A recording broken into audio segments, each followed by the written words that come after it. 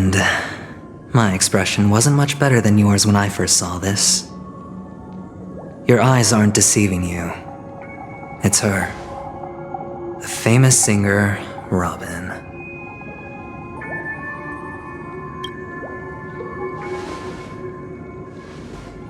Well, first of all, can I just say that this had nothing to do with me? I'm just an unlucky bystander here. The family can testify for me.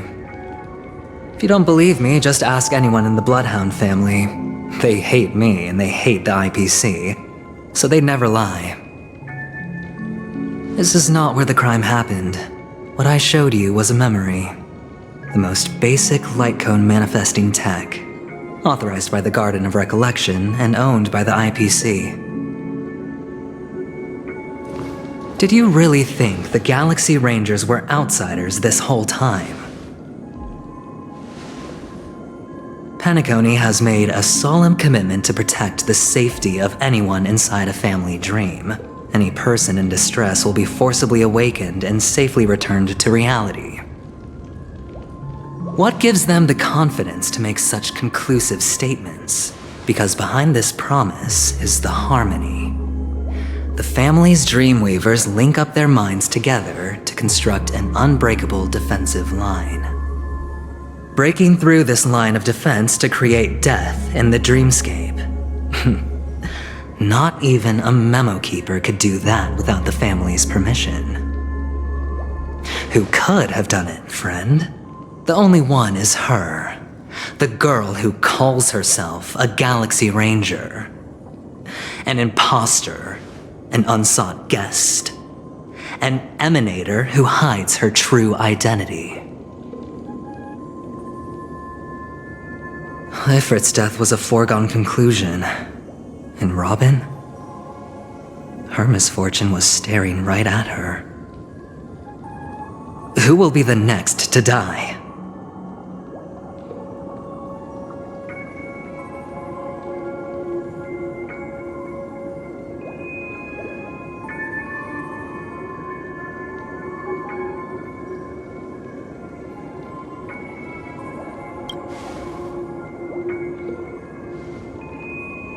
It's fine. Listen to your gut. Building trust always takes time, and I'm willing to wait. I just hope you realize that wherever that legacy is concerned, covert plans are already underway throughout Penacony. Everyone's got their own agenda. Careful you don't get stuck on the wrong side. If I were you, I'd keep my distance from Acheron. After all, any schemes out in the open are always going to be better than a monster in the shadows, right? Who's to say there isn't an even deeper conspiracy lurking beneath the surface? Memo Keeper, I think our little deal is finished. Aventurine is telling the truth. This memory is a real one. And there's no sign of any distortion grafting on. The IPC is not the Garden, and there are real limits to what they can actually do, but you know all this. Friend, let's not beat around the bush here. The thing is, I want to reach out personally to team up with the Astral Express. I told you I'm just not interested in scrambling for the legacy. I just came to Penacony for work. I'm here to retrieve some lost property for the IPC, if you catch my drift. I'm talking ownership of this frontier prison. This has all become a bad debt thanks to the cancer of all worlds. The IPC has tried sitting down for negotiations time and again, but the family wouldn't even take our calls. You have no idea how difficult these people are to deal with. Put it this way. They've hushed up the existence of death before, so they can definitely cover up any news about Robin's death. It'll just quietly float off like a bubble and pop. Nobody ever being the wiser. That's not fair, right? So then, friend, I need your help.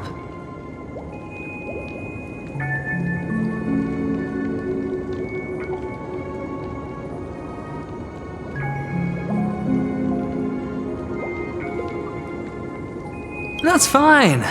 I'm not forcing you. But I'm really not asking for much, so why don't you at least hear me out, okay? I have but only one goal. The family's front door is like a high wall, and to tear the whole thing down, I'll have to dig out a few chunks first. Once I find a weak point, the IPC will have plenty of means. Now we have our chance. So long as we can get to the truth behind her death, we can have justice for Robin, while also gaining a valuable bargaining chip for bringing the family to the table. Truly a once-in-a-blue-moon opportunity. I've been investigating and making lots of friends all over Penacony precisely for this very moment. This tragic news would be extremely bad for the family, so they'll be doing everything they can to stop it leaking, especially to the IPC. But I trust that there are still a few factions that remain exceptions, and that's why I need you all. The reputation of the Astral Express precedes you, and the Harmony will give you the fairest of appraisals.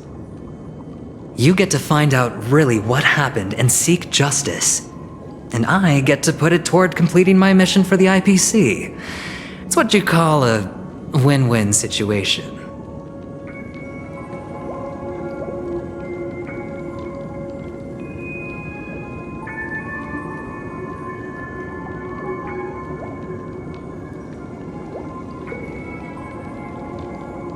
Don't worry, just head back and talk things over with your companions. That navigator is really smart. She must understand the value of this deal. Look, here's my contact details. If you come to any conclusions, call me. Oh, and take this. A thorough investigation can always use a little more funding. Don't mention it. So long, friend. I really am looking forward to uncovering the truth about death with everyone. Aventurine just sauntered off. He really doesn't mean to force it, but something still seems off. What now? What are your plans? Black Swan. What is she thinking?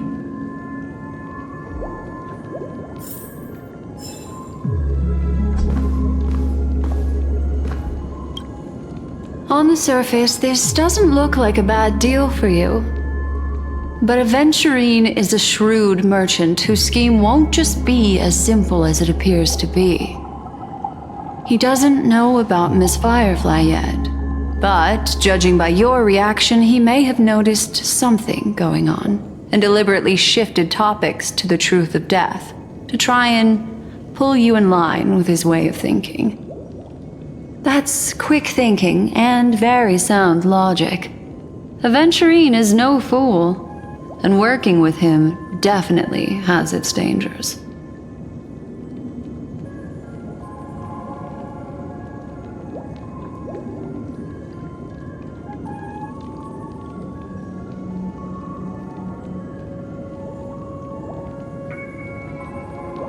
Insofar as things are presently concerned, yes.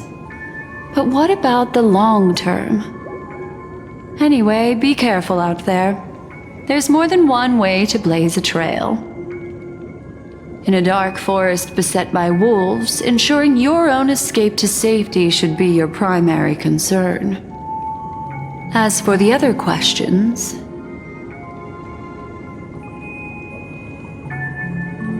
I'm not sure the two cases were committed by the same culprit, but that massive wound looked like its winged blade.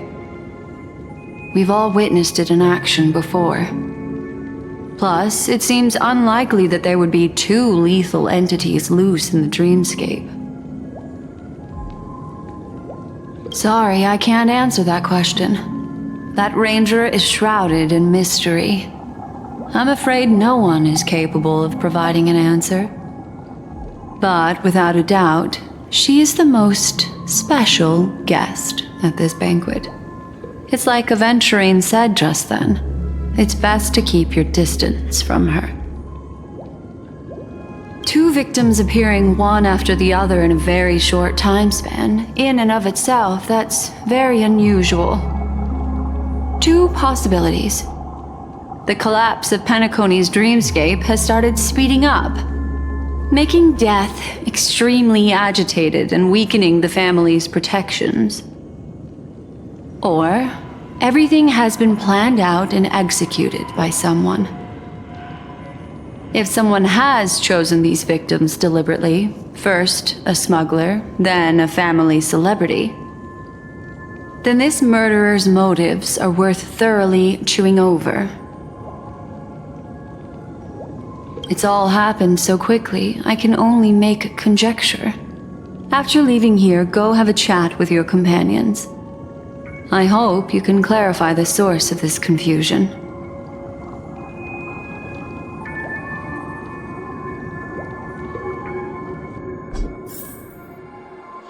Come, this way. It's a short walk. Don't get lost.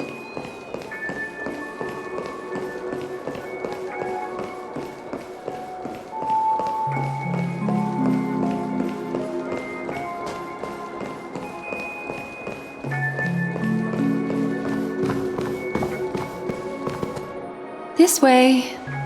This is where we part ways. All of this is like a nightmare. Unfortunately, the remembrance doesn't lie.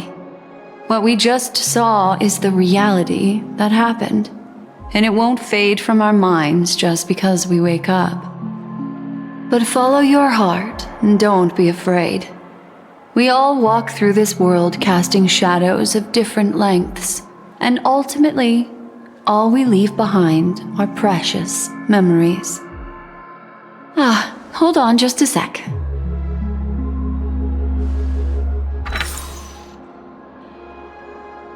There you go, a small parting gift. If one day you unfortunately fall into the deep waters of the memory zone and there's no memo keeper to join you, hopefully it can guide you on my behalf. I also pay great attention to the ways of the world. Just think of this as an apology from me for hiding something from you. Then, I've something private to take care of regarding that Galaxy Ranger. Let's leave things there, shall we? What fascinating memories will you bring for me next time we meet? I sincerely look forward to them.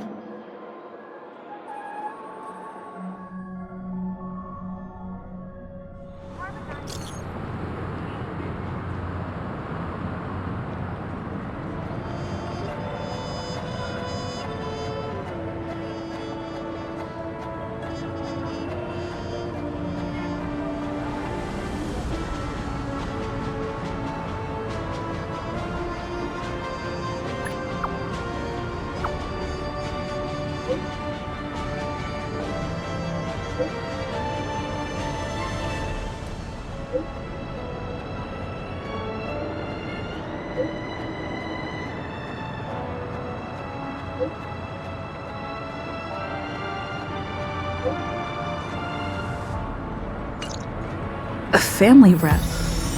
Is Himiko okay?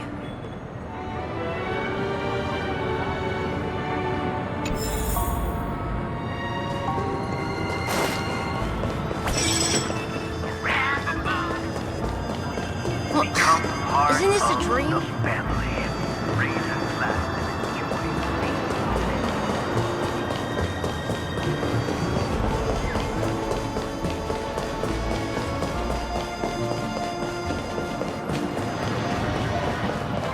So much has happened. I should take a moment to gather my thoughts and wait for everyone to arrive.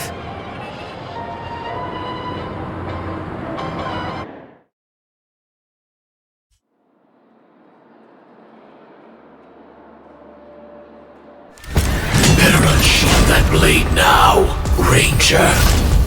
Do you still dream, Hunter? Of those slain by your hand?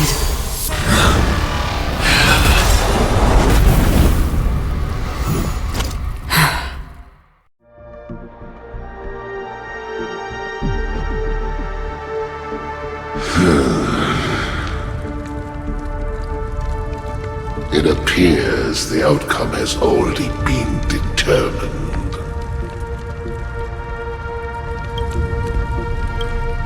We're still alive, as are you. You still have room to make a choice. Leave the music box behind, and then go. Choice. The bloody trail of the destruction leaves no room for hesitation. Vatora's fire demon. Even if you sacrifice your life for that eon, you won't get special treatment. Ranger, you tread the narrow path of the hunt. You could never understand. We come from the fire, and are born bathed in fire. We spread, burn, and destroy, until all the kindling has burned out and we leave only ashes on the ground.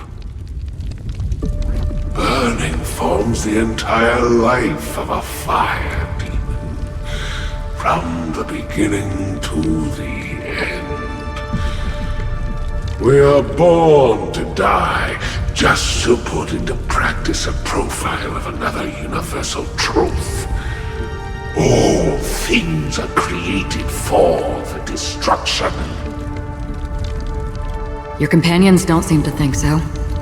They fight for your chance at survival. They are my children, and just as I was, they are flames that have yet to burn white hot. They're still young, and I don't blame them. But my flames are faint, and time is running out. Can you see the planet of festivities in the distance? I plan to bring Purgatory with me there, and before that, I must surpass you. Why? Because on the path they have forged, you have traveled farther than I have. Emanator.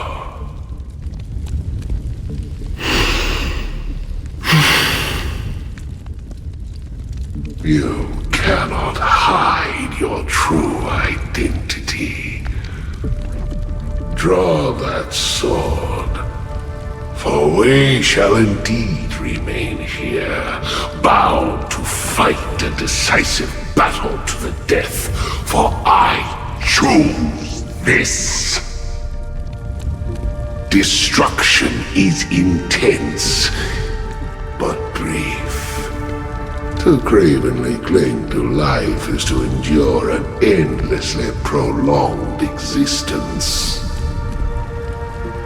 Even if the answer turns out to be your own destruction.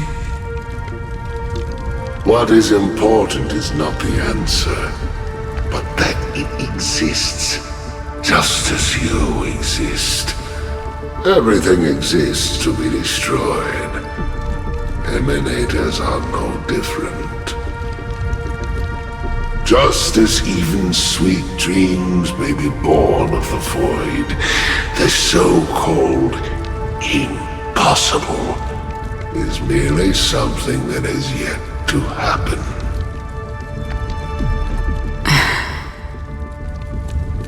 All right. I accept. You shall witness the most brilliant and intense fire in existence. May this flame illuminate the farthest reaches of your bottomless dream. A bottomless dream. Yes, that's right. But you've made one small mistake. This blade remains in its scabbard not out of pity or scorn. It's a personal secret that I don't want to disclose, but perhaps out of reciprocity.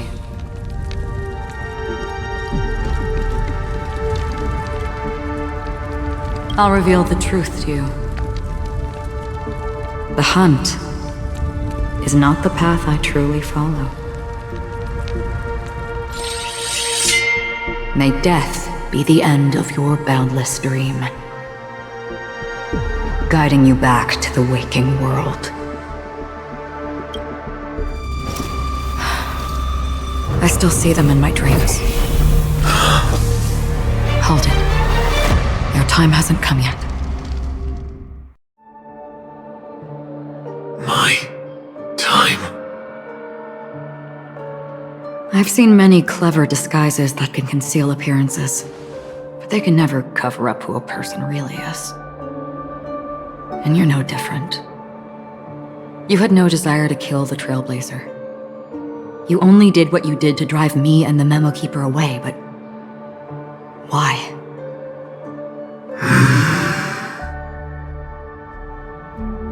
Did Destiny's slave make you do it? You know, Elio. I thought this is just the kind of thing that'd get written into your script. My script has always been brief. Other than that, anything beyond that is unnecessary. He knows my nature. There is but a single destiny from which no one can escape. And until then, I hold the privilege of choice. However, you appear to be ignorant of this, so it's time for me to inquire. Who exactly are you? Not your enemy, perhaps. That's not what I asked. I don't deserve your curiosity. Loners wandering the cosmos always have their secrets. Take me. I'm wanted by the IPC, so it's little wonder that I know something about the Stellaron Hunters. That's all. Maybe I can help. What reason would you have for doing that? I tend to forget things. Which is why, rather than memories, I'm accustomed to using my emotions to capture what I normally wouldn't otherwise. So, I know who is inside that cold armor. How about it? Ready to take off that armor and sit down for a talk? It's not yet time. I don't need help, but I can give you a suggestion that would make things better for you and me. If your goal is the Watchmaker's legacy, then go look into the family. Not only are they covering up the existence of death, but they're burying the past and the truth about what happens inside the dreamscape. Already on it. And the Astral Express is no enemy of yours. I know that. I just never expected to hear you say it. What's next, then? The Trailblazer's been taken by Black Swan. Will you go look for her? No need for that. No harm in mentioning that Elio's only given me one instruction. Get all of the Astral Express to track down the Grand Legacy. I tried settling this in an easier and more direct way, but as you can see, here I am, confronting you. I failed. Can't ever go against the script. The so-called impossible is merely something that has yet to happen. That's it. Before we split, can I ask you one more thing? Is there anything else in your script about me? I'd like to know what kind of footnote I get to leave in that future foreseen by destiny. Unfortunately, not a thing came up. I knew it.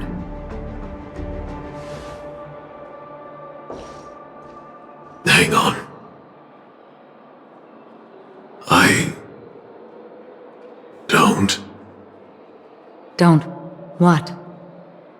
Your first question was, do you still have dreams about everyone who died because of you? I don't. Never have. I was born without the ability to dream. I live for this cold, harsh reality. For a little light, and to burn, to keep on burning, until I turn to ash. So, I really envy you. Is that so? Then you're already living in the waking world.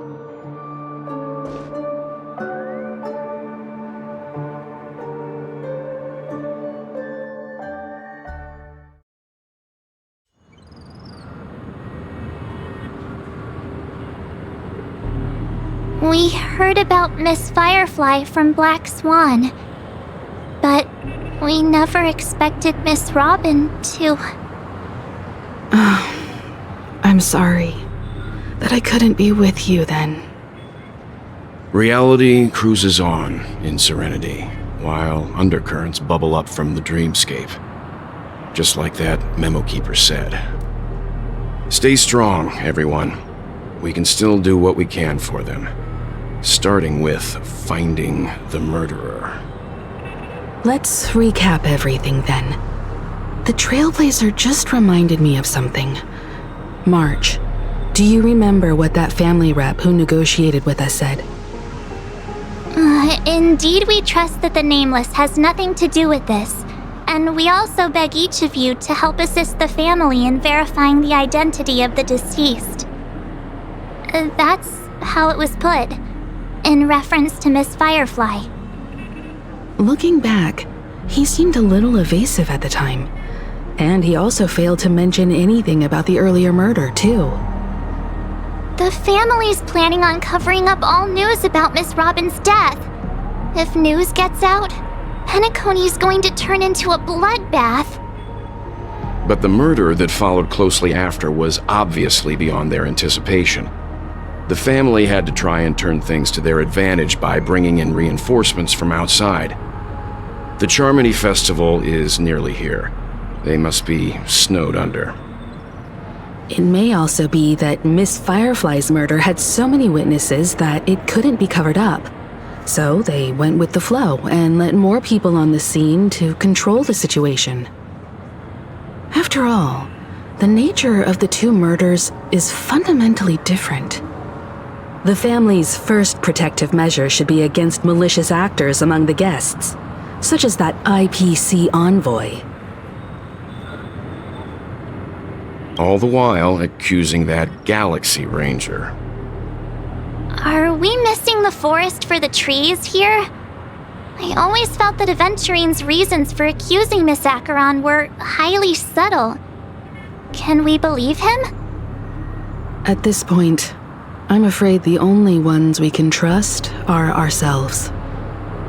Look, let's try to gather intel first and then list all the possible outcomes we can. Then we go through them, eliminating contradictions one by one. The fewer facts remaining, the closer we are to the truth. I've still got this sense of foreboding. It's like we're stuck in a whirlpool, spinning around that legacy even after everything that's happened. This time we're playing the role of a real detective. But before we start, what are we going to say to the family and Aventurine? As I see things, the family harbors no ill will towards the Astral Express. If they didn't trust the crew, they wouldn't have casually commissioned outsiders to investigate a case that's, in all likelihood, a scandal. Plus, this is the family's turf. Teaming up with them should make things easier for us in the future. As for that Aventurine, well, I'd like to hear your thoughts. He's complex. He deliberately slow-played his hand during negotiations while running circles around us all the while. He appealed convincingly to both reason and emotion. It wasn't forced, but the intent was obvious. Still, it's good to have contacts among all this uncertainty. Aventurine showed his skills, and as far as our interests are aligned, he can become a reliable ally. We also need to keep a certain distance from the family. Never let them get too close. Teaming up with the IPC helps balance that out. If either side makes a move, we have the option to pull out.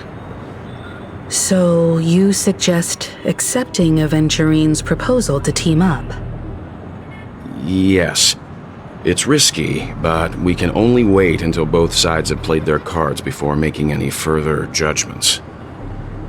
I get why, but there's a whole lot of bad guys and girls around here, and I'm worried about getting stabbed in the back. She's been bullied a few times now, and I can't stand it anymore.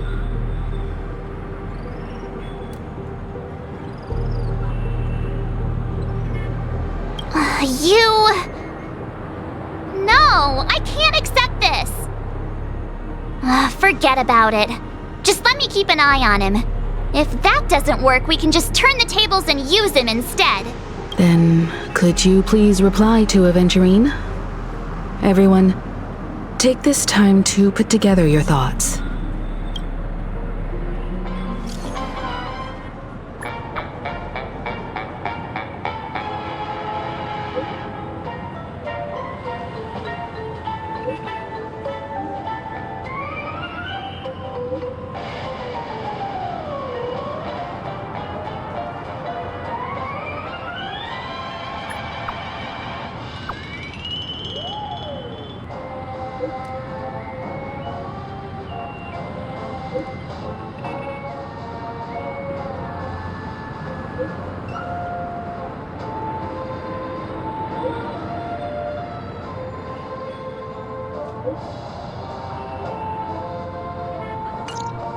Looks like Aventurine is happy with this outcome.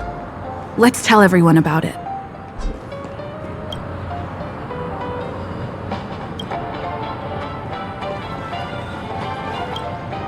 Aventurine's goal is to try and recapture Penacony for IPC. To do this, he'll have to bring down the family in its entirety to create a big enough chance. The existence of death will be covered up by the family. So how does he plan on taking them down? It's gotta be something important enough that everyone will notice. But it also can't be anything too out in the open. An attack on the hotel guests? Unlikely. Penacony's guests include quite a few bigwigs known throughout the whole cosmos. People who not even the IPC would dare take lightly. Aventurine is a shrewd merchant, and there's no way he doesn't know that. He's definitely going for the family, and it's just a matter of how. The harmony is strong in Penacony, and almost impossible to take on head-to-head. The fact that the IPC dispatched Aventurine shows that they do not intend to simply play by the book here. Aventurine has devoted considerable attention to her. But this Galaxy Ranger, we know hardly anything about her, and can't rush to any conclusions. I was also considering this possibility, especially because he respects you so much and has sought you out before a few times. Perhaps he's also unsure of your intentions and is probing you. I'm just speculating. In any case, we have to be careful when handling Aventurine. He's skilled at reading people and discerning the right moment to strike. Also, he's clearly a born gambler if he's willing to go all in to win.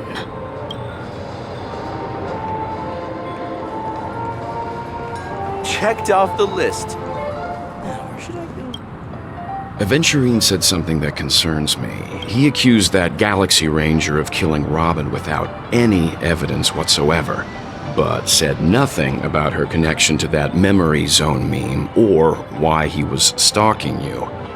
It was a groundless accusation, which only serves to make him seem more suspicious. Maybe Aventurine's goal was never to gain our trust. Maybe he wanted to foster a feeling of enmity towards Acheron and make the situation more volatile. 2 birds, 1 stone. However, I asked Dan Heng back on the Express to confirm that story about the Annihilation Gang and the lost messages. It wasn't something that Aventurine made up out of thin air. You've met her many times now. What's your impression of Miss Acheron?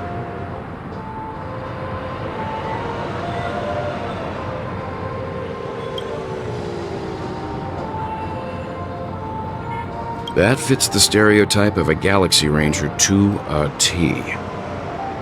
They're eccentric, unpredictable, and fond of being alone. No wonder she's a suspect. Whatever happens, please don't place all your trust in Aventurine. We cannot afford to be manipulated by him. I really love Clocky.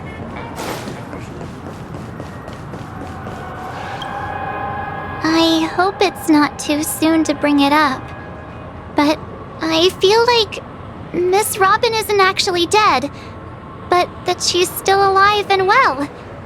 Somewhere. That everything's just some horrible prank. Because aren't we supposed to be inside a dream? How could someone die in a beautiful dreamscape like this? Shouldn't only good things happen here? Whenever I see the Grand Theater, I just can't stop all these thoughts from flooding my head.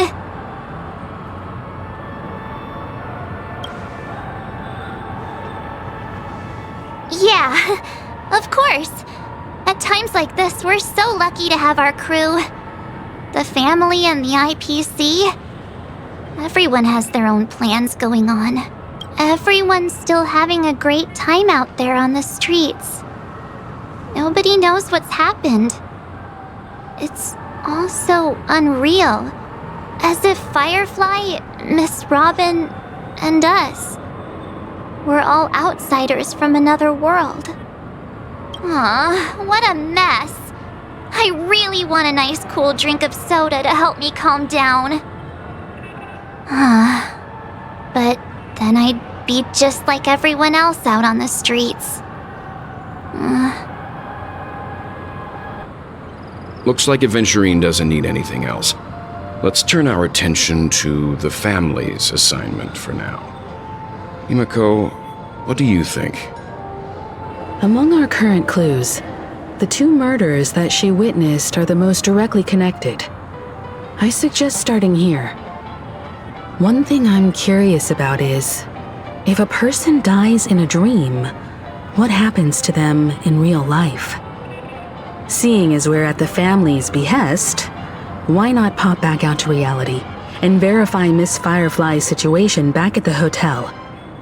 Perhaps we could also make a few inquiries about her while out there. How about we split off into 2 groups? There are still some things worth focusing on inside the dreamscape. I'll investigate those, and we can link up again later.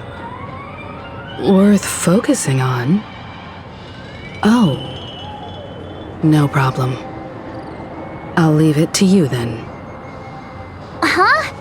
Aw, I thought I'd finally get to see Himiko and Mr. Yang go out on a mission together. Oh well.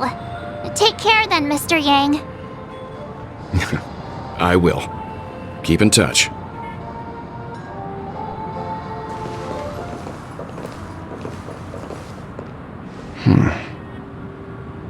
Honored guest, could you come out for a second?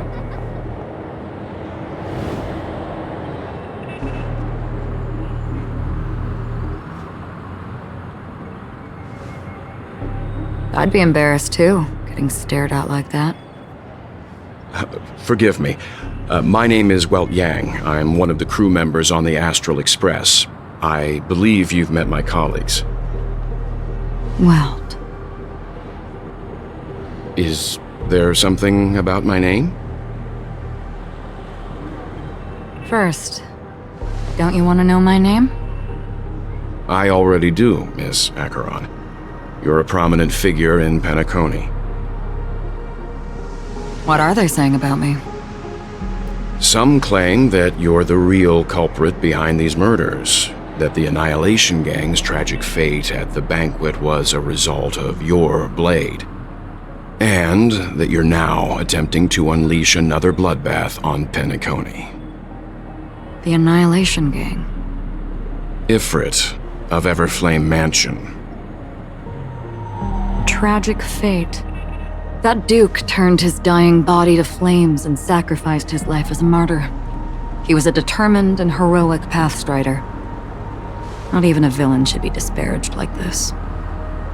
And what's more, there were plenty of suspects invited. Do they really think that a blade is more dangerous than that black hole you're wielding? Keen intuition. Not even the family managed to point out the truth behind this cane.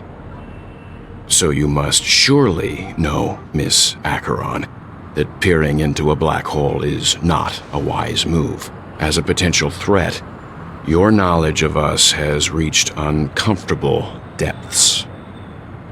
Reveal your true identity and intentions. Otherwise, brace yourself for gravitational disintegration.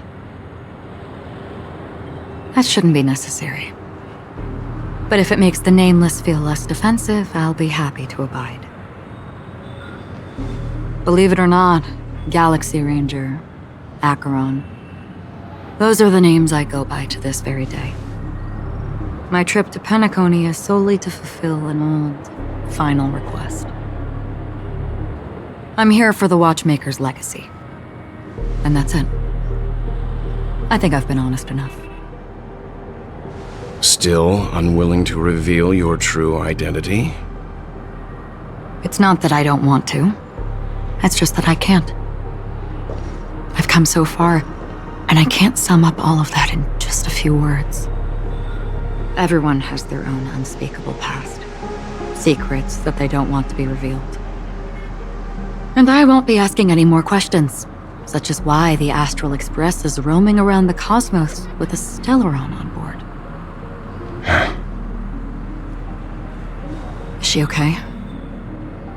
That memo keeper didn't do anything, right? She's fine. Let's just stick with the topic.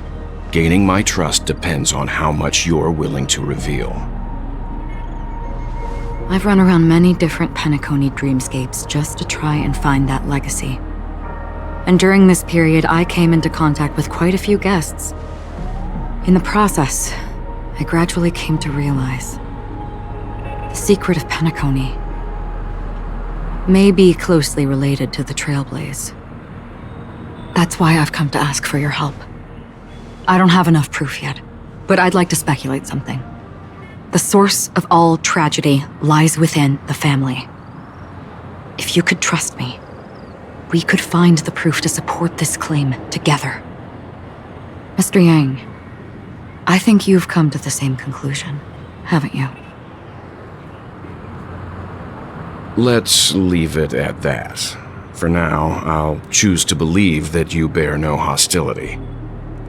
Share your findings with me and me alone. I don't want vague conjecture to interfere with other people's judgments before we find solid proof. By the way, would you like something to drink? Before we go, how about 2 cups of Wake the Heck Up? No, 4 cups. Because the conversation coming up will last forever.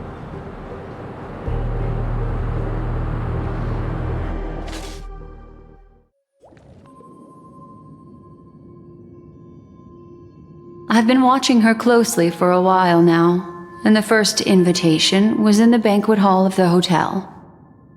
She just sat in one corner, keeping silent, chugging down a couple cups of Wake the Heck Up. I told her it's a pungent, bitter beverage, not the taste of sweet dreams. Only for people allergic to Soul Glad. And she said, Really? But I don't taste any difference at all between them.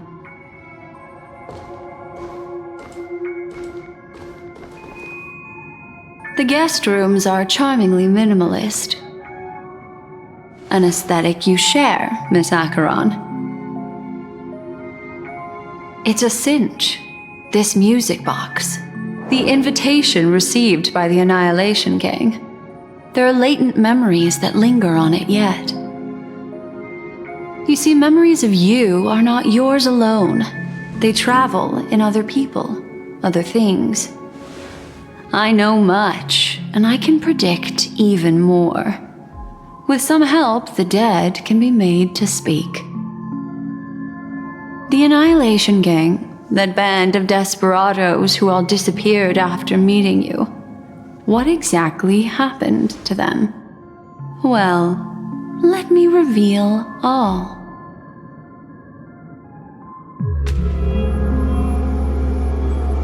Gradation 12. Dreamscape 12. Father, I dedicate this to you. Well done, Dubra. Wherever they go, shall be met by annihilation. There it is. It's hazy, but it's Ifrit's voice. The other one is probably his progeny. This is the residual memory from when the invitation was first delivered. They were abruptly interrupted. Then, what happened next is... They sought refuge in a land of sleep, merely wishing for undisturbed rest, away from the storms. Children of the flame, this marks your rite of passage. She won't be necessary. I alone am enough.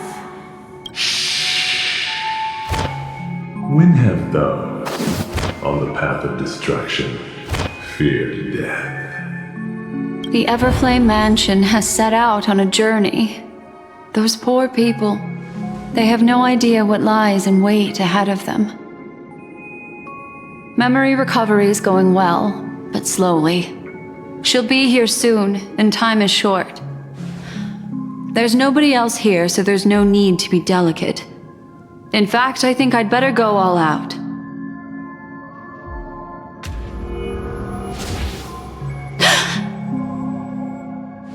What happened?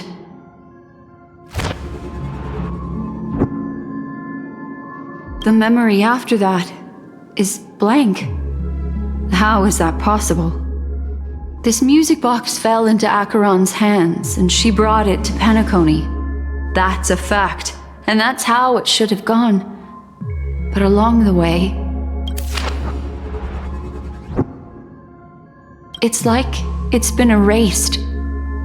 Who's done this? Who are you? Who are you? It's...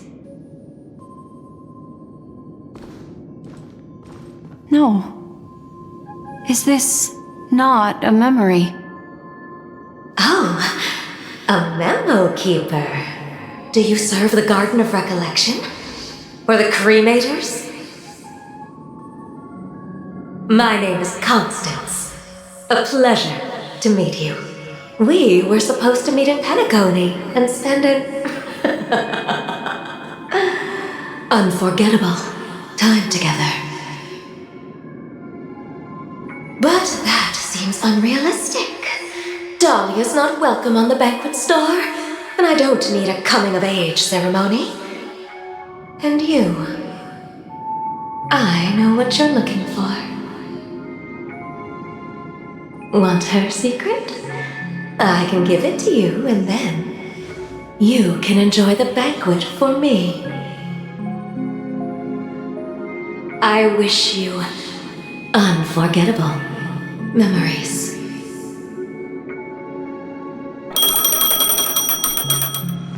Oh. A phone. Wanna listen in?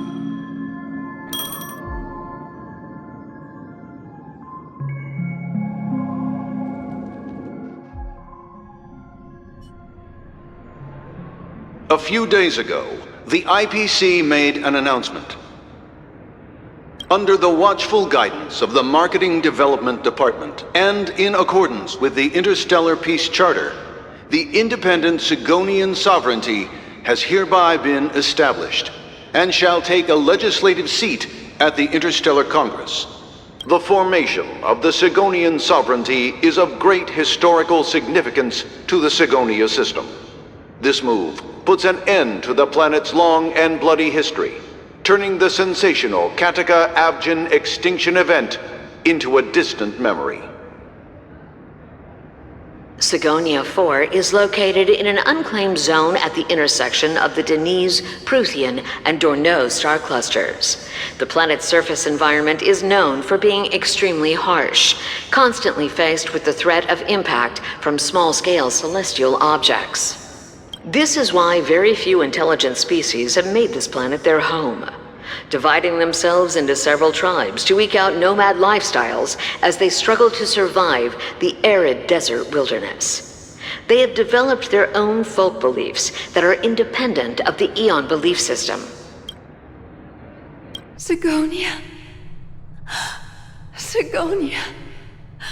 Ravenous eye of the storm, spurned by all the gods. Land of rock, but not water. Lightning, but not rain. Blood, but not tears. You beat us with your falling stars. You lash us with wind and storm. You chew us up with the cracked earth. You promised us a land of honey, yet yoked us beneath a sword of bitterness.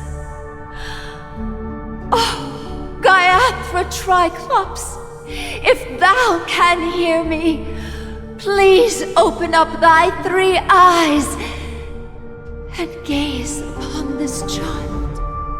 When you took his father, my child was still sleeping in my belly. And where my husband went, I too soon must go. I don't ask for a peaceful death, just for you to tell me, does the baby swaddled sweetly asleep?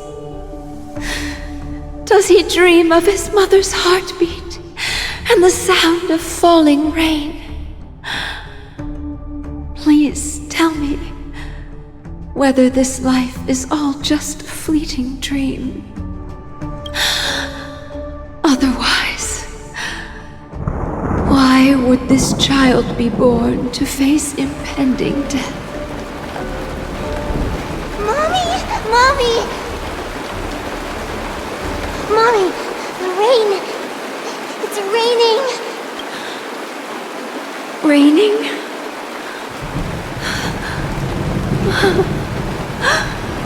Raining! It is raining!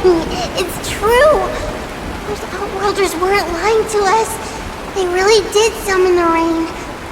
Mommy, we can leave here. We can go back home. Back home. Gaiathra Triclops. You came.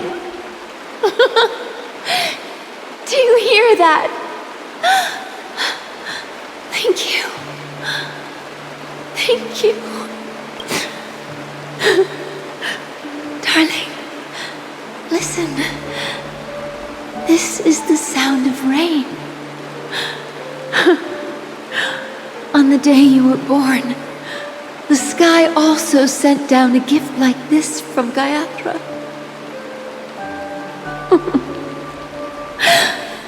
Such a lucky child. Such a blessed child. Just like your name. A gift from them to Avjen. My boy. May the goddess Gayatra close her eyes 3 times. Keep your blood eternally pulsing. Let your journey be forever peaceful, and your schemes forever concealed. Welcome to this sad world, Kakavasha.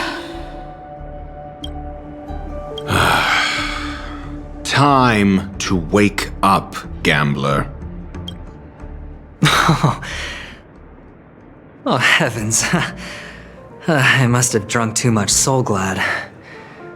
Didn't expect you to be back so soon. How is it? Find anything? Just as you guessed. Nobody outside knows about Robin's death. There aren't even baseless conspiracy theories. They're still streaming the rehearsal for her ceremony, using a stand-in, I guess. They must be dreaming. Of course. Who could imagine that death would actually descend upon the idyllic dream created by the family? Let alone that the victim would be the female lead of the Charmony Festival. To be honest with you, I didn't believe it. I even tested it a few times myself, until I discovered that I couldn't actually die. Whenever there's any danger, I'm forced awake by the dream pool, and it's all as if everything were just a nightmare. That's why I'm convinced that there are a few big secrets lurking behind the scenes. Then you must have heard about the Memory Zone meme. When I graciously deigned to establish connections with the Oak family on your behalf, they were quite in a pitiful state of disarray. Besides Robin, there was another body. I don't know the exact details, just that it was a stowaway. 2 murder cases? I told you something seemed off about the Nameless. Oh, she must have come across the other one. This murderer is a psycho. But I have to admit, the case should be easy to crack. We can leverage the family's malfeasance and let the IPC use this as a reason to intervene. It's just that their trickery runs deeper than I thought. Robin's stand-in was all ready to go. These 2 murders are definitely getting hushed up. What should we do? Let me think. It's too rare an opportunity to miss out on, so I gotta be careful. Incredible, gambler. Have you already exhausted your limited repertoire of tricks so soon? There are plenty of chips, but it'd be best to choose carefully. The most straightforward has to be Robin. Remember? That masked fool once told me to find a mute as a friend. Robin is what she calls the mute. She has lost her voice, and while most people can't pick up on it, you and I cannot mistake that sound. Not produced by any voice box, but rather by the resonance of the harmony. If that girl hadn't gone hoarse from singing practice, there'd only be one possibility. Something was up with the family. Or Robin herself. To get to the bottom of this, I tried every way I could to meet her. But she died. Right before my very eyes. A complete and utter loss. Incidentally, it seems to have resulted in your rather undignified arrival on the interrogation stand. There were eyewitnesses at the scene, and the family, in their graciousness, has tentatively accepted your alibi. However, for the foreseeable future, you shall, regrettably, find yourself under the vigilant watch of the hounds. Well, things aren't looking too optimistic, Doctor. I'm starting to break out in a cold sweat. Do you reckon there's still any chance of a comeback, given how things are? A probability? Yes, it exists, but it verges on the infinitesimal. To phrase it in a manner more befitting the vernacular of Penacony, you're dreaming. But if you simply can't control yourself and want to try your hand, then there just so happens to be a suitable candidate. That man wants to see you again. Who? Sunday. Is this a public hearing or a private trial? If it were the former, it would hardly befit my stature to stoop to the role of a mere messenger. Fine. Oh, that's great. It's all great. You see, the dead can't talk, but the living can. Ratio, I'm convinced now that there must be something wrong inside the family. Oh, just you wait and see. That man's sister has died. He can't sit on his hands. Well, without any further ado, let's set off. Lead the way. The show is about to begin.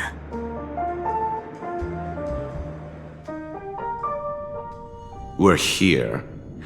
The Dewlight Pavilion is the Oak family's fortress and a place where heads of the families meet to discuss great plans for Penacony.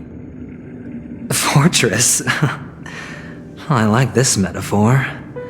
I dealt with the warlords of the Amanicus star system not long ago, and their synchronized orbital manor wasn't this heavily guarded. This mansion nominally belongs to Sunday, and is very befitting of its owner.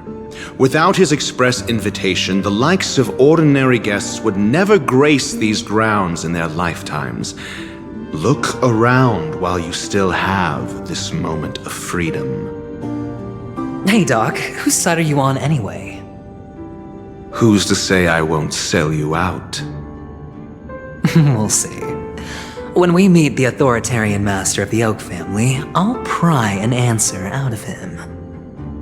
Follow me and I'll bring you to his parlor. Hold your tongue and let me deal with the members of the family.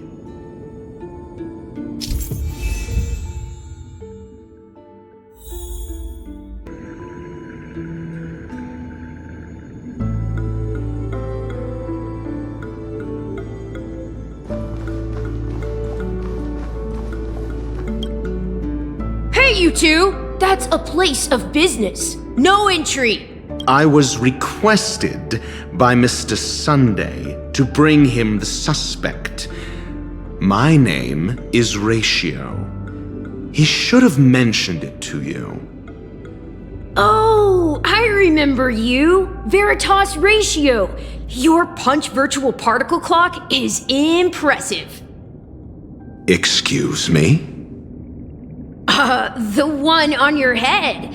Of course, it's nothing compared to my full pocket dimensional annihilating power armor of the Mobile Knights. Right, and as I mentioned, that fantasy raiment of yours doesn't exist. That's because you can't see it. Like I say, only family can see the glory of the Mobile Knights. Enough. Get going. Don't keep Mr. Sunday waiting. It seems like the idiocy index here is no better than it is out there.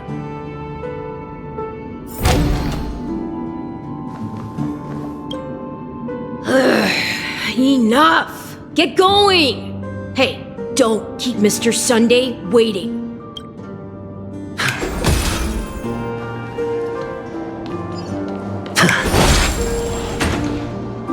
Dead end? The door is shut tight. Looks like we're on our own. I mean, There isn't a door. How did you get in before? For security reasons, the family built the administrative site deep in the dreamscape, with the mechanisms hidden in these nightingale statues. The direction of the statues can be controlled.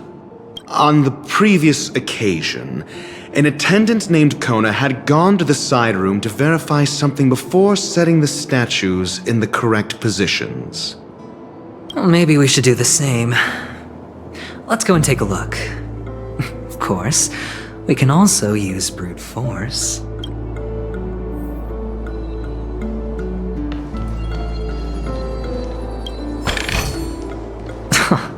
This is hardly enough for a seat at the table.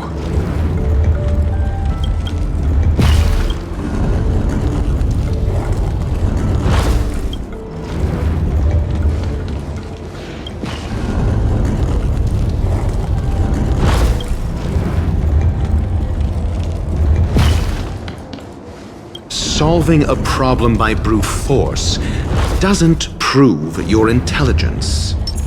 The side room. Don't let me repeat myself.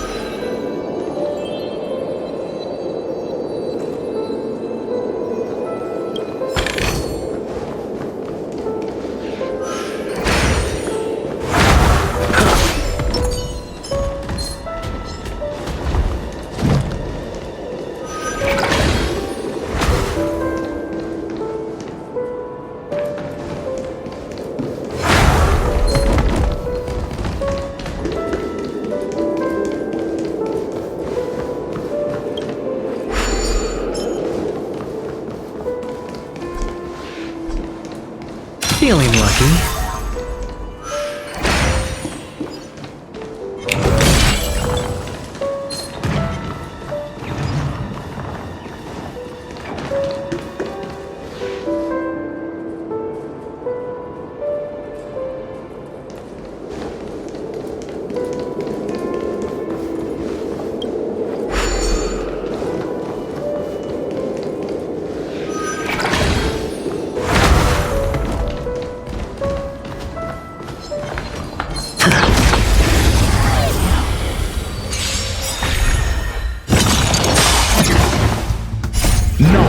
The measure of truth and falsehood.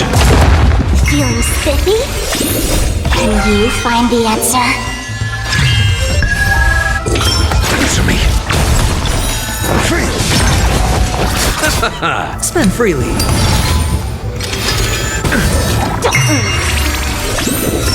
Test. It's on me. Feeling spiffy? Answer me. 0 points. Knowledge, the measure of truth and falsehood. Can you find the answer? Test.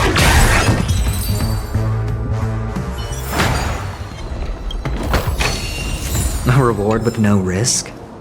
I'll take it.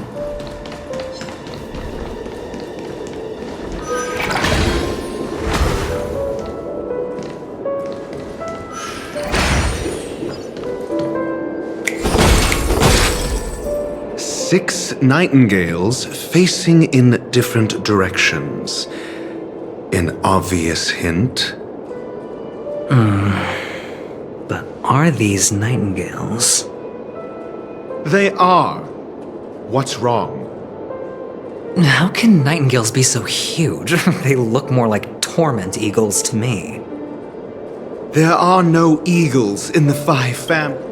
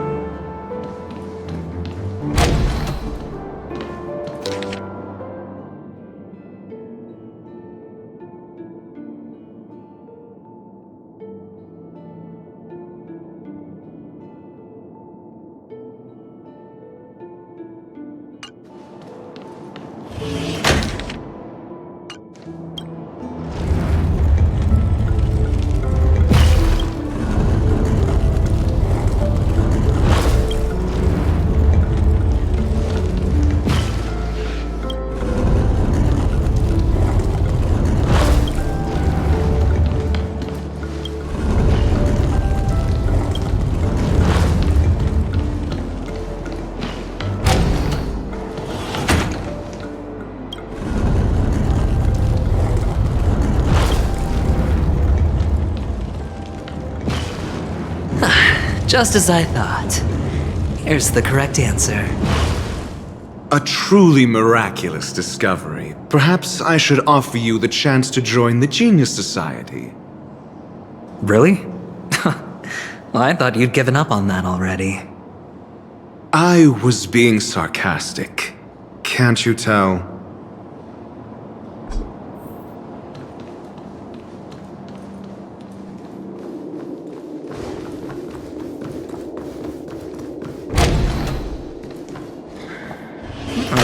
Impressive. So much for Mr. Sunday's reserved, virtuous image. Do you need me to remind you? We're in a dreamscape. No matter how grand the mansion looks, it'll not affect Penacony. Stop wasting your time nitpicking the family here. Yeah, you're right. The only way to destroy the family is death. Sunday must have thought the same. Let's head down.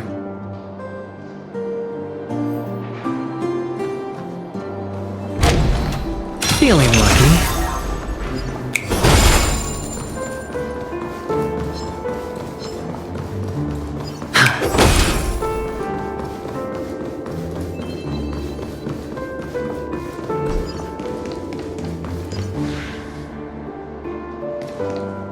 Hold on. Huh? What's wrong? Are we heading the wrong way? No, but this door is locked. My friend? Did you really make an appointment with him? It's a trial. You got to prove your worth to Sunday before you can speak with him. If I'm not wrong, we need to find a way to open this door in the hall, or this place will be our prison. Oh, an escape room. My favorite. Get serious. I've no time for games. Let's head back. The hint is probably in that prominent sandpit. Wow. That's an enormous sandpit. I'd love to build a tall building for myself. Once I have enough savings.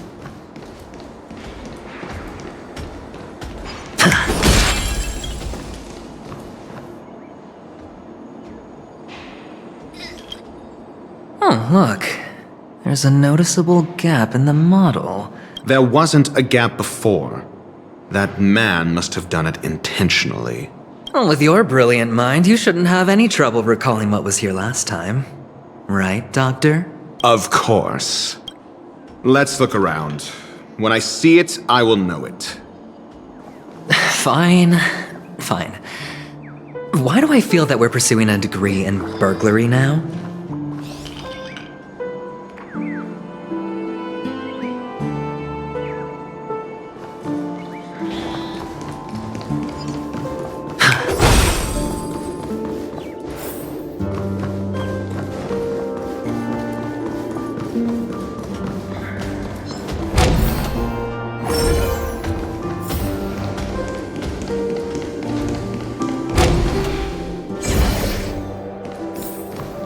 Found it. This is it.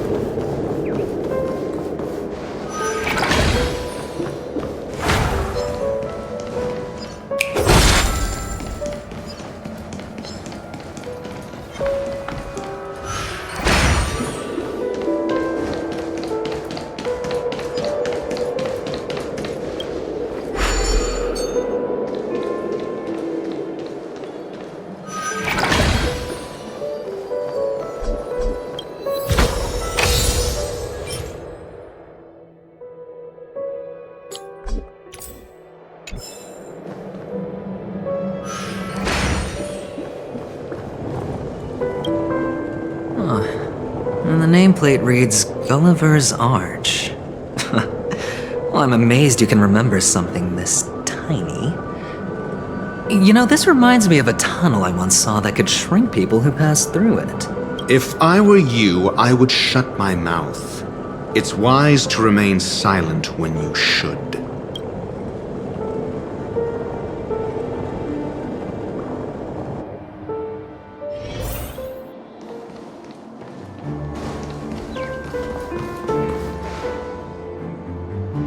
Oh, this reminds me of one of those building toys. You know, with the blocks. I've never played with them before. I wonder if it's more interesting than stacking chips.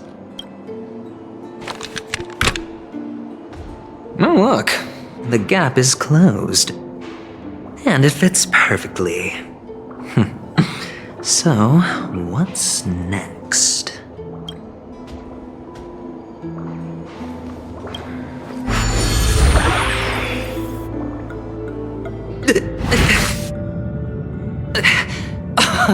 Oh, good heavens. Did I drink? Am I still in a dream? Indeed. Oh, Doctor, you're huge. It's me! Down here! In the sand pit! Oh, actually, I think we could make this work for us. Just find a way to slip me into Sunday's collar, and I'll infiltrate the family just like that.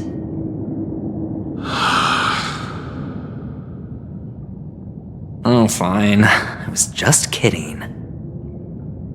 Let's find a way to open the door.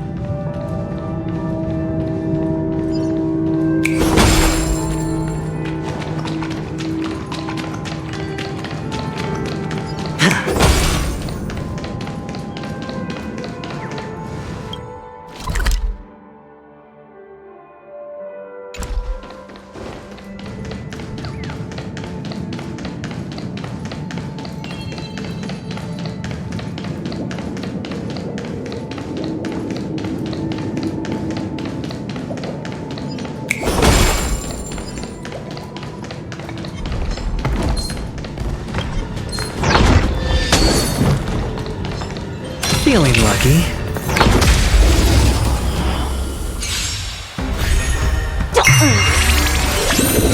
Answer me! The dead return! No dirty tricks, alright? Feeling spiffy? Test! I underestimated you. Spend freely. Bust. Or maybe I'll take it all! Can you find the answer? Answer me! Knowledge, the measure of truth and falsehood.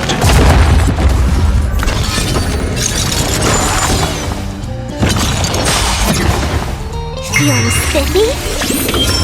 Test.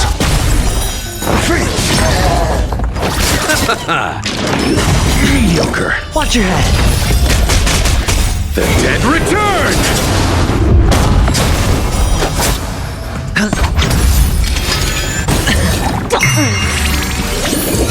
Answer me!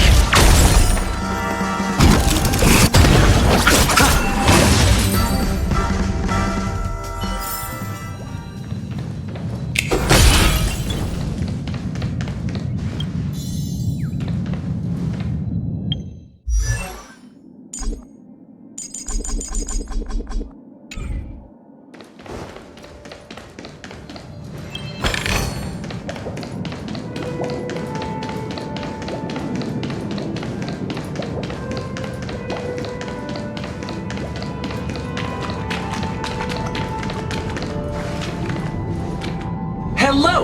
Welcome to the Golden Hour base model. I am an Oak Soldier. I will be here to guide you through the tour of the base model. Happy to be of service. And tell me about the tour. Hello! Welcome to the Golden Hour base model. I am an Oak Soldier. I will be here to guide you through the tour of the base model.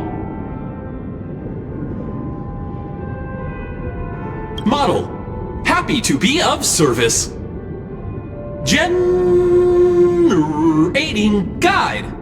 Please wait patient.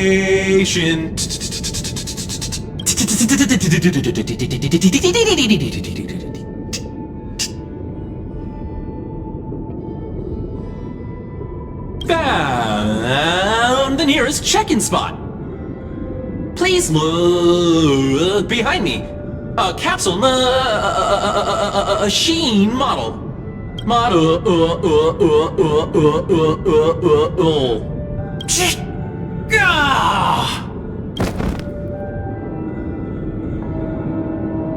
What's up with that? Now the family's toys are trying to frame me? I didn't do a thing to it, Doc. You've got to be my witness. I saw nothing. Oh, capsule machine. There's no mechanism on the floor.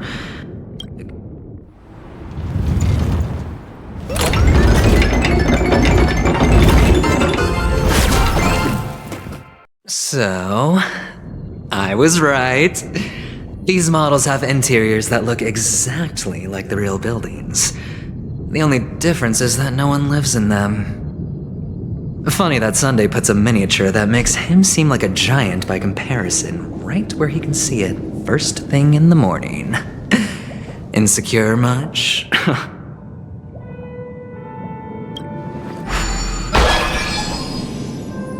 Oh, one of the fragments flew upstairs. I'll need to use the pinball machine to flick myself up there. But it's tough.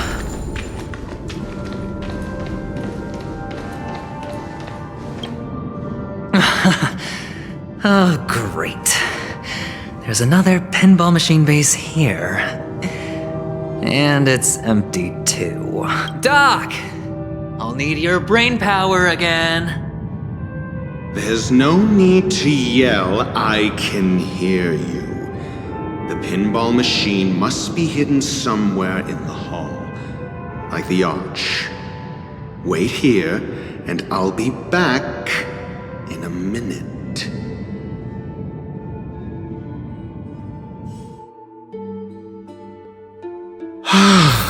Finally, a moment of peace.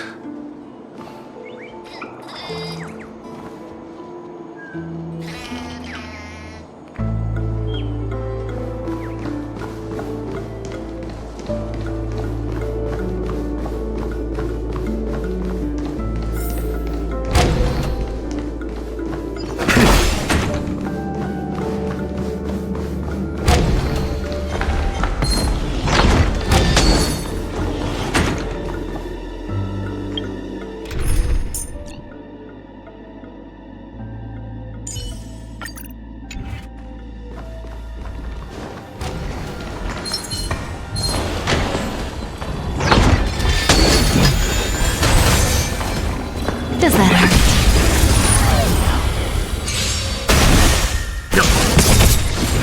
Survive or be destroyed. There is no other choice. Stand still. Test. 0 points.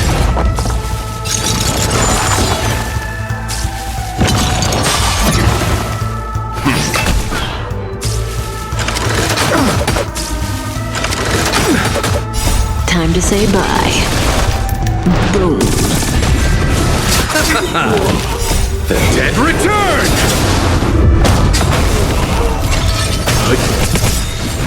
Survive or be destroyed. There is no other choice. Answer me.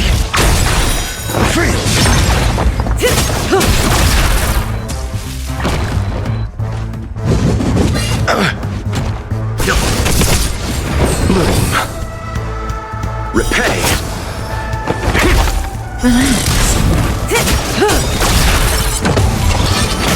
Time to say bye. Boom.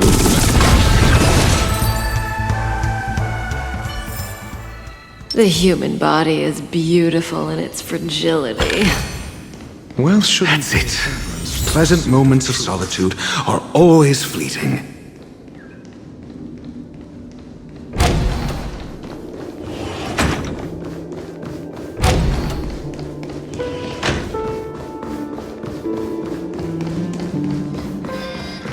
Oh, you're back. Just place it here. Thank you.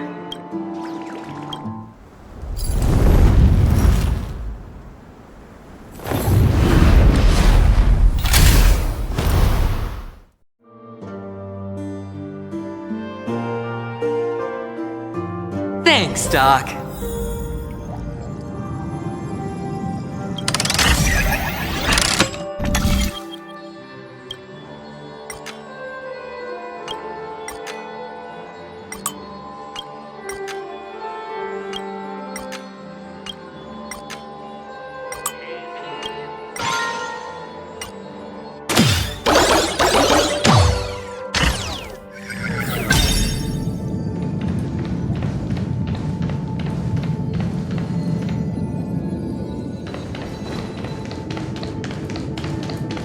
Oh, Ratio, you should come in here and take a look. The view here is breathtaking. Honestly, you could easily squash me with just a pinch. If that is your wish, I will do so without a moment's hesitation.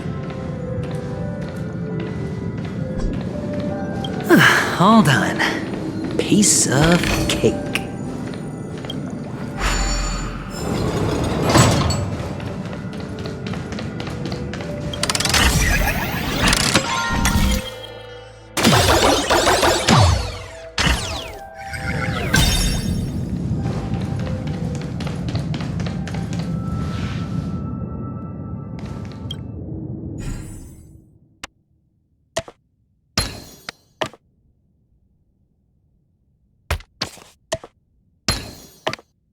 And the joyous tour of Toy City has come to an end.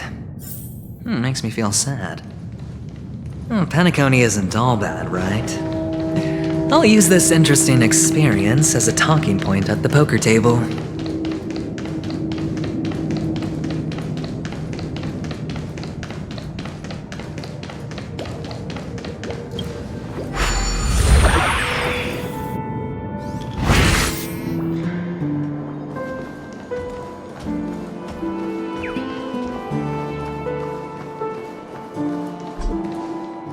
It's a pity you made it out of the sandpit alive. Sunday is just beyond this door. From my limited understanding, he's not someone easily handled. Are you prepared? Yeah. Only I believe he's the one who should be prepared to face me. Tell me about your plan. I don't have a plan. I'll just play it by ear. There are only two kinds of bargaining chips when dealing with people. Benefit or fear. Looks like sincerity isn't in your dictionary. Am I not sincere enough? There's no need to emphasize it. We've got to make good use of death. That man's sister is dead. He won't be able to turn a blind eye, and that's fear. And I'll help him find the murderer. He can't do it due to his status and position, but I can. And that's benefit. On what basis do you believe he's incapable, necessitating the delegation to someone from a rival faction? The IPC? Simple. Because that murderer could very well be a traitor hiding inside the family. Do you mean the Galaxy Ranger whom you accused previously? That was just an excuse, good doctor. There's something wrong with that woman, and we need someone who can keep her in check. It's better to minimize the variables outside our control while we execute our plans. Moreover, I need to know her identity. If I'm lucky. She could be an important pawn. And it's good to have more helpful friends when dealing with this matter. But honestly, the murder case is likely unrelated to her. I believe my standpoint. There's a rat in the family. Otherwise, why would Mr. Sunday arrange a private meeting with us? This isn't an interrogation, but a secret negotiation. We'll see. Using Robin's death as a bargaining chip, I'll win back my freedom and power. In the end, I'll ruin this beautiful dream and create the grandest death. If the chance of winning is just beyond this door, even if that chance is close to zero, well, you can't win if you don't play, right? Ah, the charming audacity. To think that you, of all people, might emerge victorious, dear gambler. 3 chips are enough. All or nothing.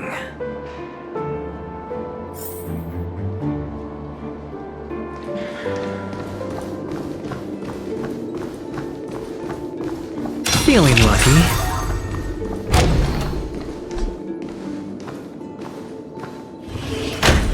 It seems my puzzles are too effortless for you, IPC Ambassador.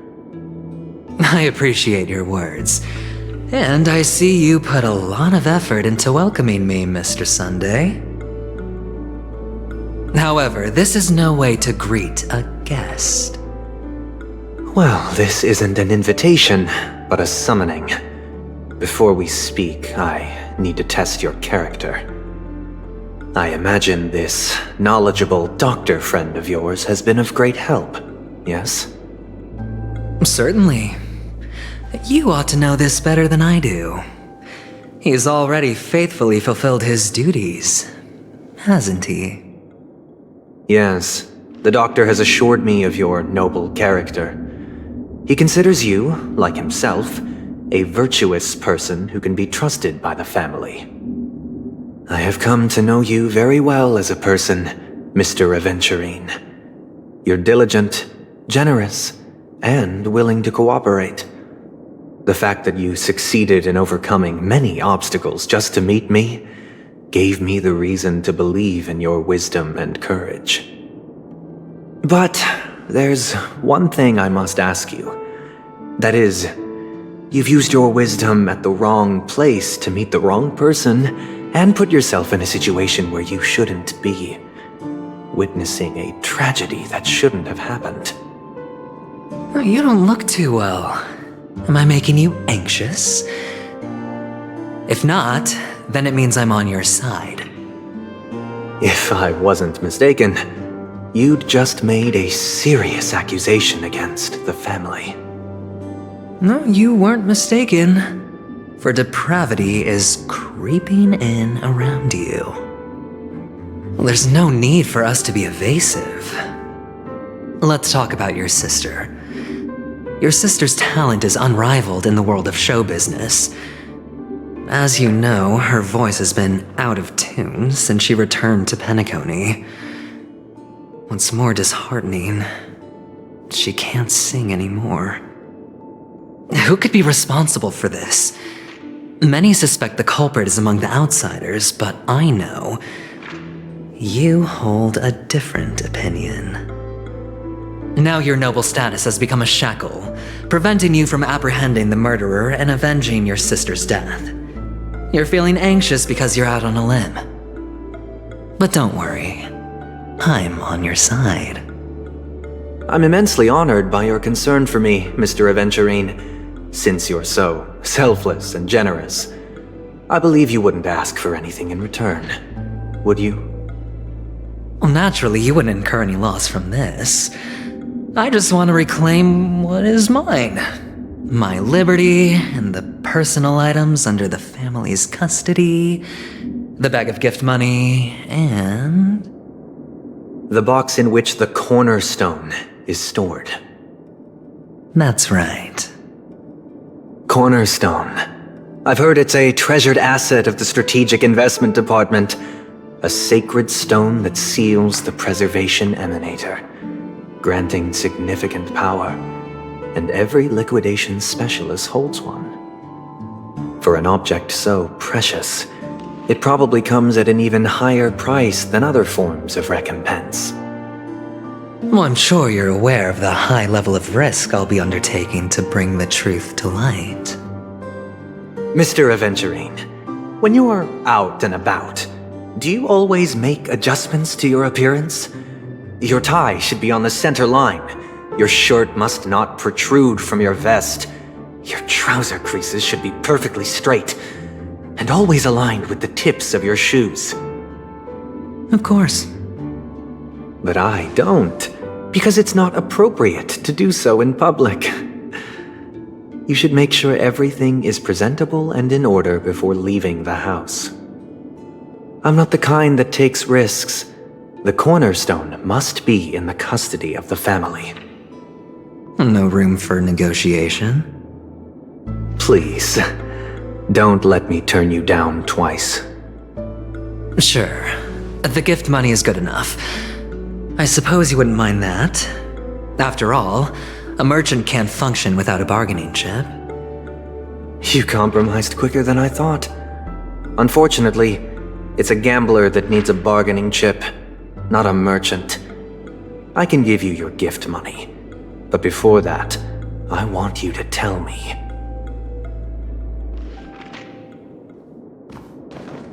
The fact that you can decisively forsake the box you asked for, what exactly is stored in it?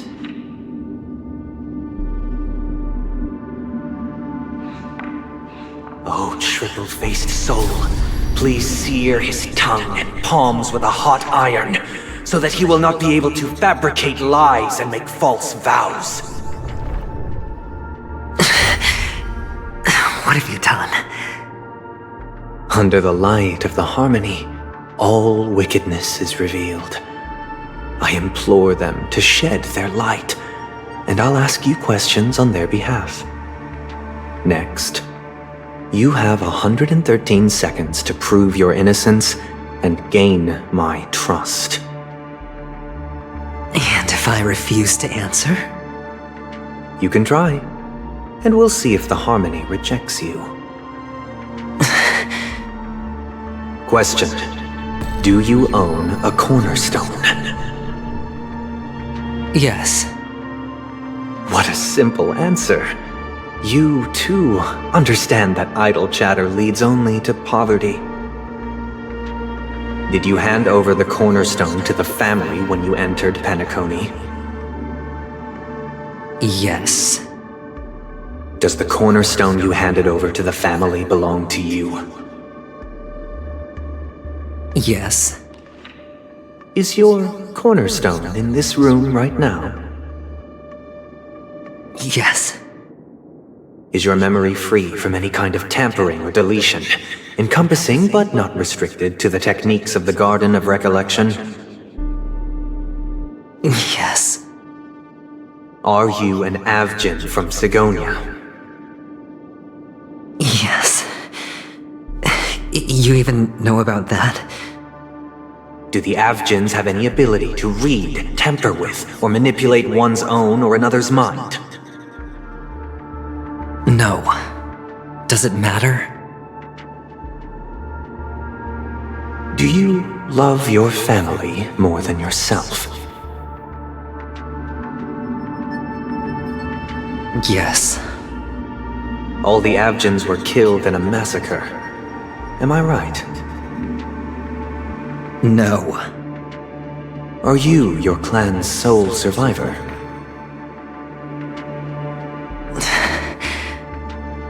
Perhaps.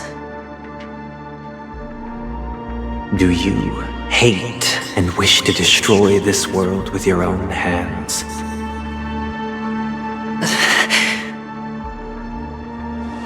I don't know. Interesting.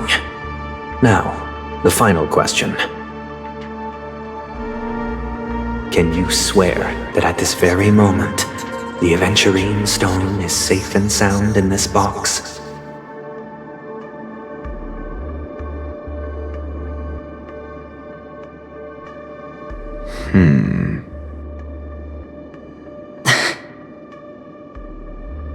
Of course. Looks like we can get an answer. Open it, Mr. Aventurine. It's your last chance to defend your honor.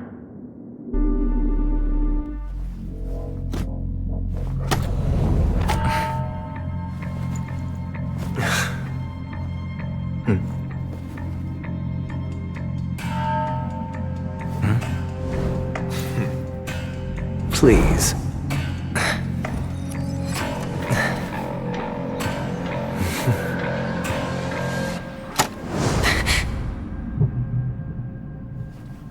Are these what you're looking for?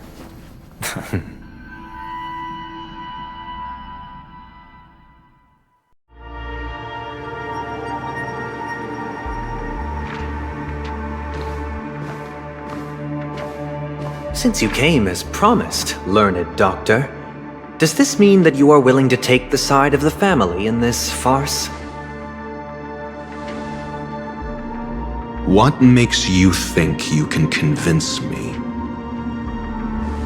I've heard you haven't enjoyed Mr. Aventurine's company. I also understand that you're an avid learner who sees the pursuit of knowledge above all. In that case, you ought to realize that a competent scholar knows their position and wouldn't forsake more vital matters for the sake of petty pride. If you agree to assist the family, I'll share our research findings on the Stellaron. You must be quite aware that, besides the family, no other faction is willing to share such information.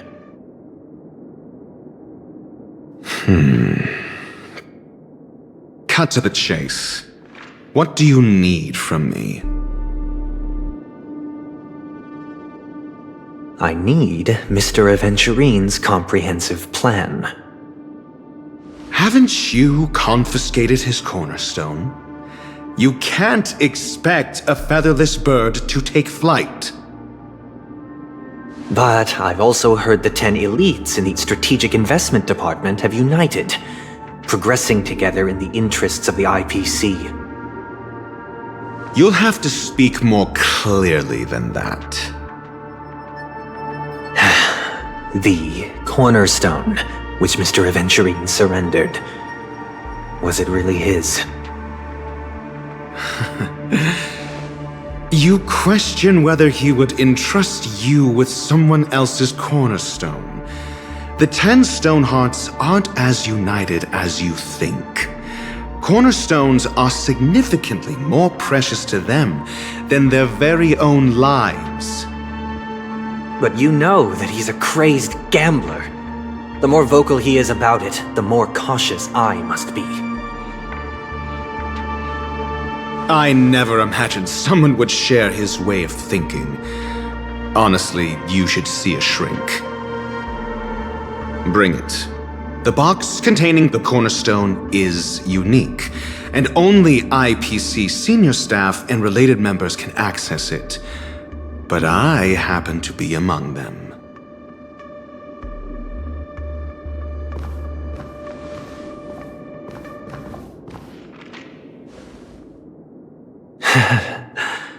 I appreciate it.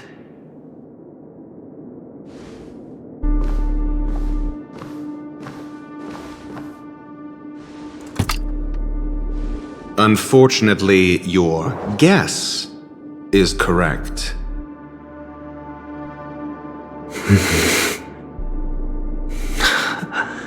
The golden stone.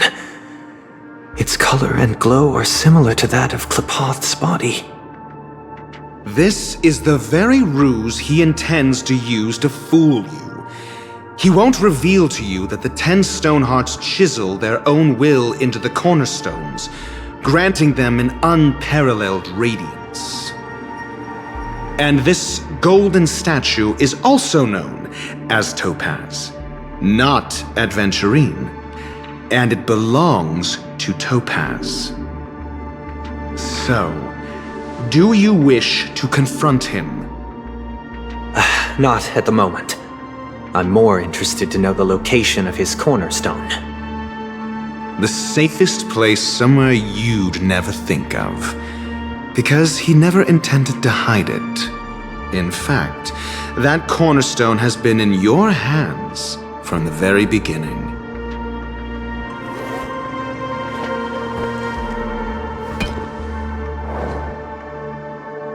I see. This bag. Mixing a cornerstone, more precious than life itself, with a bunch of worthless jewels, disguised as a gift of money waiting to be confiscated, is indeed in line with Mr. Aventurine's style.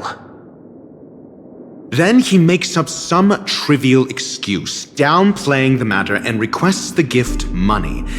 This is a gamble, one he's all too familiar with, betting on your single misstep, leading to a total loss. Learned doctor, I am grateful for your help. The family will surely reward a righteous person like you. As for the villain, I hope he retreats in humiliation. It was all thanks to your friend with a keen eye that I could add a blot of utter failure to your storied career. Ratio, you wretch. Finally shown your true colors, huh? Oh, and just to remind you, you currently only have 17 system hours left to live. Treasure your remaining time, and savor the delectable aftertaste of defeat. You might as well explain yourself a little more clearly. What I performed on you just now was the Harmony's consecration. You were to show allegiance beneath the illumination of their grace, yet you acted willfully, uttering nothing but falsehoods, transforming the consecration into a trial. I genuinely see no reason to absolve you from it. Is this what the Harmony represents? But is it built upon constraint and coercion? You misunderstand, Mr. Aventurine. Punishment is meant for the irreverent, but I have seen your resilient spirit, and thus I offer you the possibility of a new beginning. Throughout these 17 system hours, you will be unable to escape the dreamscape, or contact any of your companions. You only have 2 paths before you, and it all depends on whether you can complete my test within the time limit. Should you succeed, you will be able to coalesce into the harmony and be with your family. If you fail, you will suffer the wrath of the eternal centurion and fall into an abyss of doom. Sounds like I'm gonna end up the same either way. I indeed do need a servant to help me uncover the evil hidden in the family from an external perspective. I will purge the evil from the inside and bring the real culprits to justice within 17 system hours. When the time comes, compare your findings with mine. If both our findings align, or if you can provide me more insights, then they will truly be able to grant you mercy and honesty. Shameless hypocrites. You took everything from me and still demand the truth? That isn't fair. Your carnival reeks with the stench of cash. Nothing is achievable without it. This is meant to be an act of personal virtue, not requiring the family's support.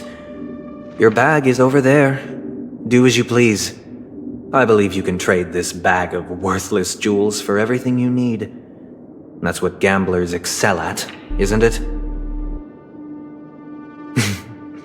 Off you go, Mr. Aventurine. You are free. I will wait here for your good news.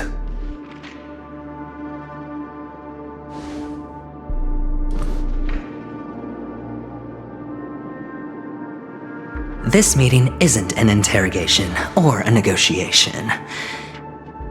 It's an outright execution. Why would I do that, Mr. Aventurine? I'm just wondering what a passerby who stumbled upon a scene of a murder could have found out. That's all. By the way, before you go, I have a personal question. What is it now?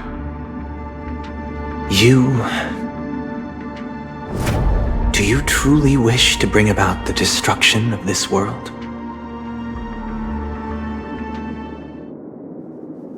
Kakavasha! Where did you go? Oh, are you injured? I got it back, sister. You went to look for them? That's too dangerous. It's just a necklace. It's neither food nor water. We can survive without it. But I can't live without you, little brother. Promise me not to look for those catechins again, okay? Sister, don't be afraid. The catechins are fools, but I'm smart. I played a game with them, and I won. Won? What happened exactly? Tell me. I made a bet with them. The two birds in the desert and me. Who will die first? I won. They suspected me of cheating, but I didn't. I won fair and square.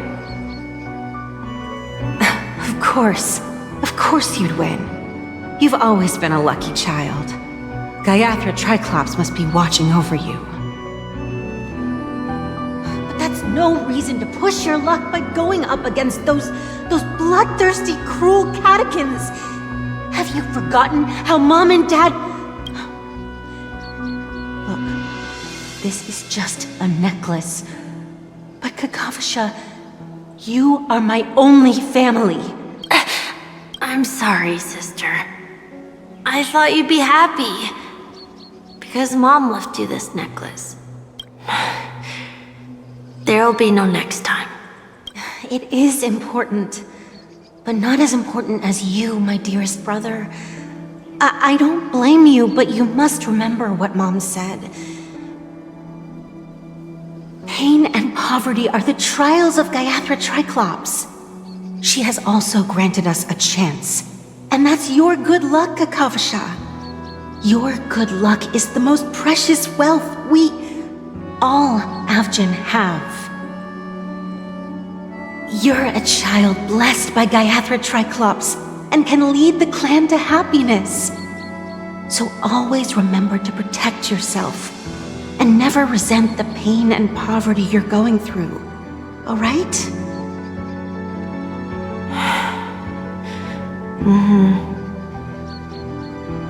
Listen to me and swear to Gaiathra Triclops. Okay. I will swear to Gaiathra Triclops to protect this wealth. But sister, if Gaiathra Triclops was really watching over us, then why did she not protect Dad when he was swept away by the quicksand? After all, Dad went to the Catechins' land only to prepare for Gaiathra Triclops' offerings. And where was Gaiathra Triclops when Mom was shivering in our arms? Sister, everyone praises me for being smart, but I don't get it. If every rain pour was Gaiathra Triclops' forgiveness and grace, then how bad were our sins?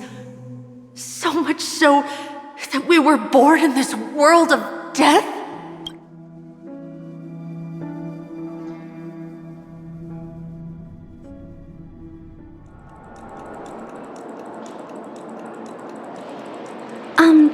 Excuse me.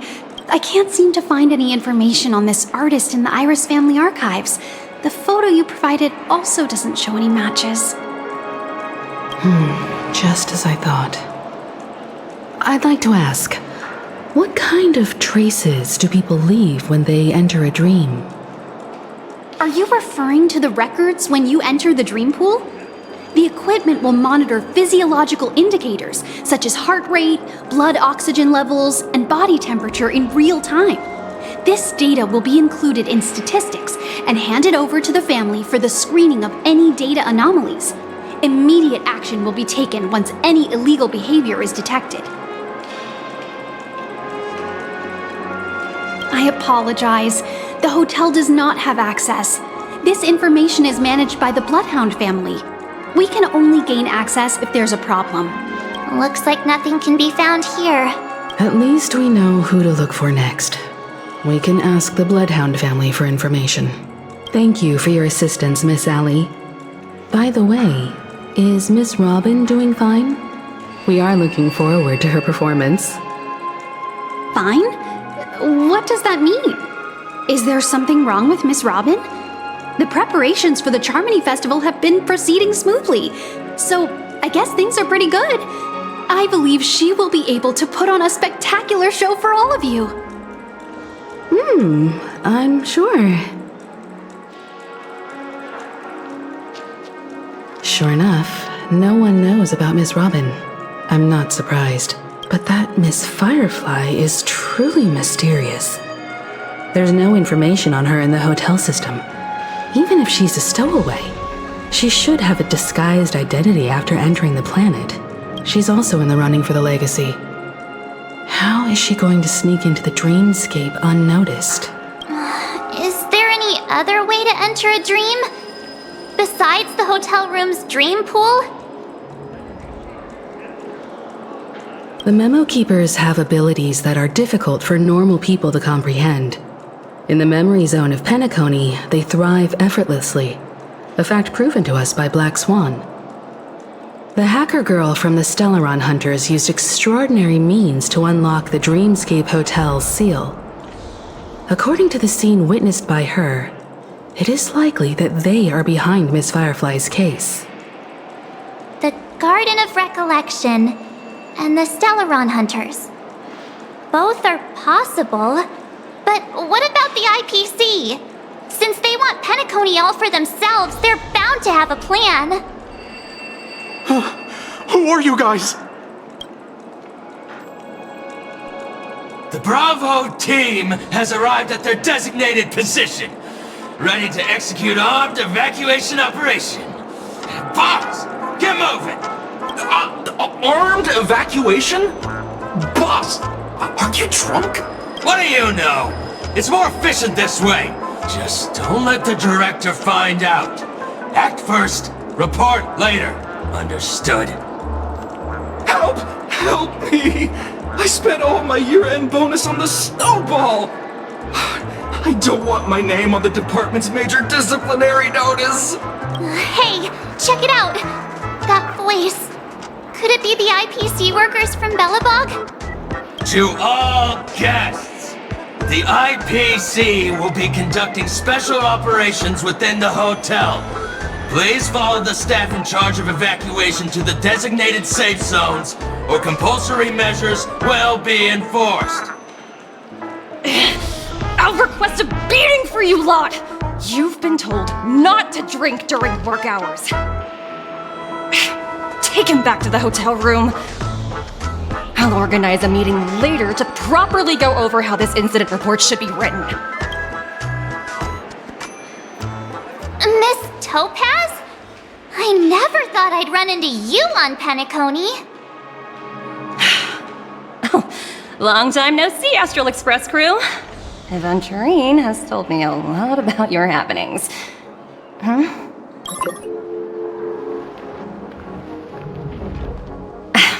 It's fine. Do as they ask and try to avoid any conflicts with the family. Report to me before taking any action. Yes, all right.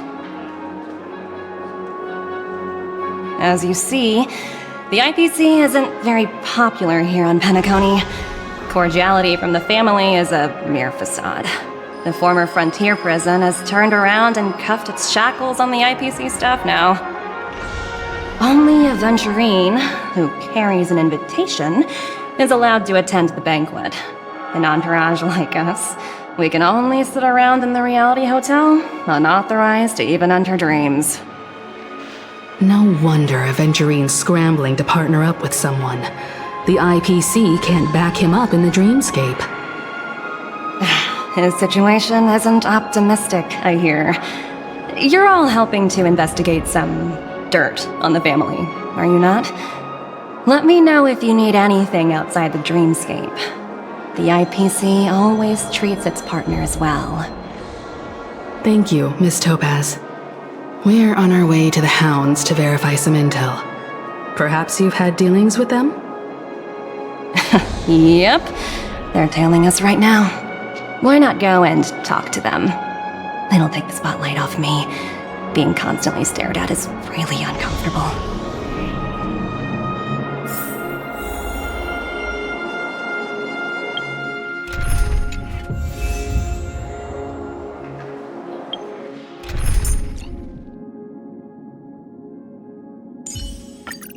If there's anything you need. How does it feel to be in business with Aventurine? I bet you're not used to it. That's just his style. All or nothing is his mantra. He's always cozying up to his clients while egging them on to undertake some dangerous assignment with him. But everyone has their merits, so I won't comment further. But Aventurine's luck has always been good. He's always closed all his cases without a hitch and basically never lost a gamble. Which is why, on the issue of retaking Penacony, I'm watching with keen interest. As for the two cases, apologies, but I don't have much info on them either.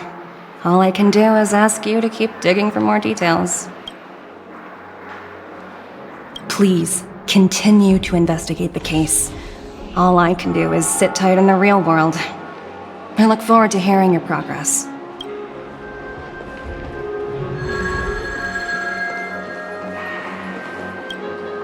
We're carrying out our captain's orders. What do you want? We made a mistake last time, and we're working hard to rectify it now. We don't have time for anything else. Surveilling the IPC executive Topaz, ensuring that she stays put at the Reverie Hotel during her time on Penacony. We've got the right one this time. So that's it. They were the pair who were after Firefly at the time.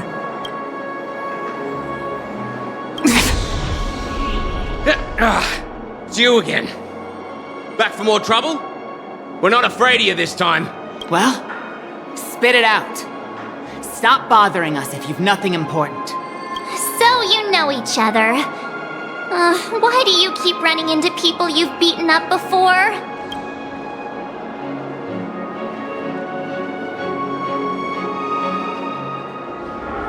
That's right. We're investigating a murder for the family. Can we speak to your captain about the case? Well...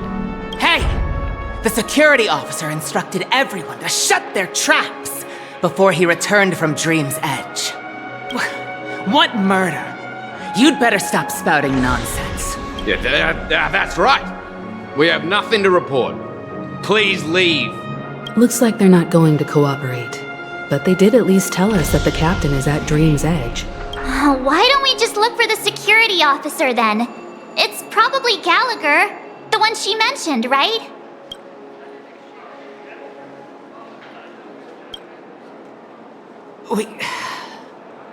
We have nothing to report.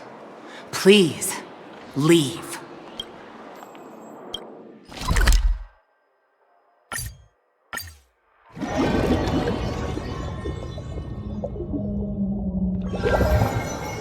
Such tight security. I bet they're stumped by the case as well. Gallagher. Gallagher. Where could he be? Constructing dreams is something sacred, reflective. Dreams are supposed to be confusing. Apologies. The Bloodhound family is running an investigation up ahead. No unauthorized personnel allowed. Hold on a minute. I think I've seen you before. The gray-haired one. How much trouble have you stirred up exactly on Penacony?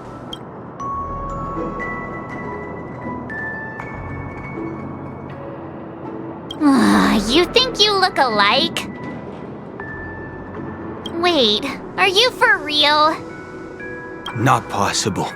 It was you the last time, yelling about some clockwork friendship while beating me up with that silver-haired girl.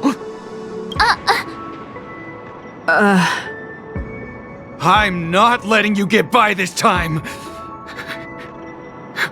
Please leave, or I'll have to get on my knees and beg you. Huh? What kind of heinous crime have you committed now? Hold on, sir. We have documents authorized by the family that would aid your investigation. If it wouldn't trouble you, could we see this Mr. Gallagher? Who exactly is this Gallagher you keep talking about? There's been a few people mentioning this name. Even the one with the gray hair. He didn't send you all here? It was the security officer who dispatched us. That's all I can divulge. He'll do. He's the one we've been looking for.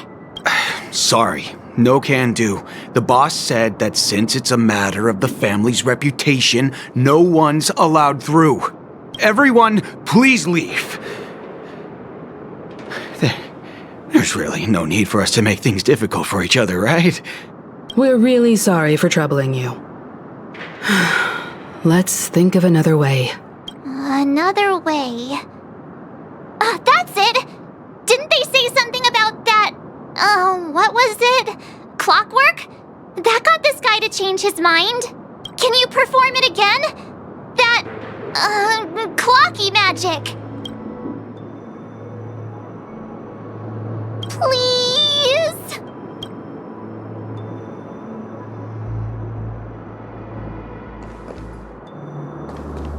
Sorry.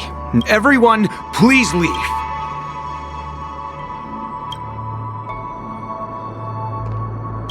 Sorry, no can do. The boss said that since it's a matter of the... Everyone, please leave.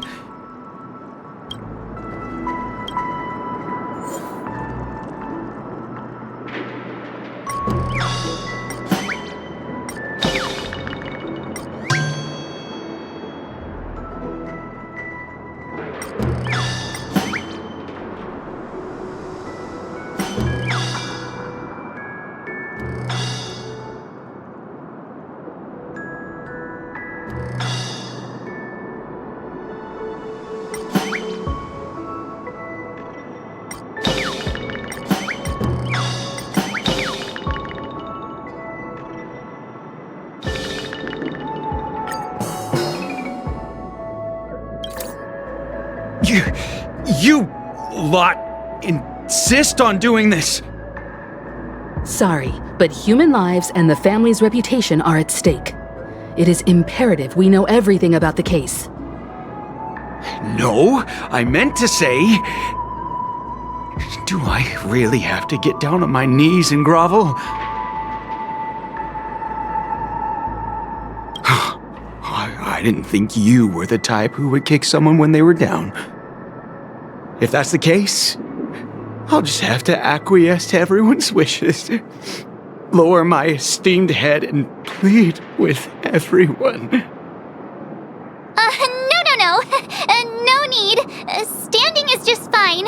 You don't need to do that. Looks like he still doesn't want to divulge anything.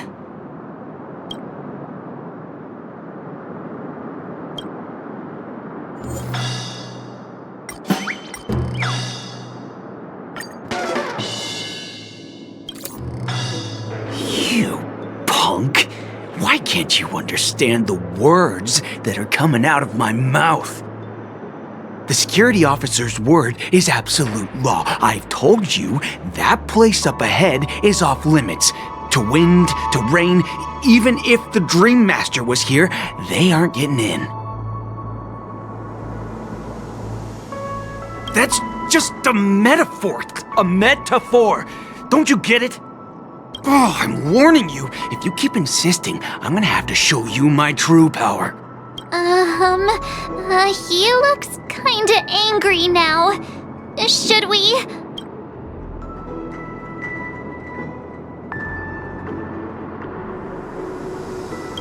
Humans will never understand one another. Oh, great. Even if Klipov were here, they wouldn't be able to protect him. There is no meaning to death and defiance. Why do you not understand?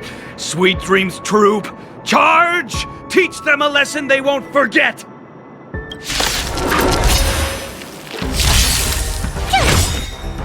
Watch this awesome move! The dead return! You won't get away. Rules are made to be broken.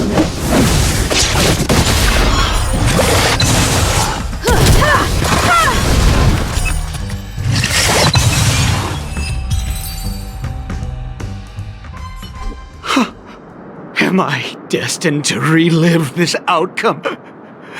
Looks like you and I have been plunged into a cycle of despair. Oh, what's he talking about? However, this time, I will sever the chains of tragedy. The only way any of you will pass is over my dead body! He doesn't have to be so melodramatic, does he? Looks like he still doesn't want to divulge anything.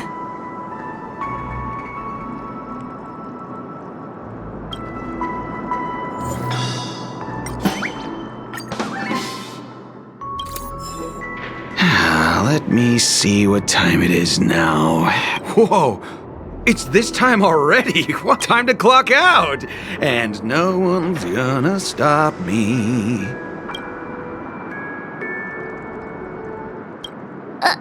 What? Huh? This clockwork trick of yours, it's kinda dangerous. At least he won't be getting in our way again. Let's go find that Gallagher and ask him the intricacies of the case. I was wondering what all the commotion was. Huh. Oh, it's you guys. Welcome. Since you made it here, what can I do for you? Hello, Mr. Gallagher, sir. Judging from your tone, it sounds like you were expecting us. Miss Himiko, you're too polite. There's no need to call me sir. Mr. Gallagher, you even know my name. Of course I do. You folks are from the legendary Astral Express and honorable guests of the Watchmaker. I had an encounter with this lady in the golden hour. I remember that little silver-haired girl was there too. I'm sorry for what happened to that kid. This is also the reason why we've come to visit you, Mr. Gallagher. The Express can't just overlook the death of that child. So we've decided to help the family get to the bottom of it, in the hopes of getting justice for her. The Nameless involved with the family. What an unpredictable twist of fate. Why? What's wrong with the family? It's nothing. On Penacony, everyone loves the family. No matter how much one resists the beautiful dream, when the time comes, they too will find it hard to let go. Who wants to leave a warm nest? Just idiots, little kids, and inebriated fools. Mr. Gallagher seems to be getting at something. Well, you got it wrong. I'm not. You want to discuss the case? Sure, come with me. This is not a good place to talk. Let's go elsewhere.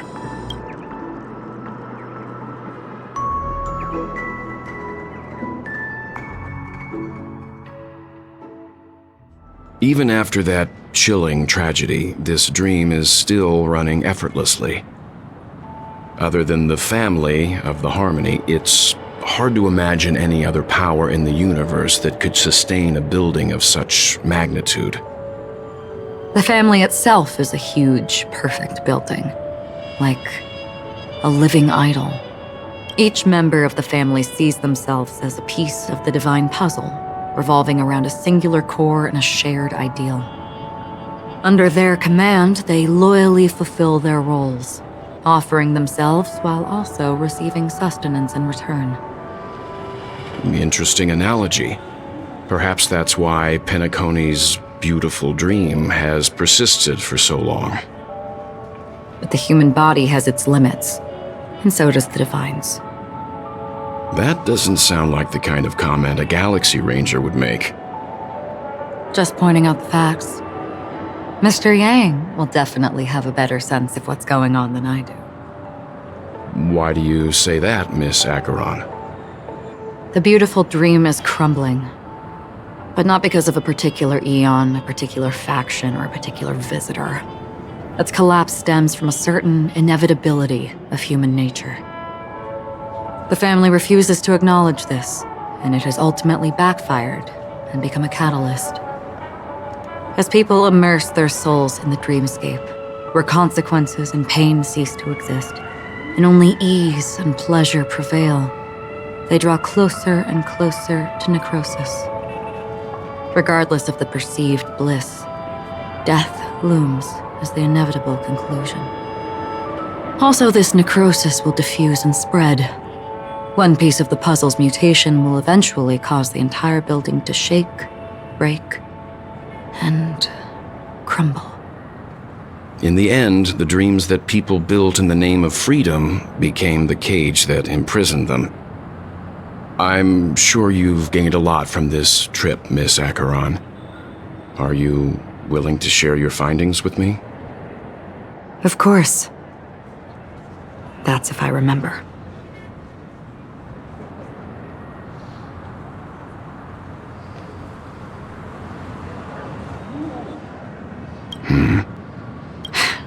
Don't mind me, it's just a habit. Owing to events in the past, I've become easily forgetful. It's only when this sword is unsheathed that those hazy memories start to become clearer. Take your time. That should do it. I vividly remember everything that occurred on Penacony. Ask away. The moment of daybreak. I've heard that's where the Dawn Factory, which processes the foundation of the dreamscape, is located. Behind the dreamscape's song and dance stand many imagination factories. Workers create all kinds of whimsical works day in and day out in their dreams. Then they return to reality and sleep on a narrow bed in a room. A far cry from luxury. They say it will suffice. Experiencing the bizarre and motley dreamscape is the best reward. There I encountered a young woman who had just come of age, the perfect time to indulge in beautiful dreams. Her greatest wish was to one day move to the golden hour and see the magnificent garments she had woven with her own hands. For certain reasons, her wish was difficult to fulfill. But I managed to bring her a garment.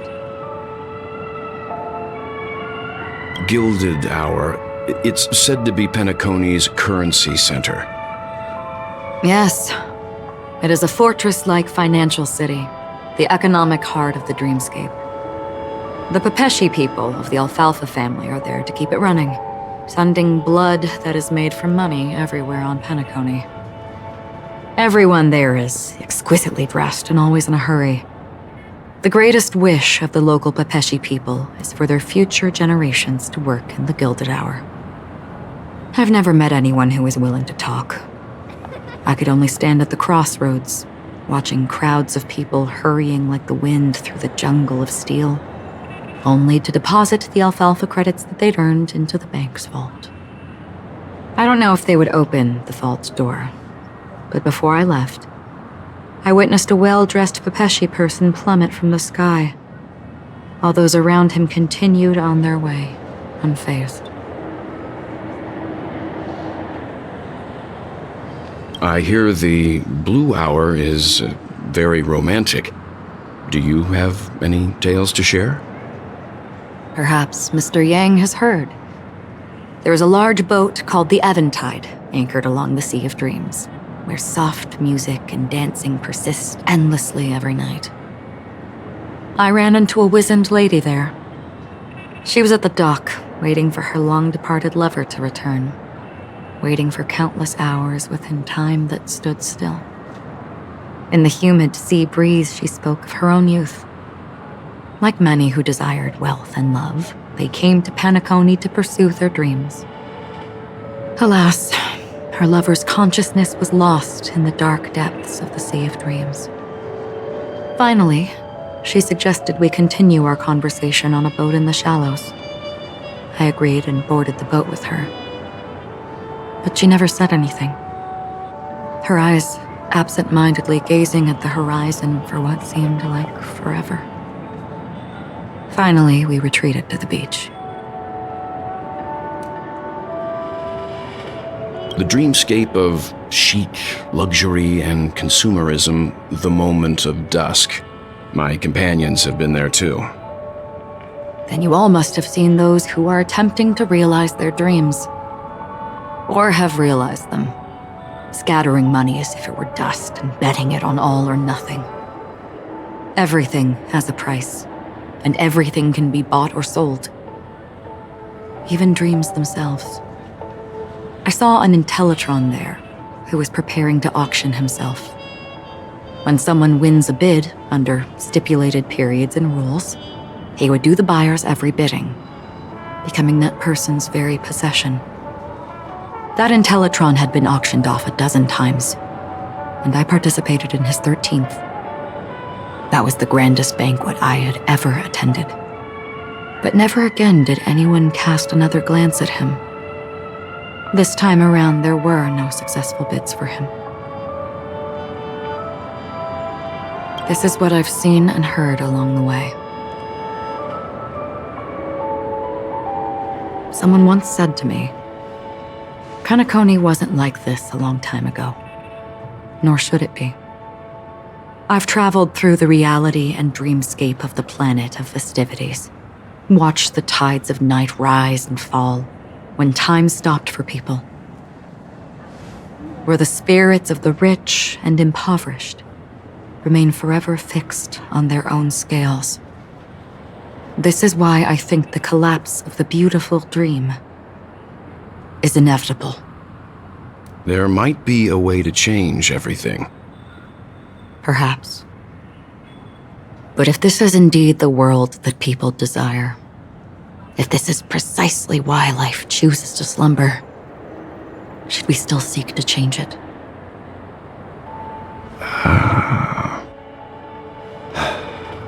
Miss Acheron, now it's my turn to share a story with you. There was a man from my homeland who, at a time when the world was grappling with deep, unhealable pain, made a choice. He wove together the dreams of everyone in the world, linking people's dreamscapes, and shouldered this burden himself. From this, he created a giant, a spiritual Adam. And since that moment, the giant stood between heaven and earth, becoming the pillar of the world's existence. As a price, those who found it hard to move forward, who could not advance, forever lost their future. They slumbered in a dream, devoid of disaster and pain, living out their days peacefully in the man's created utopia. And it is because of the wishes of those people who wished not to awaken that this spiritual Adam became unbreakable. And yet, you stand here right now, which also means that man failed. Because people must always move towards the future. Even if human weaknesses make them pause when they truly cannot move forward, humanity will eventually seek a way to save itself. And that man, he was never a failure. Like everyone in that world, he etched the possibilities of human nature into his heart. He was the sun chaser of legend, soaring towards the sky and embracing his final victory with his fall. He ascended to heights uncharted, only to come face to face with the sun, a place not visited by anyone before. His wings would melt because of it, only for him to fall into the sea. And after that, countless others would surpass him, soaring to even greater heights. A fitting metaphor for the Nameless's trailblazing spirit. Thank you, Mr. Yang. I know what you wish to confirm. The universe has innumerable similar, yet different worlds. In these worlds, there are innumerable people who look alike, yet don't. I too have embarked on journeys, encountering old friends with familiar faces on different worlds, witnessing their destinies follow paths similar to mine. So I will tell you, even if not completely similar, the story you just told, it overlaps with my past. And within that abyssal dream, I ended that man's life. Alone.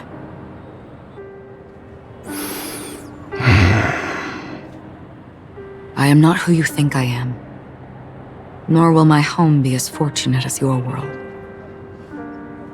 I am sorry. It's fine. I don't mind, so long as I can alleviate your suspicions. There's something I still wish to know, Miss Acheron. Under that representation of the hunt, exactly what sort of power is it that has motivated your solitary journey thus far? Mr. Yang, before answering that question, I wish to continue the previous topic.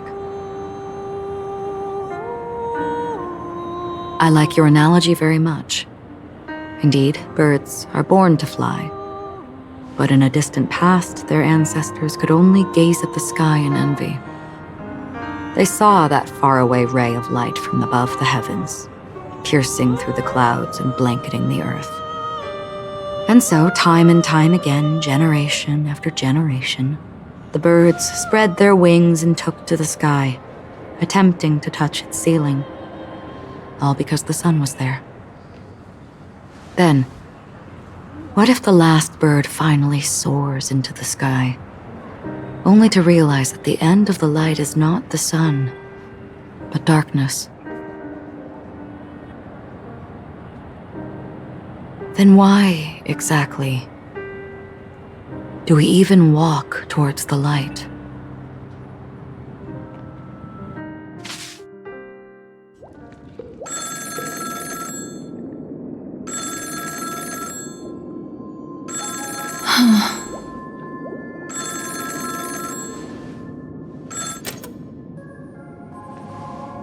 time no see. Having fun on Penacony? Acheron? This voice, it's not Constance. Could it be her companion? Though I don't know exactly what you are, or what you're up to, my bullets will find you. Until then, you best find a casket store on Penacony and ask the owner to reserve a good quality casket for you, imposter. Imposter? I see. She gave my whereabouts to someone who's tracking Acheron too. Who are you? Huh? Did I make a mistake? Who the heck are you? I'm the Garden of Recollections memo keeper. Not bad. This is the kind of tough challenge I like. You that imposter's bodyguard? Never mind. It's fine. I'll leave a round for you. So get that forehead clean and wait for me. I don't know what you're talking about, but you know Acheron, the Galaxy Ranger, yes? I have something to ask you. Are you asking me to write your will? Sure. Go ahead. Not quite. I only want to ask, how exactly did she become a Galaxy Ranger? She's clearly not a path strider of the hunt, but you are, aren't you? Tell me, what's Acheron's deal? Sure. Heck, never thought I'd come across an ally. What a stroke of luck. Well, I'll be on Penacony soon. Memo keeper, go buy a bottle of Asdana's white oak and warm it up, and I'll raise a glass to you. That lady's passed. Well, nobody knows. But if all you want is a simple answer, sure, you best get a chair and take a seat. That woman, named Acheron, is an emanator who should not exist.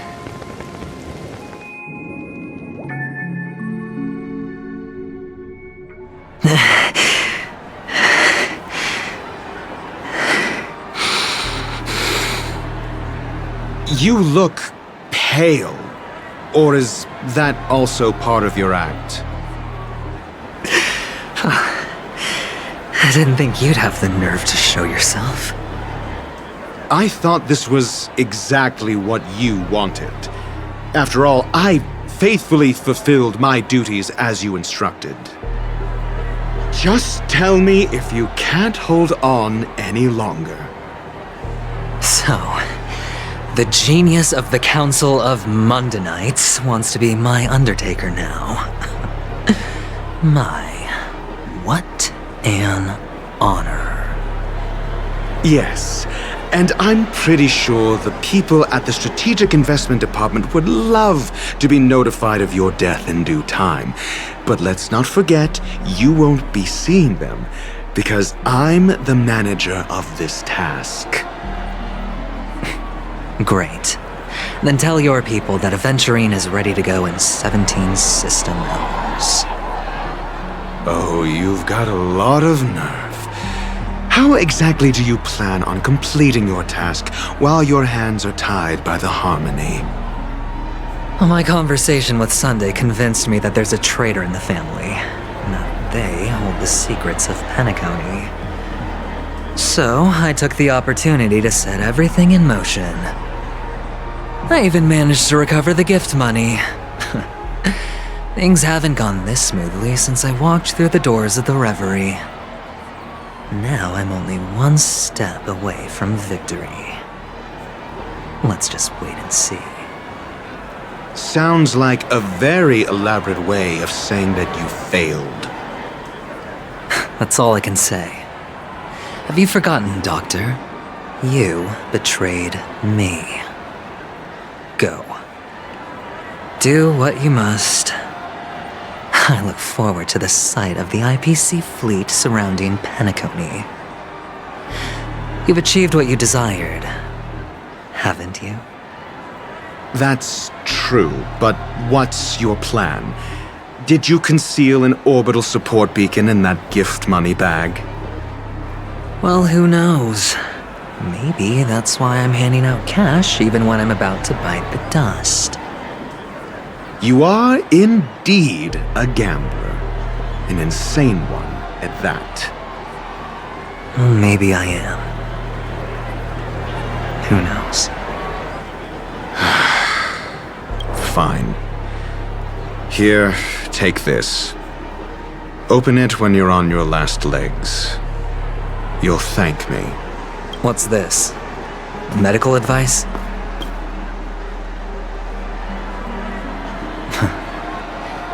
You catch on pretty fast, Doctor.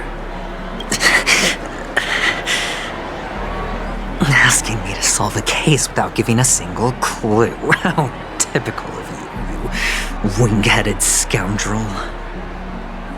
But the way you're all on edge about that stowaway, it's just as I guessed it would be.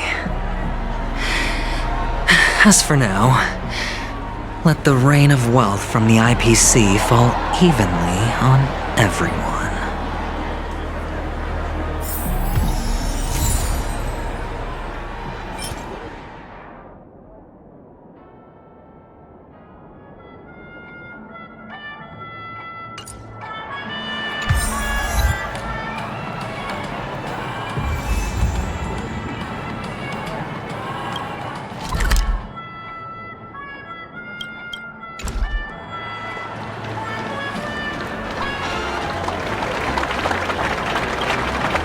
Would you be willing to support my performance? And keep the Song of Beauty alive in the cosmos? Wow, how fabulous! But why would you give such a wonderful gift to a random stranger like me? Well, you see, I can't bear to see anyone in this sweet dream suffering from poverty. That's incredibly kind of you. Thank you so much, sir. If you ever get the chance, please, feel free to come by and indulge in my singing. Sure thing. Oh, by the way, do you happen to know anything interesting about death? Death? That's a pretty scary topic, and it doesn't really match the mood of this sweet dream. Oh, you see, I'm a tabloid reporter collecting ghost stories in Penacony. As you know, the more chilling the stories, the more attention they get. Maybe you could help me out. Well, if you're up for some gossip, it's not about death, but there have been some rumors about a guest at the Reality Hotel who fell into a deep sleep and didn't wake up. It was like they were in some sort of coma. Nobody knows what caused it, but luckily the customer eventually regained consciousness. Well, all customers are under the protection of the family, after all. Thank you. This will make for a very juicy headline. May Shibe protect us. Unexplained coma. That's actually what happens to your body if your brain dies in a dream. But unfortunately, the customer ended up waking up in the end.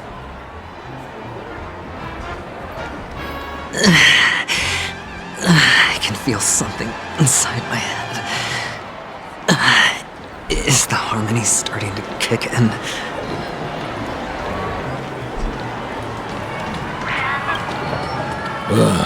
The world has truly lost its way.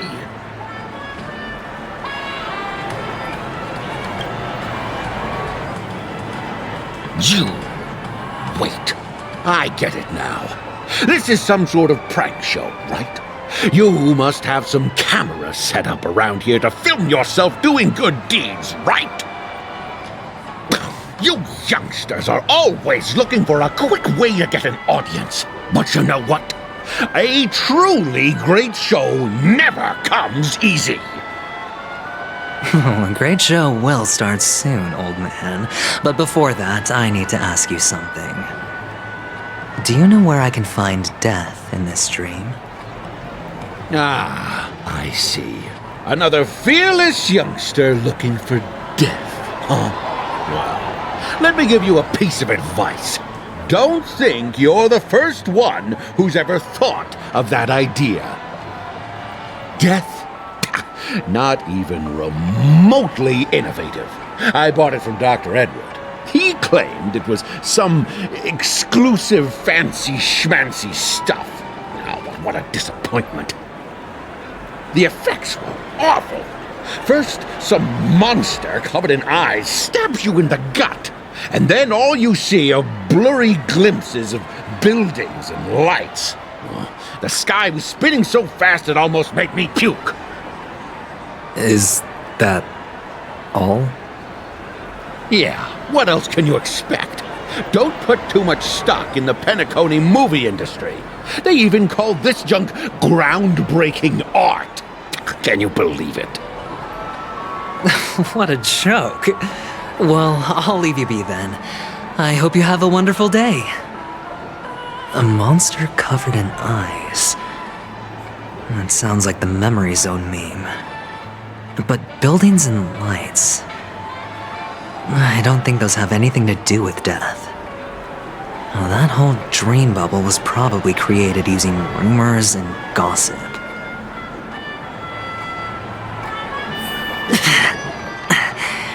The disturbing voice in my head. It's getting closer. Please do not hit the entertainment facilities. Take care, my friend. If you ever find yourself in danger, remember that the hounds are always ready to help.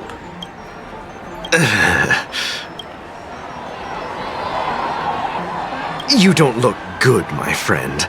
If you need assistance, I can contact the hotel and have them wake you up forcefully. That won't be necessary. I have some business to attend to. But thank you all the same. All right, then. If you ever need help, don't hesitate to reach out to us hounds. Well, actually, I do need a favor. As the most outstanding hound in Penacony, have you come across any stowaways recently? Stowaways? How could there be stowaways in Penacony? We've never had anything like that before. All right. Good luck with your work then. What was I even thinking? Family would never share intel with the IPC. Take care, my friend.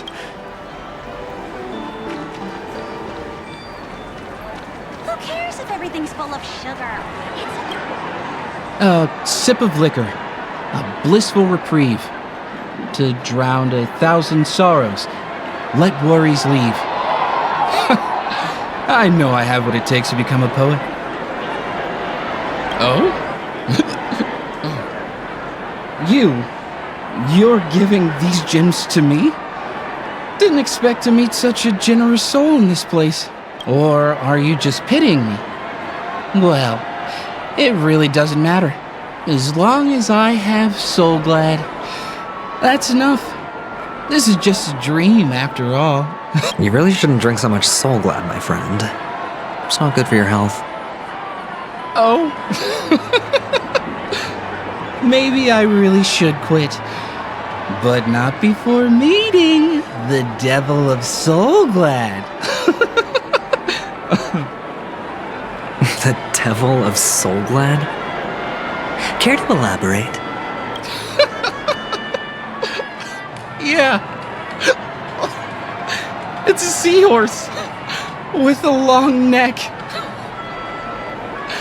They say it loves to appear to drunk people, especially the ones who are passed out on the side of the road. How funny. Yeah. Very funny indeed. Thank you.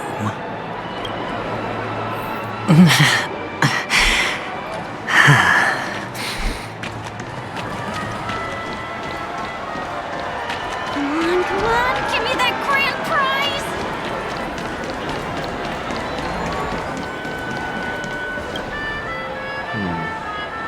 Were you wanting to talk to me? Sorry, I thought you were checking out something behind me. Is this a gift? For me? Are you sure this isn't some kind of mistake? Yes, it's for you. Just take it. Is this for real? Someone is actually giving me a gift. Not for my parents, but for me. Thank you. Thank you so much. No, it's not much. I just want to ask you something. I knew it. What's on your mind? Are you trying to ask about my father or my mother? Neither. I just wanted to know if you've ever heard about death in the dreamscape. Oh, you sound just like my father. Always warning me about danger, even in dreams. He's an Intellitron, so his dream entry methods are different from us organics. Can't count on him to protect me if something does go haywire. Funny, right now I'm still under his protection. How ironic. Hey, stay positive. Gold will always shine one day, right?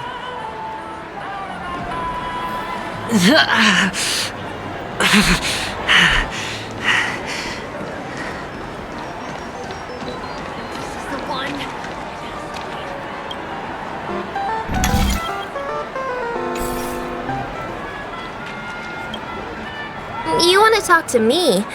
Sure, but nothing too sensitive, okay? Huh. Wealthy people have fancy ways to enjoy this dream. But to be honest, I've never seen anyone who gives out money to others like you. So, are you trying to be the prince from the tale, handing out his gold leaf garment and melting his lead heart in the fire? I'm flattered. I'm no prince, and I just thought these gems would help you speak. So, as an investigative reporter, maybe you've heard something about death? Ah, another curious soul. I see. Well, that was actually the topic I was most into when I entered the industry. But my boss shut it down. How did your boss talk you out of it? Well, she simply said, covering baseless urban legends like that would make us look like some third-rate tabloid. I thought about it, and she had a point. Reporting on stuff like blowing out birthday candles and getting spooked by nightmare ghosts isn't exactly professional material. Guess she's got a point. Thank you for sharing. The Devil of Soulglad, Dangers in the Dream, and Nightmare Ghosts. Well, surely death is a popular topic in this sweet dream granted by the family. Well, I've collected a bunch of rumors, but no useful clues.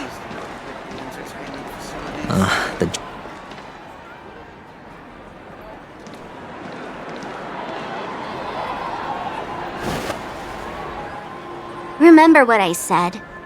You Sigonians are better off hiding in the sewers. Look at you, snooping around and sticking your nose everywhere. Is the smell of death so enticing, my fine fellow? Oh, it's you, masked fool. I should have guessed it. You're the imposter who appeared on TV after Robin's death, right? I heard you got caught by the family. I gave you a clear clue. Befriend a mute. Simple and straightforward, you know? And what did you do? You messed it up and ended up as their prisoner. I told you to make friends with a mute, not become one yourself. You really let me down. What do you mean?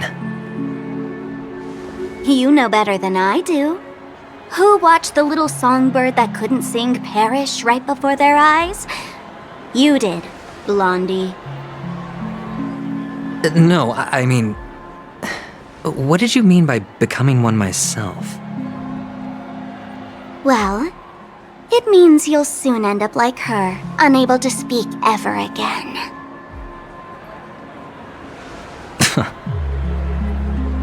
But it's a good thing if you ask me, because... Because I'm getting closer to the truth, right? Oh? Why else do you think I'm handing out cheap trinkets all over the streets, fool? All part of the act. Fool's bait. The more pathetic I seem, the more likely you'll come sniffing around. So, now that I've drawn you out, will you reward me with an answer for my efforts? Why should I help you? Don't you want to see Penacony descend into... chaos? Well, I can make that happen. I just need an answer to one question. Back then, when you asked me to find a mute, did you really mean Robin?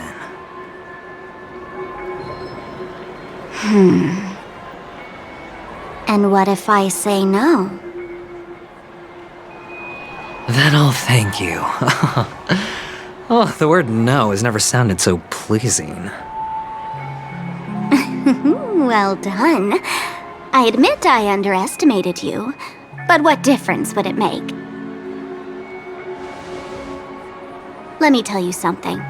There were 2 mutes, but one is dead now, and the other, though he's still in Penacony, I'm afraid you'll never find him again.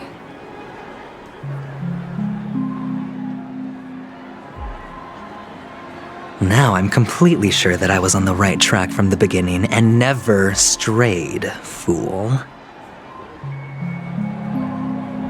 Right now, there are only 2 things missing from my grasp: the meaning behind the truth and the means to expose it. How impressive. That's quite a fancy way of saying I haven't learned anything so far. Not exactly.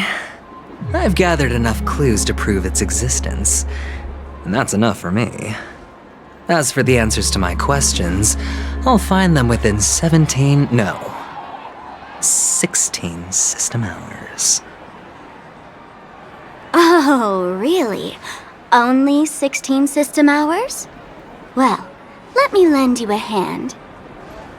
Here you go. This is my precious, mutually assured distraction button, and I have one just like it. When either of us presses it, the other and the whole of Penacony will go up in smoke. If you're really so desperate for the IPC to take over Penacony, blowing up the chessboard isn't a bad idea. Start from scratch. That's where the IPC excels, right?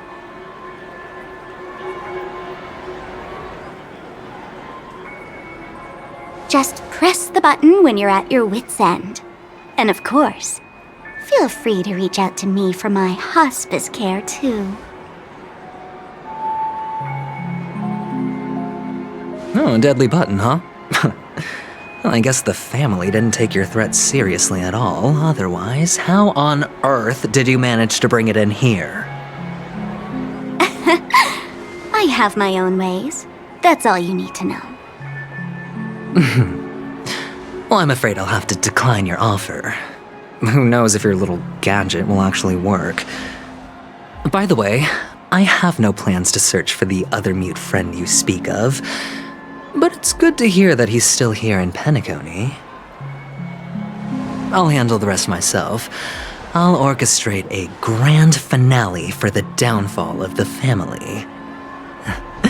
And at the climax, the walls will crumble, people will wake up, and those who couldn't speak will find their voices again. When that time comes, go ahead, press the button, light up the sky with a magnificent fireworks display for me. Catch you later, fool. You're still talking big. But sure, if that happens, I'll stay true to my word. Just don't let me down now, okay?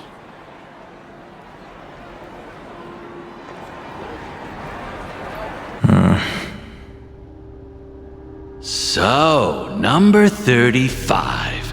You're back. Like your new lucky charm? Can a commodity code really be considered a lucky charm? Silence! I didn't give you permission to speak, you Sigonian hound. The guys in black didn't say much, so I've no idea what you did to save your skin in that massacre back in the day. But I figured you must have had good luck, so I bought you. From now on, you and your good luck are my assets. Are we clear? Your first task is simple. In addition to you, I've purchased 34 other slaves. Go and play a game with them. You came out alive after 2 days. It proves that you are the real deal. You're insane. Testing out if you're a good product. Aren't you worried that the money you spent on me will go to waste? I've got stacks on stacks, Blondie. The slave market is never short of self-righteous brats like you. But you look good, and that's why many customers are betting their fortunes on a scrawny brat like you. So go along now and don't let your master down. How much did you spend? What? My price. How much did you pay for me? Huh. You really want to know? Well, it was 60 tanba. No more, no less. I'll take my chances. 30 tanba. If I come back alive, you'll give me 30 tanba. Deal? Are you trying to strike a bet with me? Oh, you've got some guts. Yeah, sorry, but that won't do. Don't forget your place, slave. You're not qualified to be at the table. You're just a chip. A life thrown away in someone else's hands. Either you come back with more chips for your master, or you never come back. It's all or nothing. Don't embarrass me, my lucky hound.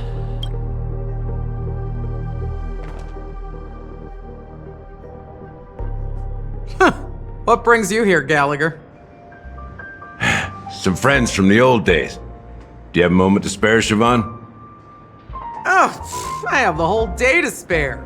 Ladies and gentlemen, welcome to Dream Jolt Hostelry. This bar offers a wide variety of drinks, but we draw the line at Soul Glad. Why settle for ordinary when you can experience extraordinary? We're dedicated to serving up nothing but pure joy and laughter. What would you like to drink? I'll whip it up for you. Oh, look! A lady as cool as Serval! Who's Serval? Will you, introduce me to her? Huh? Oops! She's heard us. Just spare them, my esteemed bartender. I'll take over the bar today. I'm getting up there in age, and I need some practice before I forget the skills that used to put food on my table. Where did you stash the ingredients? They're all under the counter. Since our guests have traveled from afar, shouldn't you whip up some special drinks? That's exactly what I had in mind. Hey, my friends, do me a favor. Go around the bar and bring me any ingredients you fancy. The discussion might take quite some time, so I'll prepare some customized, non-alcoholic drinks for you. In the bar? But aren't all the ingredients right there on the counter? Why, we're in a dream, my lovely lady. You can help yourself to anything if you wish for it. Comfort, hunger, confusion, or even boredom. It's all within reach, right at your fingertips. Oh, did you hear that? She just called me my lovely lady. Even in reality, mixing drinks is more than just throwing ingredients together. A bartender needs to capture the bar's atmosphere, master technique, and spin a tale of mystery and anticipation. Only then can a perfect drink crafted with a customer's life story be created. In other words, what you get from your drink is down to luck, so don't overthink it. Indecisiveness has no place when it comes to enjoyment.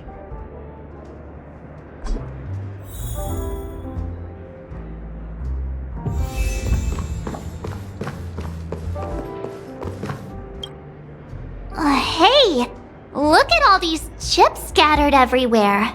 A few days ago, an actor from the Iris family came. Caused a ruckus with Siobhan.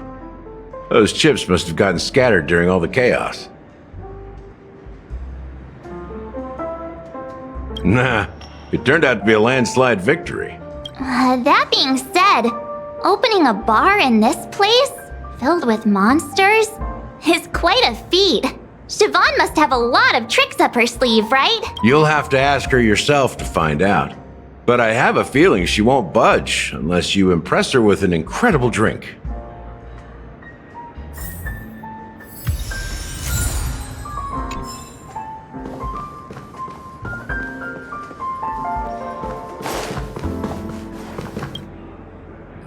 Can this be used for mixing drinks? Oh, and there's a note underneath. Exchange with your precious things. Oh, what should we exchange for it? And who should we give our stuff to?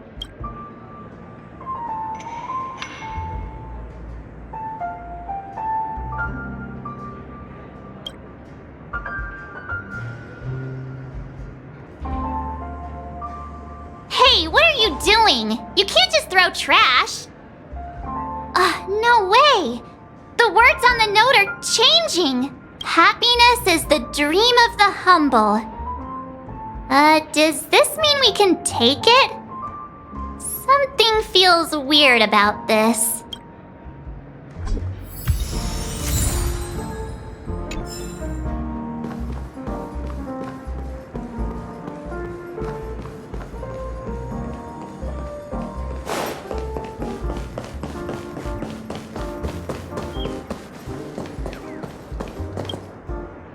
Check out this bottle! The liquid inside looks beautiful!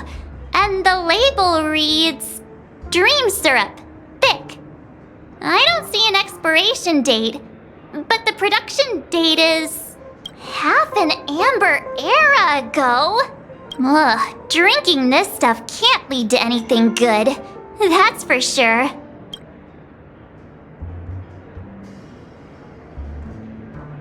Ugh.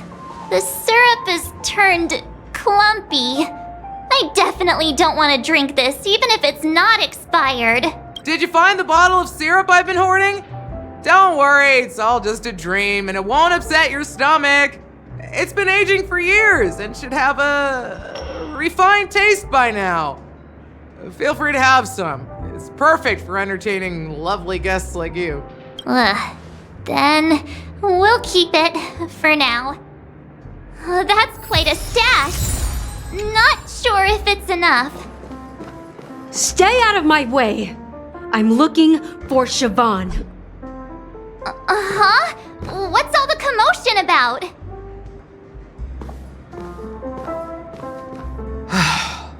Haven't I made myself clear enough, Miss Amiki? The Dream Jolt Hostelry only welcomes guests who want to enjoy a drink to their heart's content. I'm sorry, but I'm not interested in your proposal. But you have the talent. You'll attract a huge audience. You're destined for the Iris' stage, not for this rundown shack. Come with me. We'll become the talk of Penacony, is shining light into every corner of the dreamscape. Please, Siobhan, I really need you. As you see, I'm entertaining my guests. Don't make me repeat myself. Fine. If you don't come along, I'll just sit here and not go anywhere else. Give me a sparkling drink. Sweet. With extra ice. Just one moment. What's her deal? We can't discuss the case with other people hanging around the bar. Hey, can you do that clockwork trick of yours again?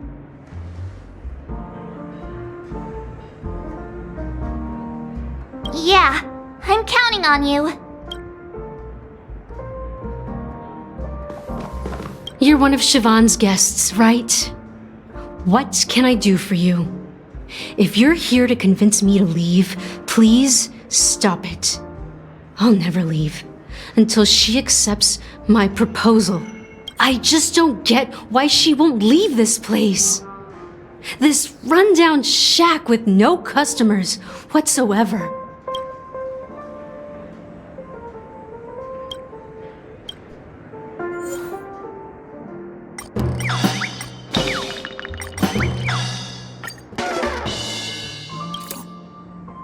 Those darn Irish jerks!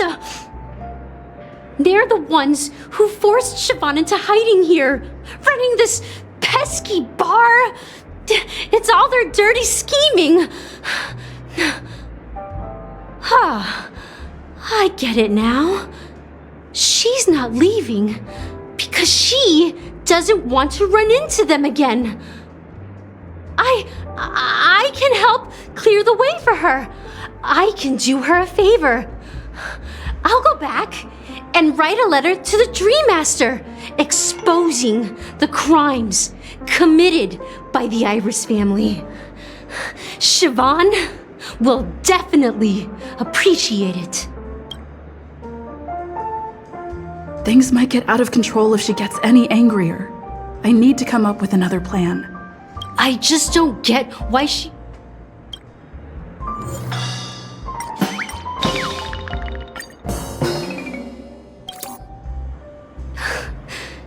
It's ridiculous, right?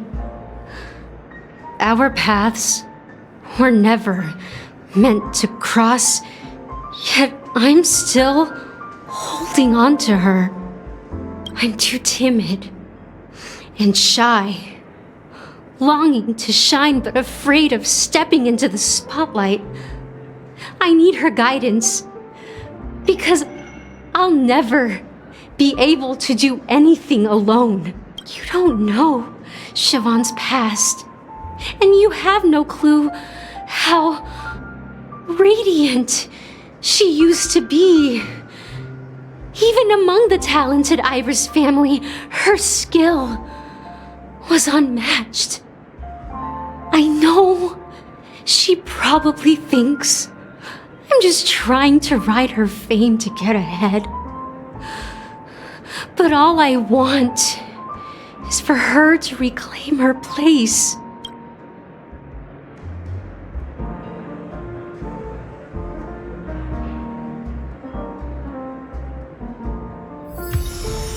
She's still not leaving. Maybe I'll have to try again. I just don't get what...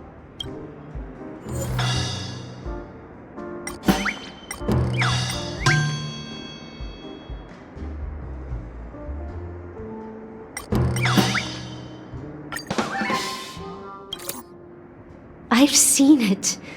The moment when Siobhan and I share the stage, the crowd is going wild, applause crashing like waves, the aroma of irises fills the air.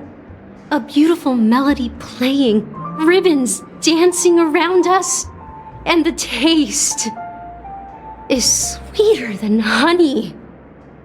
I've seen that scene countless times in my dreams, and every time it mesmerizes me. That's why I have to bring her back to that world. no matter what it takes. Want to raise a glass, my attentive listener? Let's consider it a toast to my far-fetched dream.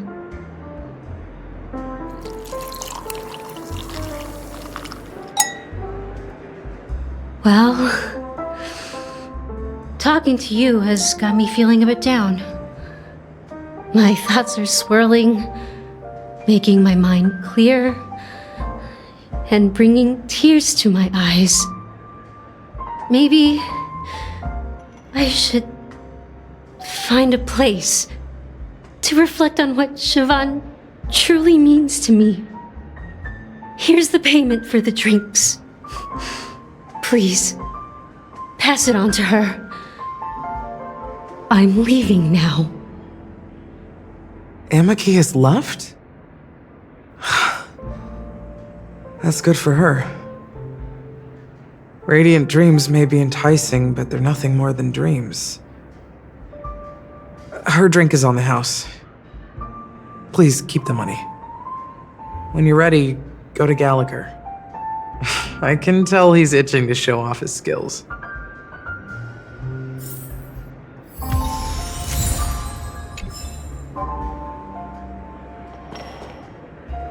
That being said, mixing a drink is way simpler than you'd imagine. Just pick your favorite ingredients, toss them in a glass, mix it up, and it's done. So go ahead, explore the bar, and bring me any ingredients you prefer. Nice work. Let me take a look. You found some interesting ingredients there. Now take your pick. Each drink has its own unique flavor, and the base ingredient sets the tone for the initial taste and the lingering aftertaste. So, which one would you like to use as the base?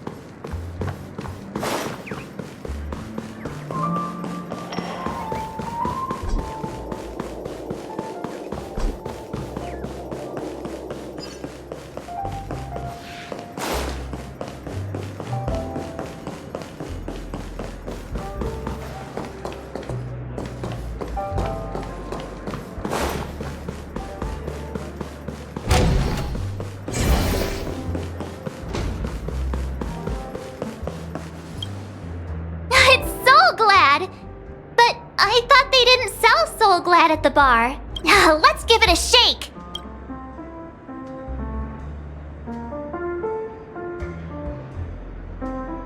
Yeah, perhaps. Soul Glad is a classic in Penacony, and it'd be strange for a bar not to have it. Why don't they sell Soul Glad in this bar? Did something happen? It's all about the bartender's pride. It wouldn't make sense for customers to come here and order drinks they can find anywhere else. That's the mindset I use when I brew my coffee.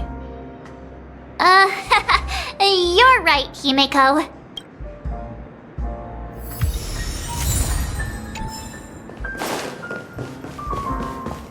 That being said, so go ahead. Nice work. You found some interesting ingredients. Each drink has its own sweeter than Suza juice and more bitter than dream syrup. Dream in a bottle. That's a metaphor for Penacony itself. Now that you've chosen the base, it's time to pick the adjunct. The ingredient that'll create a marvelous chemical reaction with the base. It should give an unforgettable taste without overpowering the main tone. So, what's your choice for the adjunct?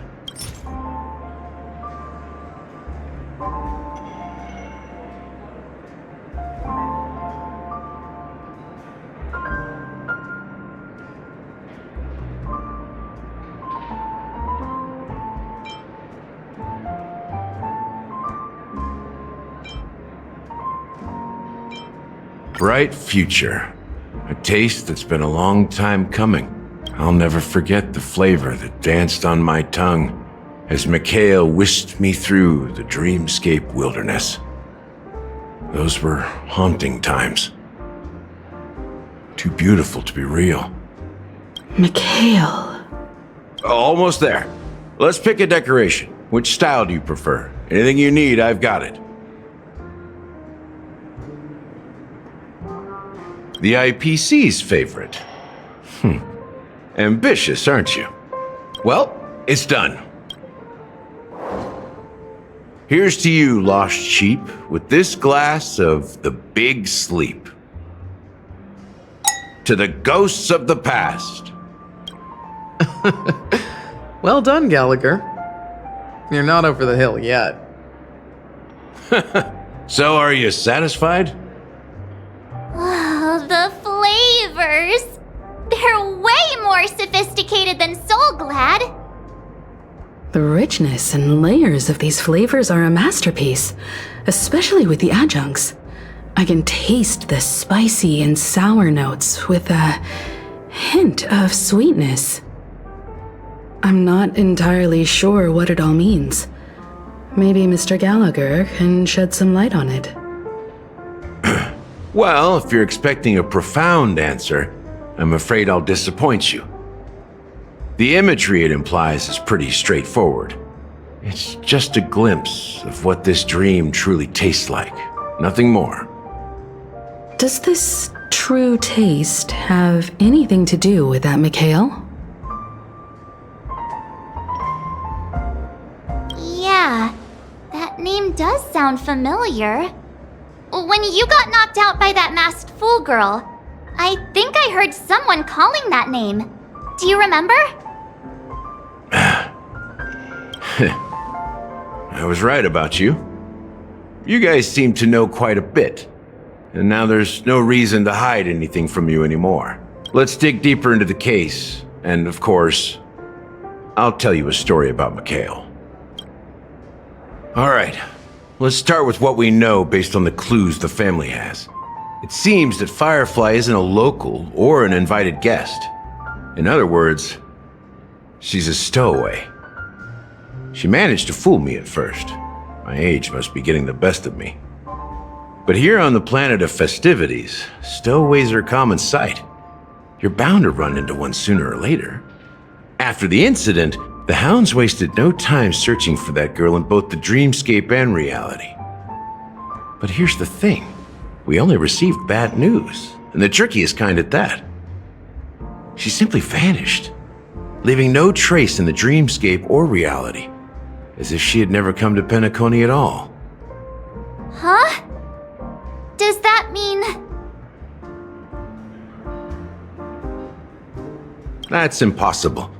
The problem now is not that she's dead, but that it's as if she had never existed in the first place. Let me be frank. This case, actually, is unlike anything the Bloodhound family has dealt with before. Dealt with before? So, death does happen in Penacony, if I understand correctly. You've witnessed it, so there's no need to hide. Even the shiniest city has its dark side. We're all adults here. Surely I don't need to explain too much to you. Confronting the family based on that alone would be naive. Death may occur in sweet dreams. So what? Such events are highly unlikely and only affect a tiny number of people. If you really want to delve deeper into this case, you need to understand the true problem with the family. I guess it's time to tell the story of that Mikhail. You're very perceptive. The Astral Express has received that music box too, right? Do you know the secrets it holds? There's a message. Witness the impossible in the realm of dreams. Find the legacy of the Watchmaker, father of Penacony, and thus the answer to the question, why does life slumber? That's the exact wording. Hey, why are you laughing? Wait, did you write it? It's quite poetic. No, but I'm the officer in charge of this case. How could I not know? I'm sure you must have noticed that this message didn't come from the family. You might have even guessed that the relationship between the family and the watchmaker isn't as close as it seems. That's just our speculation. Actually, it's hard to believe that the father of Penacony and its actual managers are at odds. Now I can assure you that your speculation is absolutely correct. The family has considered the watchmaker an enemy for a long time, but the hounds haven't been able to track him down, as he seems to be living only in the characters and stories he created. Let me ask you a question. Have you ever wondered why the family allowed the watchmaker to send out such a ridiculous message to the outside world, inviting you here and causing chaos? So, you want to seize this opportunity to expose the watchmaker? Well, now you understand why the Oak family authorized the Nameless to assist in the investigation, but kept you in the dark, right? Because the watchmaker is not the legend of the land of the dreams at all. He's the most shameful stain in the history of Penacony, and he's the root cause of all the anomalies in the dreamscape. You don't get it? Well, I mean, Mikhail, the betrayer of the family, he's the watchmaker.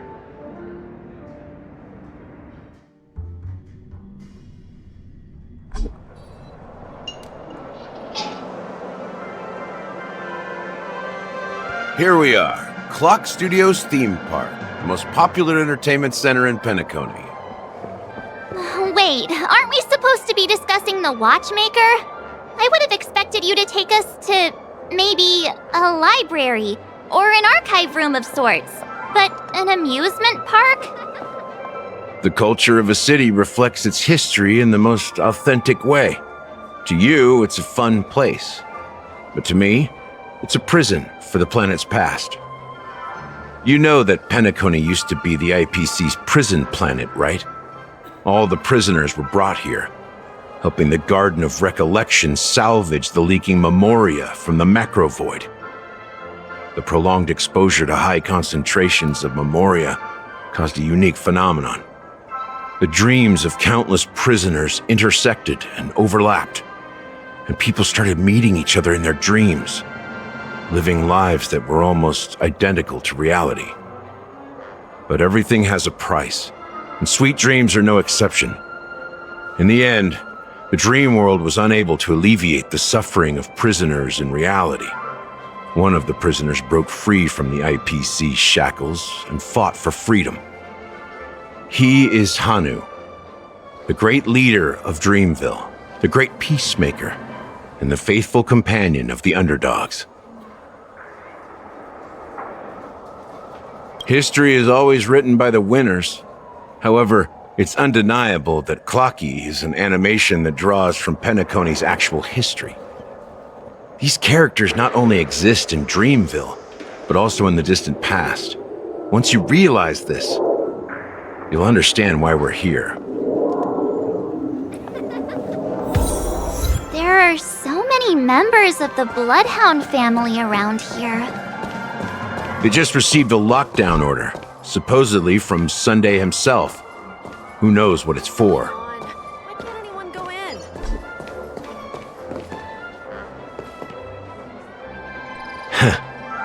So many of them. I've never seen anything like this, even when they're tracking down suspects. Well, it's a masterpiece from the family, after all. Besides the followers of the preservation, the family members are the best at creating mind-blowing marvels. Let's find a quiet spot and continue our conversation.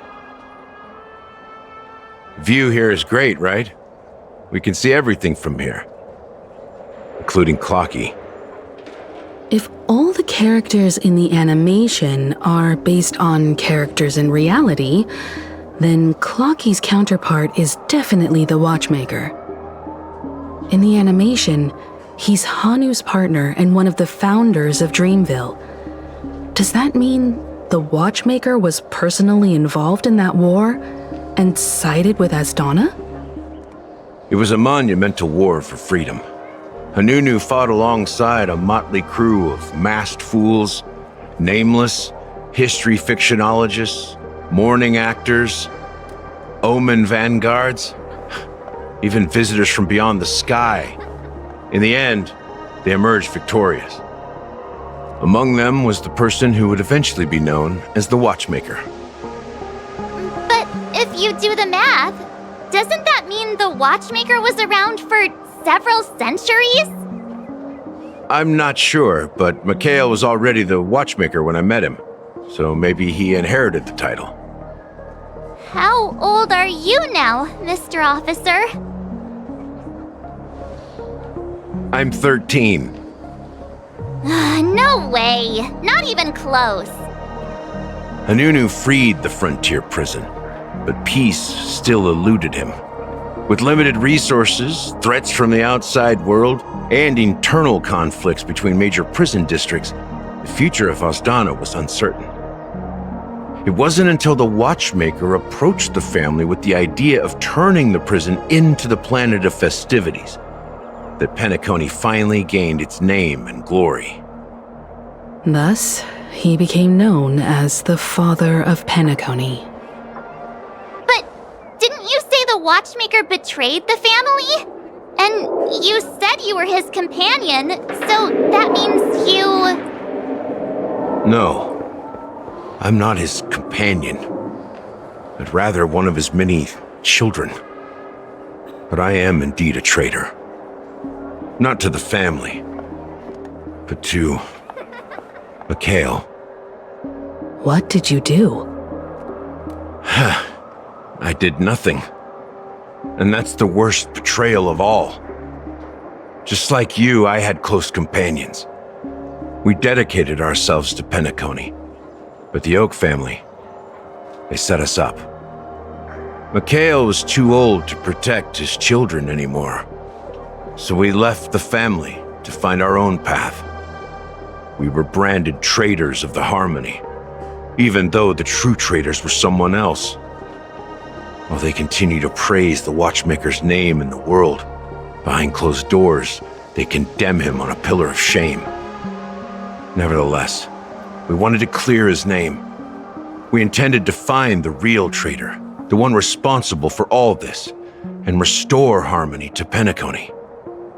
But we failed. Too much time had passed, and the land of the dreams had become deeply corrupted. After countless fruitless pursuits, I gave up. Like a lost dog. The family accepted me and made me an officer, supposedly as a form of forgiveness. But it was actually a punishment. Since then, I've been completely cut off from my partners and my past. As for Mikhail, I heard he died in obscurity, in a place where no one could find him. That's when I realized that the Penacony I once knew would never return. We're truly sorry for what happened. But this is not the end of the story, right? Apparently, someone has inherited the title of the Watchmaker and has been secretly working against the family all this time. Unfortunately, after all these years, I have no idea who that person is, or if they're even real. Or just Mikhail's lost soul haunting the dreams. So, do you understand why I'm spilling all this info? Because I believe the girl's death must be connected to the Watchmaker's legacy. And at the end of all these mysteries, we will find the answers we are seeking. If it really is Mikhail's ghost, I want to meet him. If only for the last time. For those who despise me could form a line from here all the way to the entrance of the hotel. But those willing to look me in the eye and hear me out? Let's just say, there won't be many. I've told you all I know is a sign of gratitude. Thank you for listening to this old dog. Bark and all. Something just happened at the theme park. Now, if you'll excuse me, good luck to all of you. How ironic. What's so different between the stowaways rejected by Penacony today and the dream seekers once hailed as pioneers several amber eras ago? Gallagher does have a troubled past, it seems. While Firefly's whereabouts remain a mystery, his stories shed light on our suspicions about the true identity of the Watchmaker, his connection to the family, and the power struggles hidden behind sweet dreams and death. Exactly. Gallagher suggests that the real traitor is someone else, probably within the Oak family. That lines up with what we've gathered so far. Firefly got involved in this mess because of the legacy, and now we're sure that Aventurine's accusations against Acheron are baseless. You're really into Clocky, huh? He's just a fictional character, not a real person. Speaking of which, that Clocky who only reveals himself to you is quite intriguing. It's a shame we've never met him since then. Now that we've confirmed a lot of our suspicions, let's take a moment to think about the clues we have. Send a message to Welt and see how things are going on his end.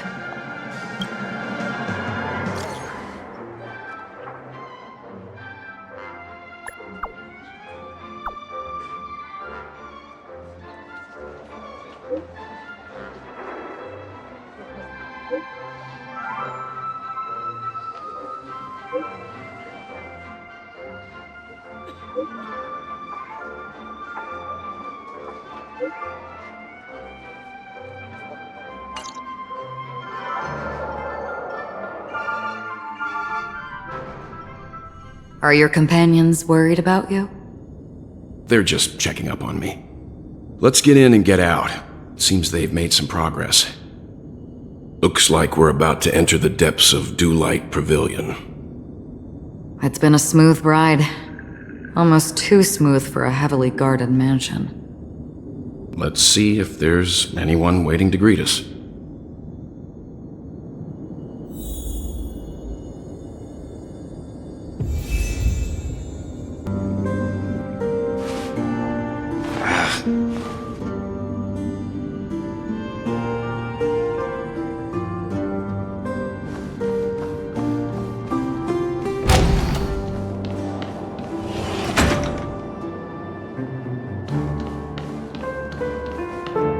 Something feels off. A grand mansion like this and not a butler or servant in sight. Could it be due to the disruption caused by the emergency? Well, this door is open. Looks like we'll have to investigate ourselves. Let's proceed with caution. Just one moment.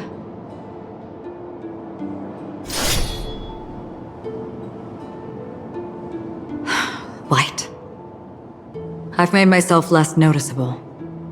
The crew can explain their presence as authorized by the family, but I can't come up with any excuses for being here. I see. What an interesting technique.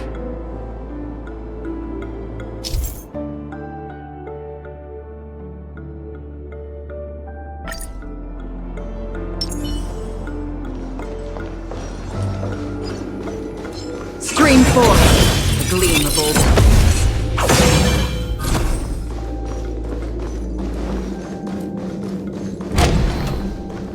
The model in the sand pit. It's the golden hour, isn't it? Maybe the heads of the family used that model for...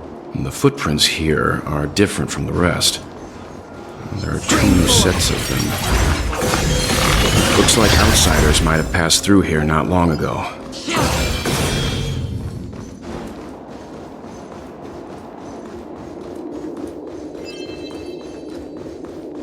Stream forth. The gleam of old blades. While there aren't any people in this mansion, they've set up quite a few mimetic guards to patrol this place.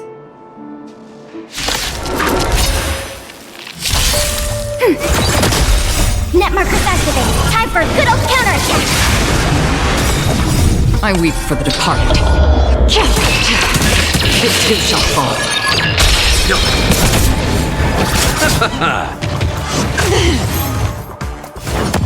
Again. Receive divinity.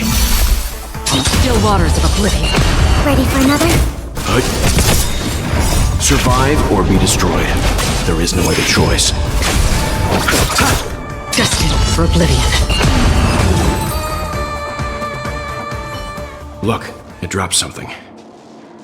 A note. Looks like instructions from the butler for the other servants. Seems like the mansion's entire workforce were assigned other tasks before Robin's death. It must have been a big project to require that much manpower.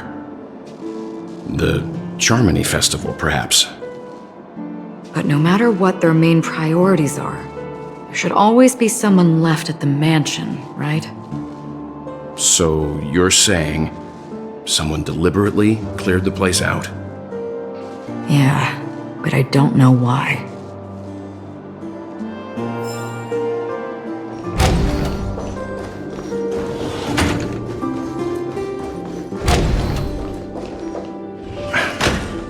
No one here either. Since no one's around to entertain us, let's make ourselves at home. Stay close to me so that my white can cover you too.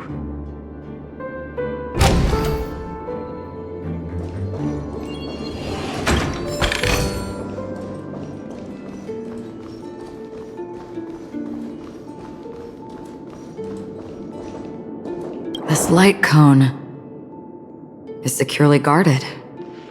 It must hold some important memories. According to Robin's interview, despite having performed on so many grand stages, her favorite performance was a pretend show she put on with her brother when they were just kids. I wonder how their relationship is now. Growing up brings gains, but also losses. Yeah, time has a way of smoothing things out. The beautiful dreams of youth will eventually fade away.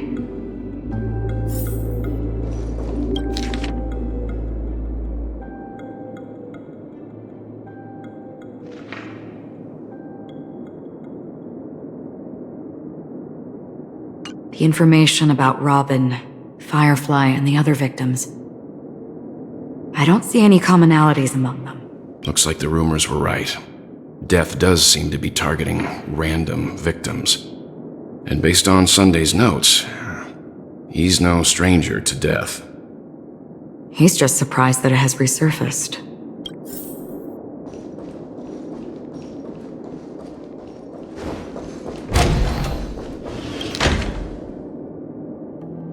As soon as I and the rest of the crew arrived in Penacony, Mr. Sunday and Robin showed up to greet us. I remember hearing something unusual in her voice, and now it seems I was right. Robin believed it was because the harmony had been tampered with somehow. But as far as I know, there aren't many entities capable of interfering with the power of paths. Meaning? If there really is a traitor within the family, that person must hold a high position or possess unimaginable strength. That would explain why Mr. Sunday has been having such difficulty in catching the traitor.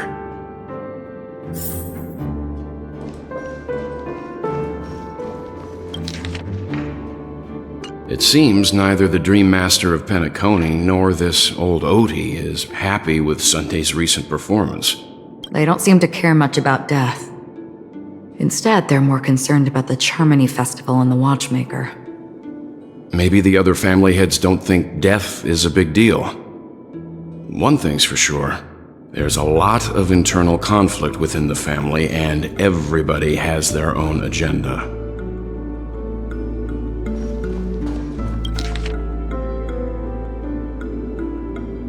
Mr. Sunday has done some serious research on his suspects. This traitor must have been causing trouble for the family. They all seem to be insiders, but I haven't met any of them. Huh? Wait, these characteristics. What is it? No, nothing. Maybe I'm just overthinking things. However, if this traitor really exists, could they be responsible for Firefly and Robin's deaths? Perhaps that's why Sunday is taking this matter so seriously.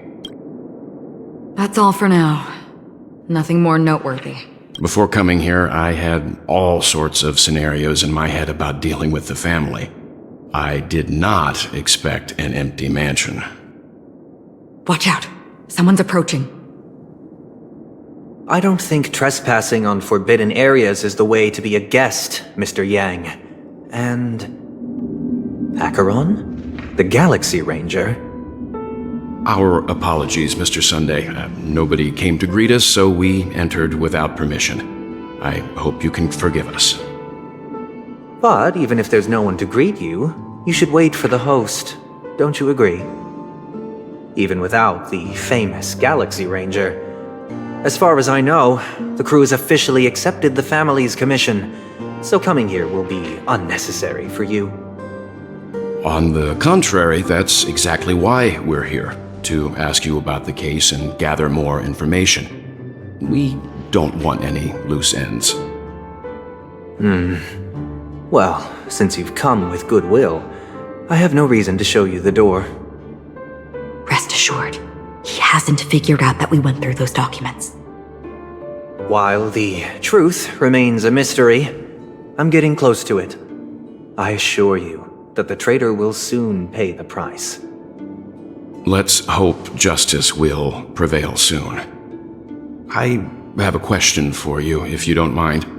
How did the family come to the conclusion that the murderer was within the family?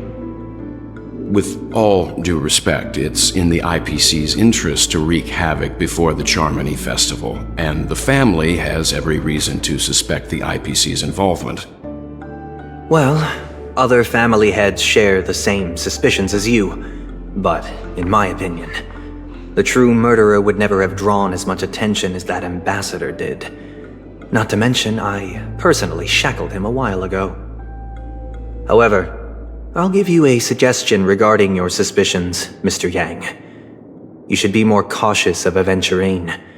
While the wicked can't break through high walls, they can plunge their evil dagger into the heart of the righteous. He's a businessman, not some philanthropist. But right now, he's out there handing out his wealth on the streets. And he went to the Clock Studios theme park all by himself. Who knows what kind of scheme he's cooking up? While the family is dedicated to keeping our guests safe, it might be wise for you to stay alert. You never know what unexpected troubles could arise.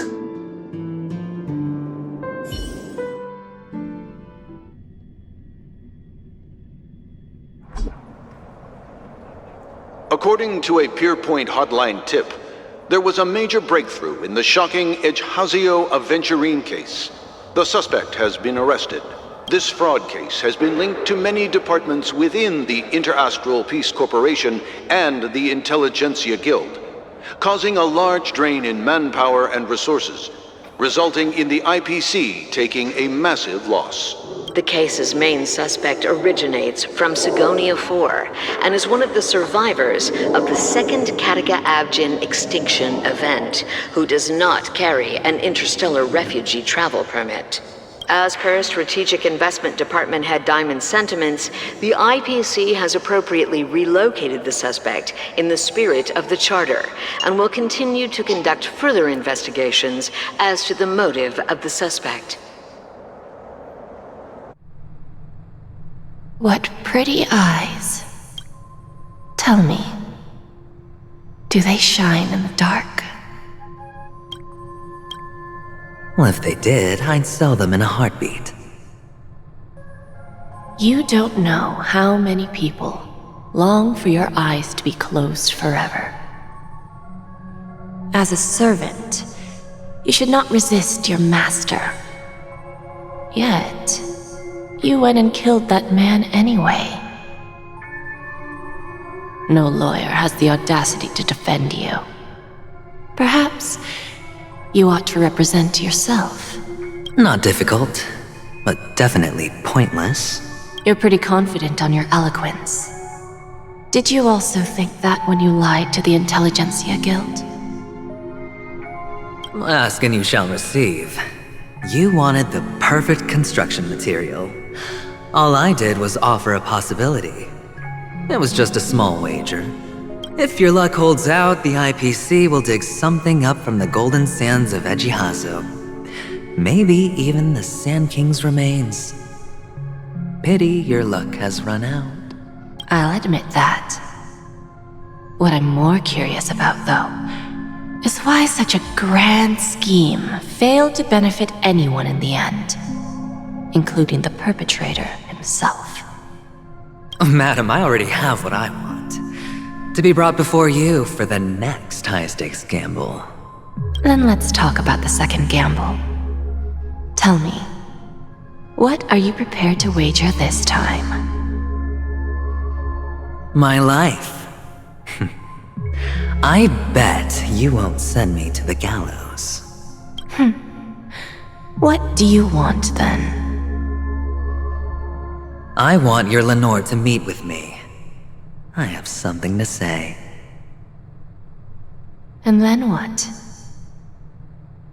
I want cash. It can't be that simple, can it?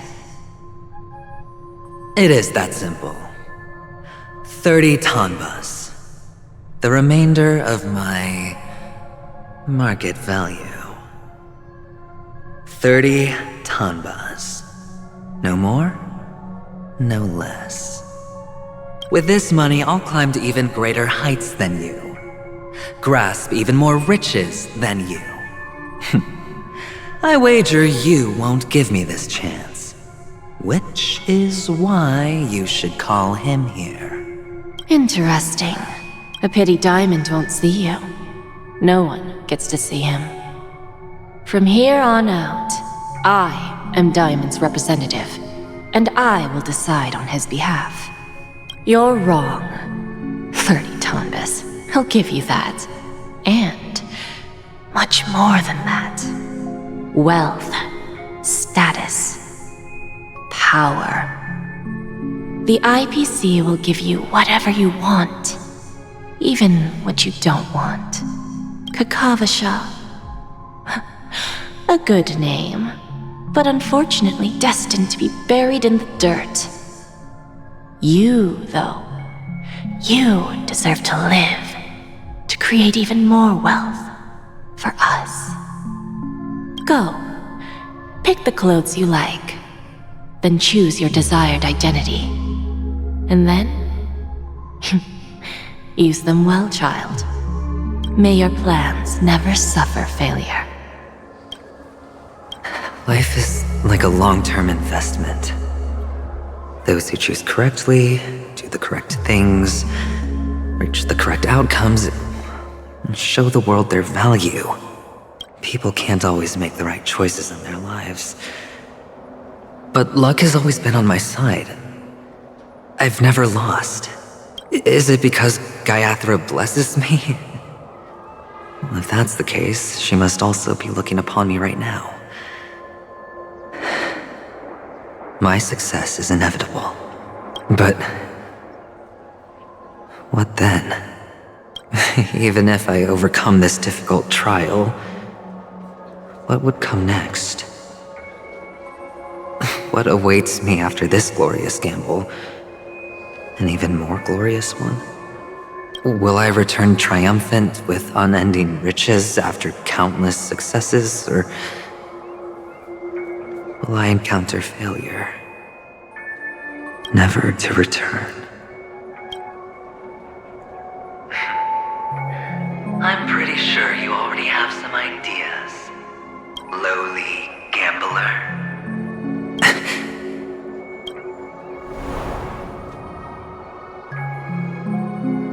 What? What? What?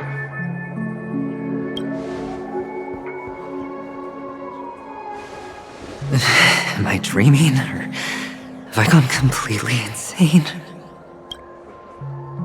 Perhaps both. Forgotten me already? when you were strapped to that electric chair by a mannequin warlords, who was it that gave you the idea? Fine. I may be crazy, but I'm not stupid. Get out of my head, newborn of the Harmony. The Harmony? Oh, don't play the fool. It's not the first time we've met. No need to be so polite. I'm you, and perhaps even more aware of yourself than you. Of what exactly you want. You're dying. And you still want to drag a bunch of unfortunate fools with you through death's door. That's why you're here, isn't it? A grand unveiling. You really think you can pull it off? Why not? Well, you may have fooled everyone, but you can't fool yourself. I can show you. Before you're entirely gone, I'll be with you for the last stretch of your road. Let's have a heart-to-heart while we walk.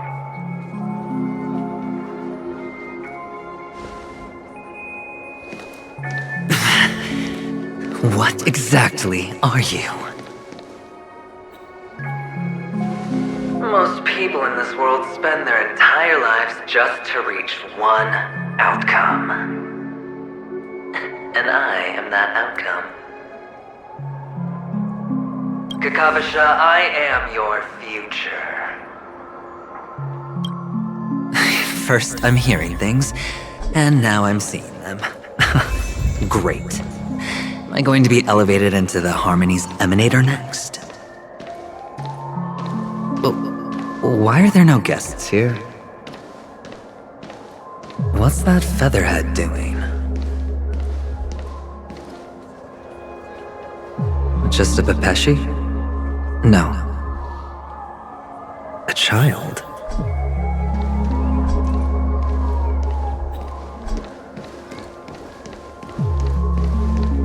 I thought minors weren't allowed in Golden Hour. Hey kid, you okay? Are you lost?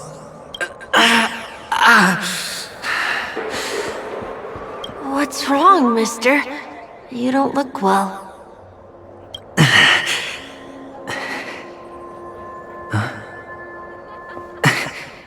Your eyes.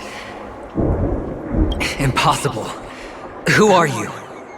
They're pretty, aren't they? Sis said they're a gift from Mama Funga. Colorful eyes are said to bring good luck. Mister, you have pretty eyes too. Beautiful. Are you alone? Where are your parents? They're in that amusement park. Papa and Mama went in first. I'm just about to go look for them. I have to go. Goodbye, mister. Hope you have a good time, too. Those eyes. And Mama Funga.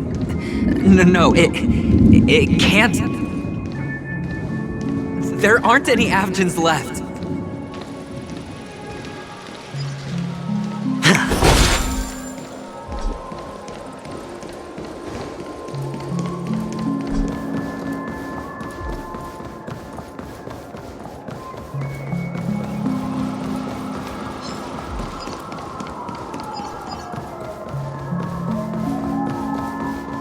Papa, Mama, wait for me.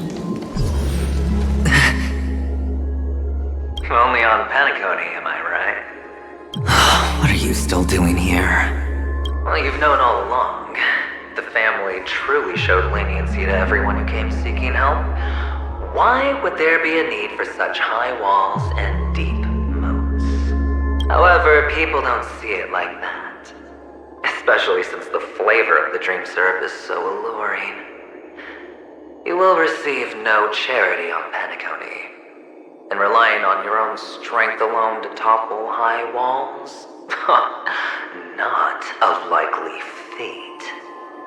Which is why, once you step into the hotel, you remove your high hat and beg everyone you come across for help.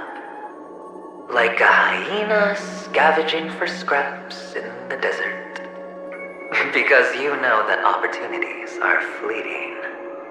Well, when you put it like that, even Ratio's a teeny peacock analogy sounds pleasant. Well, you know how rare it is for me to give you the straight dope, so listen while you can. It's good timing that you mentioned the doctor. I'm especially fond of what you and he have in common. The conspiracies, calculations. Especially the part about the finale, a magnificent act of betrayal. Oh, when everyone thinks this way, who would even suspect that it was another trap you've meticulously devised?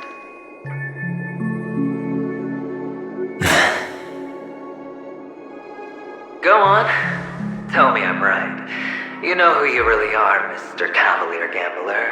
Uptight, overcautious, massive inferiority complex.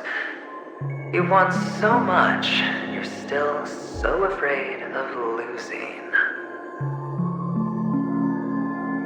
They only see your big bets, your bravado, the full house, the straight flush. They don't know the other hand is below the table, clutching your chips for dear life. It's a heck of an act. No wonder the tavern sent you an invite. You're a natural kid. You don't stop at fooling the audience, you fool yourself too. Well, the best way to prevent others from seeing your true colors is first being able to fool yourself. Of course. I know you all too well. But it's strange. Why did you decline that invitation? You had the chance to embrace elation. Was that not what you most wanted? But you chose the IPC instead. For the preservation? I doubt it. Do you even have anything in common with the preservation? Oh, I thought you knew. Didn't you say you had me pegged? We're done. Either stop talking or disappear from my sight. That's fine. But who exactly is about to disappear here? Well, it's not going to be me, anyway.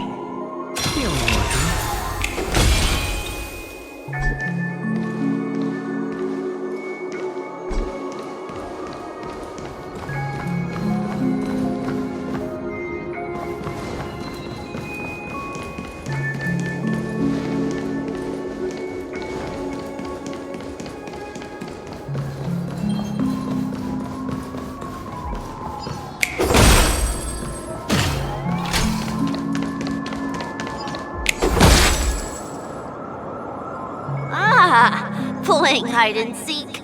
I'm really good at this.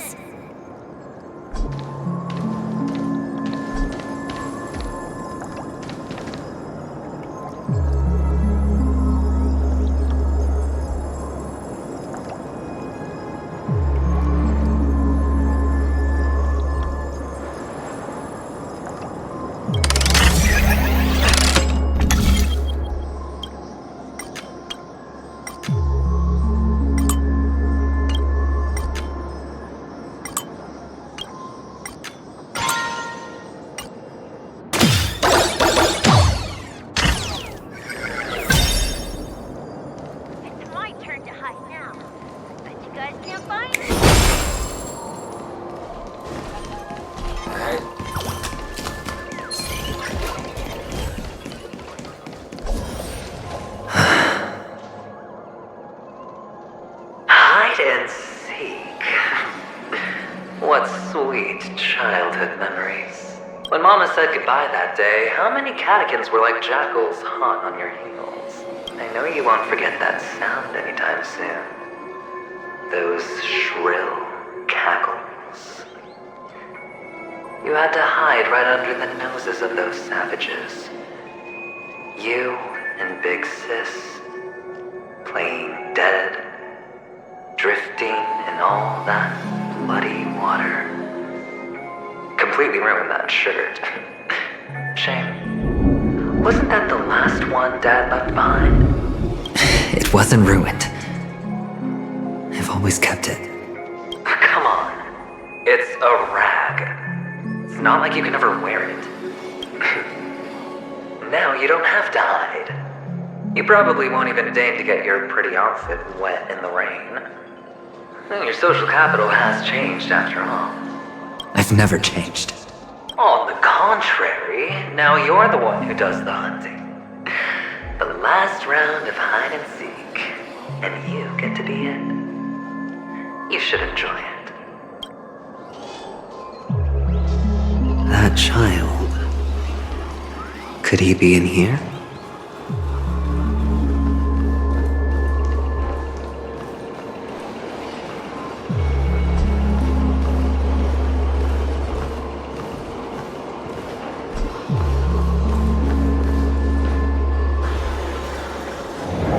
Is this a topaz?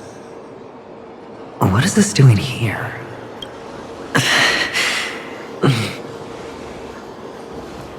What? Does your cornerstone wrench at your heart, son? I was merely curious at why it was here. Maybe that winged guy put it here. To taunt you. Just to make you realize that your painstakingly arranged magic show is nothing but a death rattle. The cornerstone's hue is the same as the radiance of Clipant's body. I've gotta give it to you. I've heard a lot of baloney, but that lie deserves a prize for sheer nerve. If he were just a little bit smarter, the jig would have been up right there. This is just bait. Of course. That's why Ratio's betrayal was one of the keys to your plan. I have to say, that doctor's acting was superb. Or maybe he wasn't acting at all. All the better for you. Sunday didn't become head of the Oak family by acting sloppy. He's obsessed with control. You have to give him enough detail to satisfy his meticulous nature, but not so much that he gets suspicious. Which is why you had Ratio seek him out and leak the plan on purpose. To prevent the other party from suspecting anything. The intel you gave to Ratio was all true. He spoke the same to Sunday. Finally, Sunday took the bait, found the other cornerstone, and before you know it, everyone's distracted enough for you to steal the third stone right out from under them. Why don't you stop rummaging through my mind? Your mind. It's our mind. You're me, and I'm you. We're the same. The best way to prevent others from seeing your true colors is to first be able to fool yourself. Really? You can't even fool yourself. You just got lucky this time. This is the other cornerstone in Sunday's hands. Rather beautiful green. Just like you. Smooth. Cunning. Tell me, what's its name? Why are you even asking me? Must I do all the work? Aventurine is the stone of luck and trickery.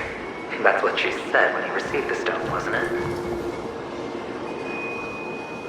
This type of stone isn't rare, but its hue is very similar to a certain gem.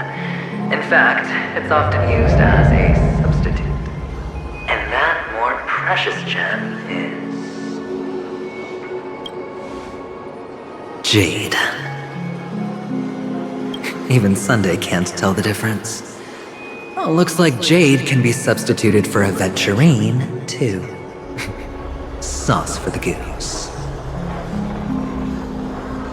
Aventurine, Topaz, Jade. 3 elites, 3 cornerstones who For a measly Penacony, offered their everything. Oh, you're even more united than the family. As I've said before, 3 chips are sufficient. All or nothing. But will it be the former or the latter? We'll find out soon enough. So, where's the real aventurine stone? Take it out, let's have a look. Suddenly you don't know where it is? I just want to hear you say it. After all, it really does resemble its owner. As you wish then. They never went anywhere. They're right where they belong. Piled up with these cheap baubles. You smashed the aventurine stone before you left? Oh, just look at it. Shattered. Just like your life. Poor thing. A humble pebble coated in the most lustrous sheen. I take it back. This thing is far more precious than your life. You're absolutely clear about the consequences of doing this. Blasphemy against Clipoth's body. You think the IPC will let you get off scot-free? Well, Diamond has always been all about results. As long as I could create value far beyond the cost, the ends justify the means.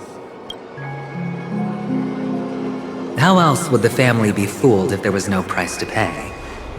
It doesn't matter. Even smashed to smithereens, the preservation's cornerstone can still be used. Its effect may be greatly diminished, but it's enough for me. Now I'm really curious. Why does every step you take involve reckless risks, and the choices you prepare for yourself always come with a strong impulse for self-destruction? Do you truly believe that the greater the risk, the greater the rewards? I wouldn't have guessed you'd be so loyal to the IPC. There is so much you don't see. Which is also why you'll never see how I'll win it all. That is, if you can do what it takes. We'll just have to wait and see then. The cornerstone is gone. Another illusion of the harmony. Huh?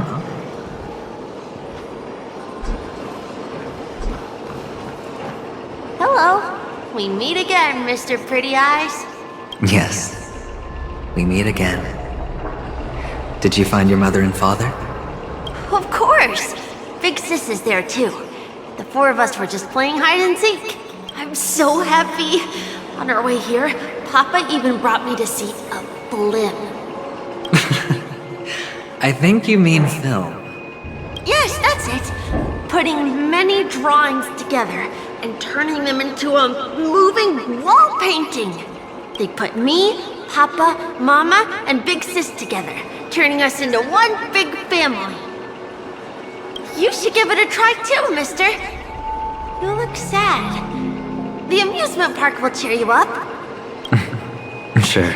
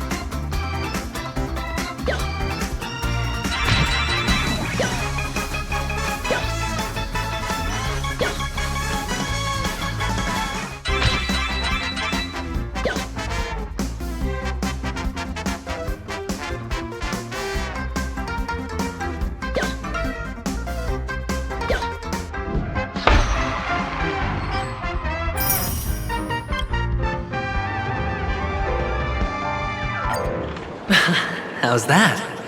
Not a bad score, eh? Boring.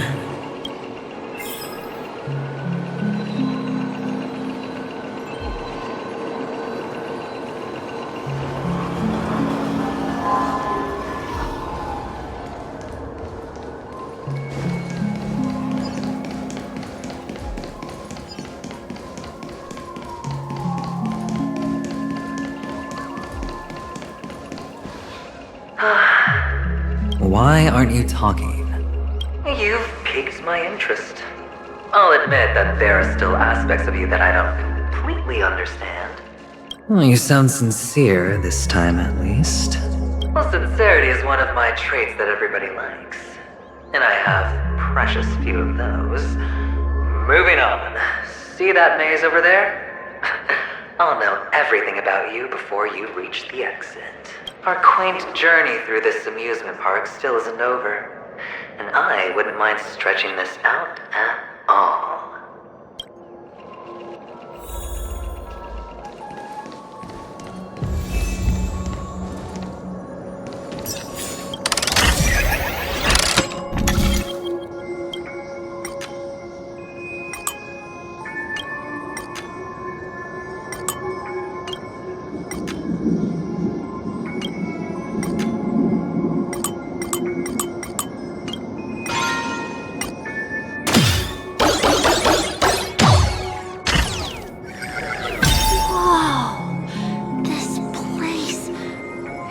So tall!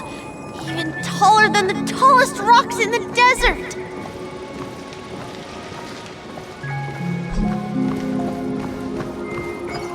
There's so many flowers here! Vixis, this one's for you!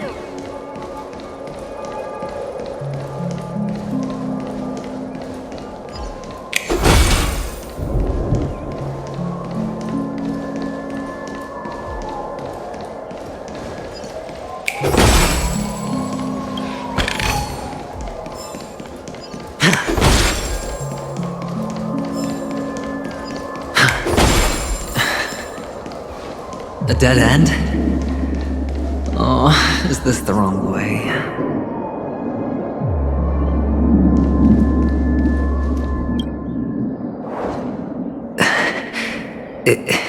Is this?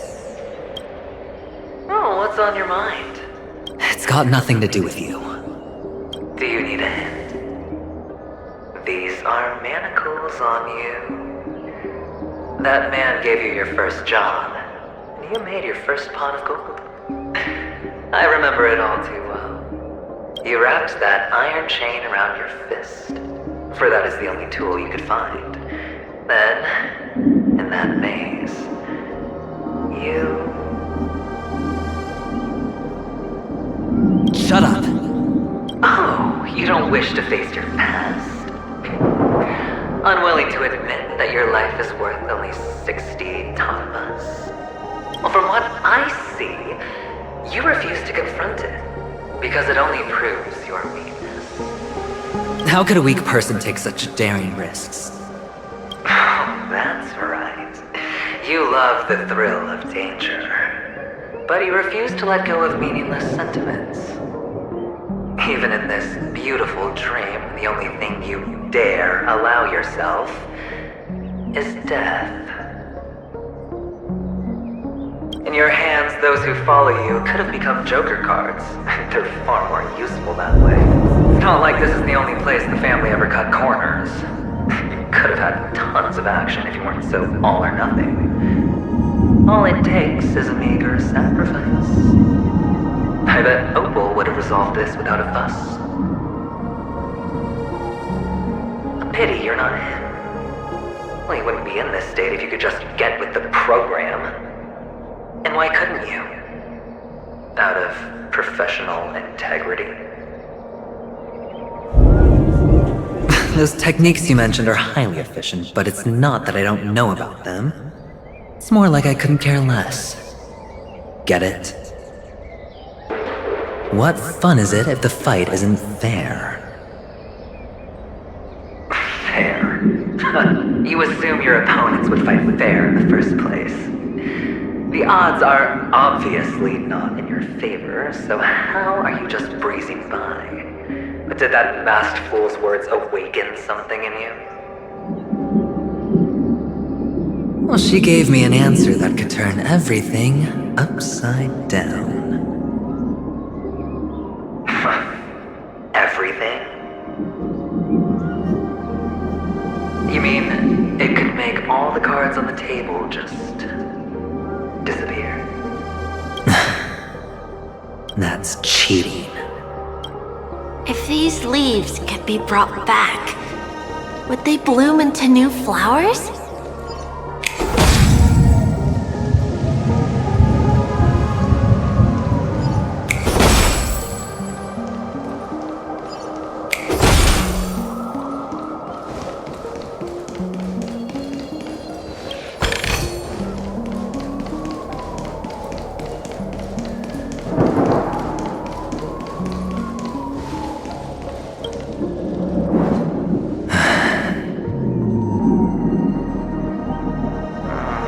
Expression right now is hard to put into words.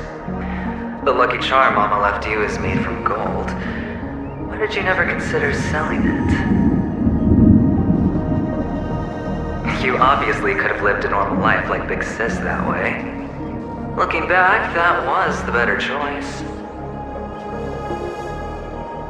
Mama only left us with 2 pieces of jewelry. A necklace and a lucky charm. There won't ever be a 3rd piece. That's what you always say, but you actually regret it, don't you? That you didn't sell them. You can zip it if there's nothing to talk about. I know. You must remember what Big Sis told you. You are a child blessed by Gaiathra Triclops, and can lead the clan to happiness. So always remember to protect yourself and never resent the pain and poverty you're going through. The words still ring in your ears, don't they? You're a good kid, so you definitely won't have forgotten. So, you surely won't forget how tragic her last moments of life were. How the piercing laughter behind you felt like it was drilling into your heart. You ran away without looking back, just as she told you to. Tisk, tisk. A lifelong regret indeed.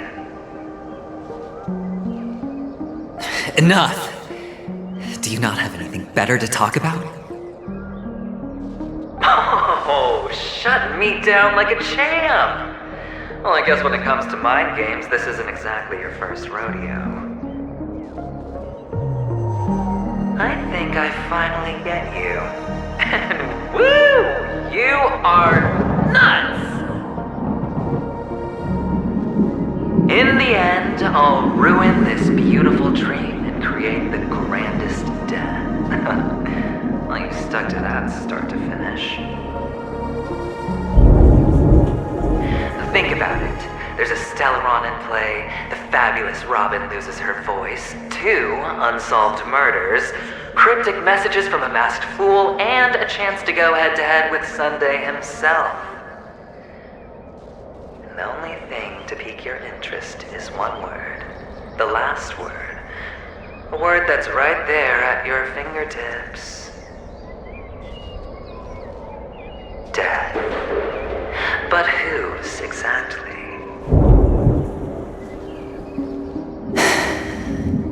We'll know when the dice falls. All right then. Reserve a seat for me in the audience. I'm curious to see just how capable you are. Still, you never answered my question. If you could start over, would you still want to be the child who received Gaiathra's blessing?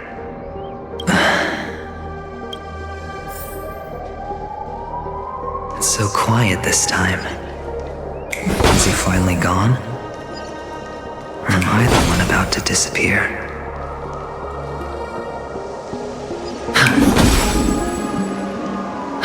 Finally, made it out of this place. We're going home? But I don't want to go back yet.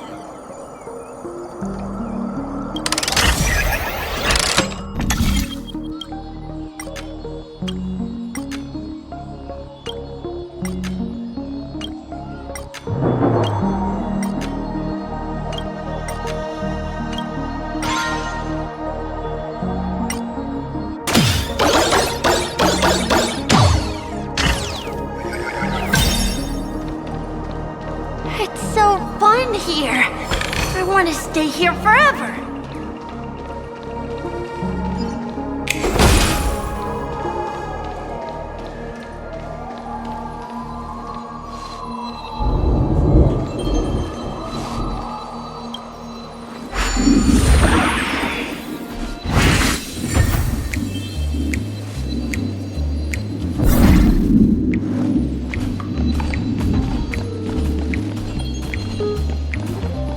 Brother Hanu, where are you going?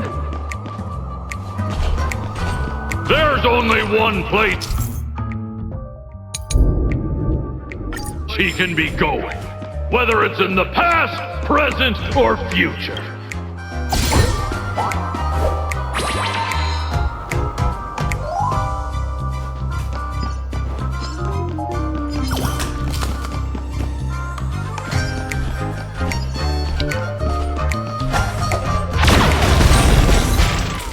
Beautiful dream is about to end.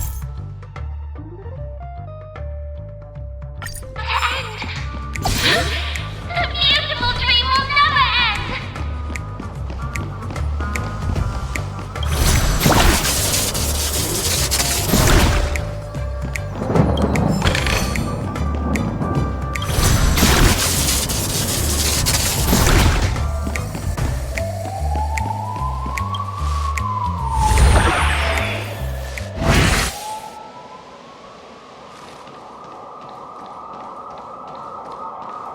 Mister, is that you?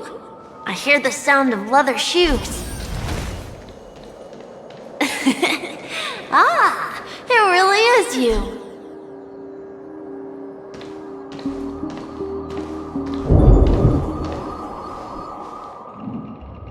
I don't know why, mister, but you always give me a special feeling that makes me more curious about you.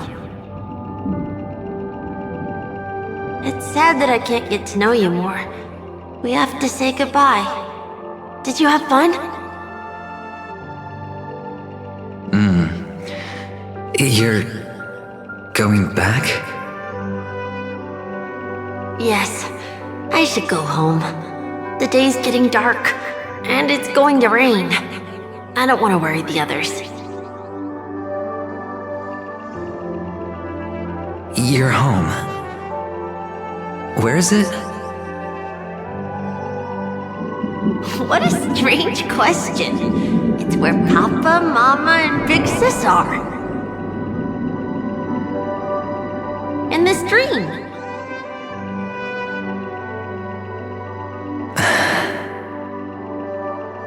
This amusement park. This beautiful dream. They really are peaceful. Everyone loves it. But, mister, why don't you like it? Because they're not here.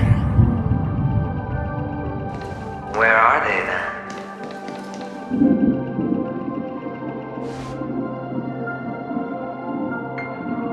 I don't know. You do know, but there's no point pressing the issue.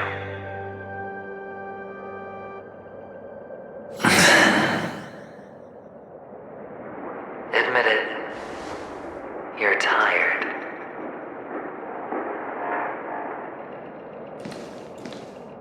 We all are.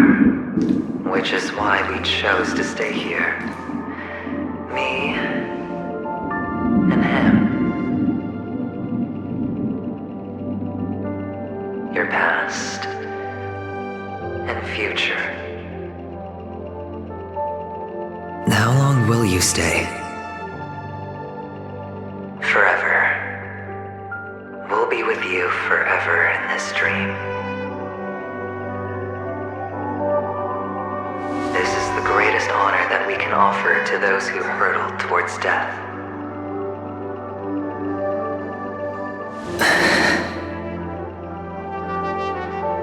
The road less traveled is less traveled for a reason.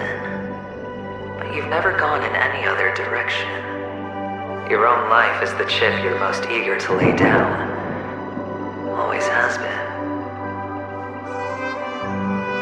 You don't care who the real murderer is, and the Watchmaker's so-called legacy couldn't be more boring.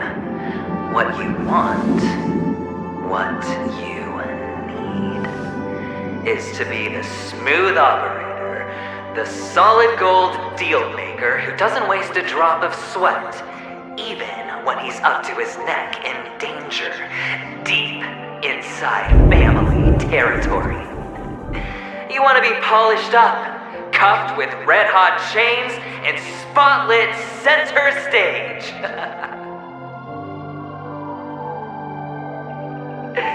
You'll be the closing act, the final sacrifice. I can do it. And it will be flawless. Of course you can. Your luck will help you at the right time. A Stellaron and an Emanator. It's that simple, no?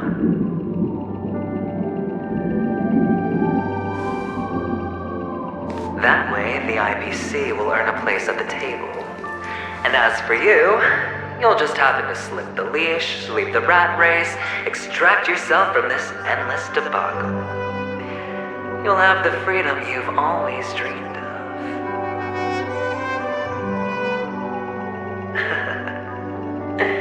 This isn't the first time.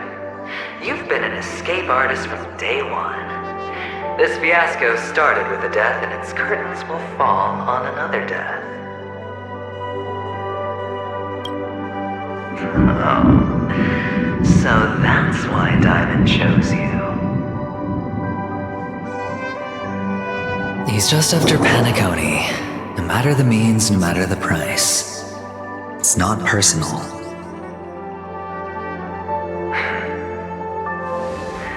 It's hard, isn't it?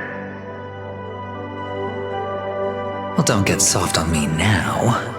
What, did you suddenly grow a conscience? Why, I was born from yourself. I'm well aware that climbing out of the hole you've dug is basically impossible. I can't stop you from doing what you want. We can't change where you want to go. Well, what's done can't be undone. All we can do is play the cards we're dealt and rake in as much time as possible. Yes. Alas, people won't make all the right choices in their lifetime. Though luck always seems like it's on your side. You will keep winning, having never lost before, but why you? Why must it be you? If all your luck is built on the pain of someone you love, on the loss of dozens more, if these windfalls, these jackpots, aren't a gift from Gaiathra, if all they are is a long string of meaningless deaths, then what did we do to deserve living in a world like that?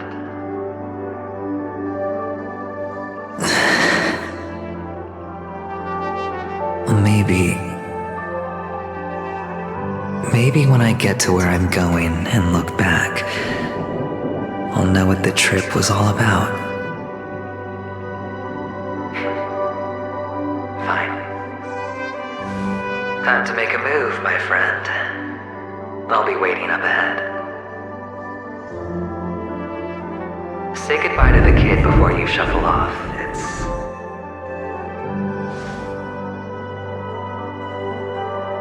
It's best to die without regrets.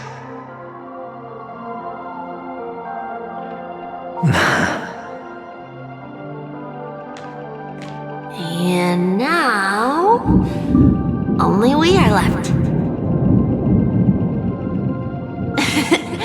Can you take a photo for me? I want a memento. Sure. Come on.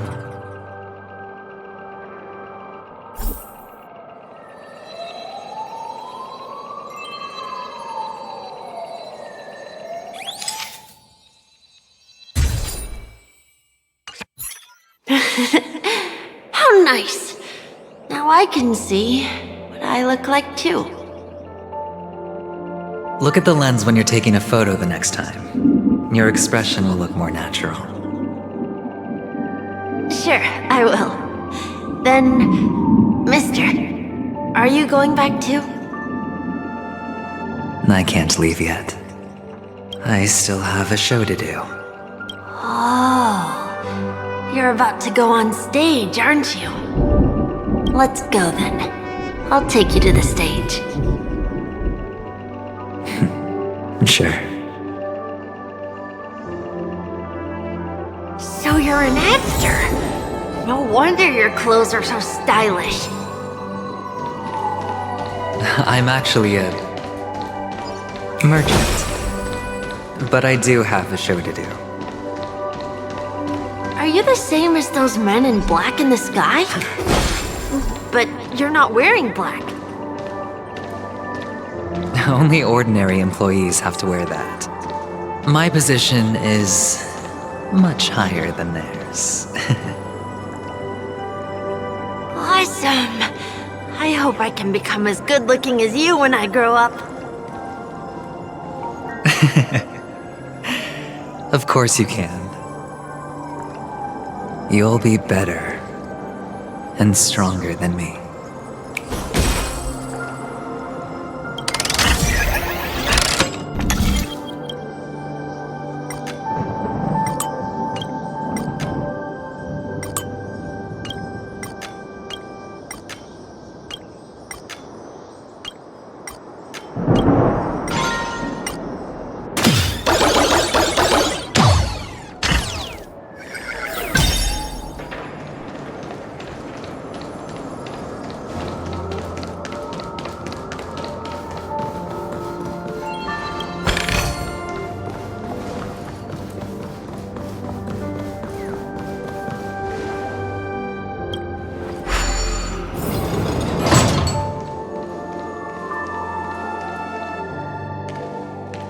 Behind this curtain is the grand stage.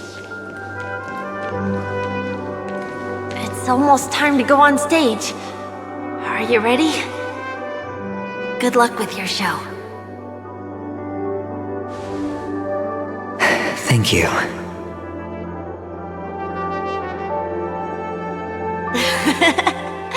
You still seem pretty nervous. Let's put our palms together. If you receive Gaiathra's blessing, you'll feel more relaxed. Putting our palms together is a simple ritual. By putting our palms together and reciting the prayer to Mama Funga, she will bless us. If you're not familiar, I can guide you. It's all right. I know how to do it. Of course I know. This is where we go our own way, Kakavasha. The catechins are coming. Why? The catechins have already taken all our money, food, and they killed our parents! What more do they want? Catechins are bloodthirsty, cruel, and insatiably greedy. They want everything only to end up with nothing. This is a trick, an act of revenge. Remember? Today is the day of the Kakava, and also your birthday. They know the Avgin will surely hold a festival today. With the aid of this rain, they will come to destroy our wagons and take everything they want. Little do the catechins know, this time we will fight back. The men in black that descend from the skies are on our side. The catechins stand no chance against them, and will surely pay for their arrogance. Without this rain, the catechins would never take action, and we would not have the chance to turn the tide. This is a gift from Gaiathra, and you are Kakavasha, whose good fortune will bless your sister with success. But people will die, and you will be in danger. How is that good fortune? Why are you all doing this? The Avgin always return their blood debts. Gaiathra calls for me, while Papa and Mama are waiting for me. I must answer the call. But she will bless you with good fortune and help you survive. As long as you are alive, the blood of the Avgin will never run dry. So run, Kakavasha. Do not be afraid, and do not look back. Go to the other side of the mountain. The rain will accompany you, and the rain will bless you. As for us, we will reunite in Kakava's next aurora. May the goddess Gaiathra close her eyes 3 times. Keep your blood eternally pulsing. Let your journey be forever peaceful, and your schemes forever concealed. Farewell, Kakavasha. Newsflash from the Interastral Peace broadcast. The IPC Marketing Development Department spokesperson confirms that a small-scale rebellion has broken out in the unclaimed region of Sigonia. The situation is now under control. The insurgents are from a local clan known as Kataka, which has a long history of disdain towards the IPC. This has caused a serious negative impact to the work of the IPC's Marketing Development Department. The clan launched a massive attack on the Avgin, who were under the protection of the IPC, resulting in 6,728 deaths and 3,452 missing. The casualties are currently under the care of the frontline trauma team. The spokesperson expresses his deepest condolences for this devastating humanitarian disaster. At the same time, delivering an important message on this matter to all interplanetary citizens. Finally, he proclaims, the hammer of preservation will fall on all beings, regardless of life or death, regardless of race, regardless of ideology, to uphold the basic rights we inherently possess.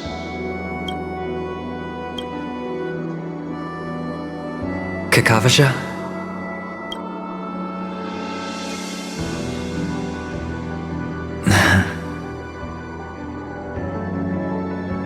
Bye.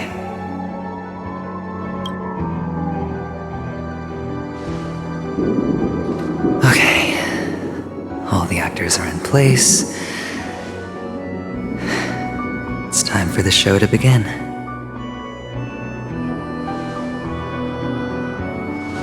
This act is dedicated to you. I hope it'll be an unforgettable memory for you.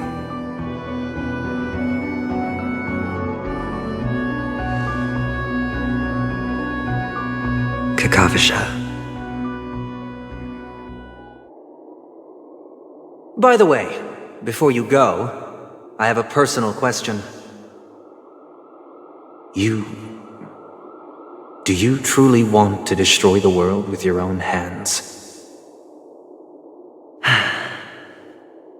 Let's assume, just assuming now, that every time I roll the dice, there's a possibility of achieving this particular outcome.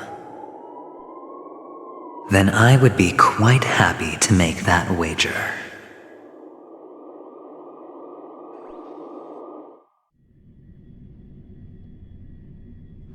Is this Miss Acheron?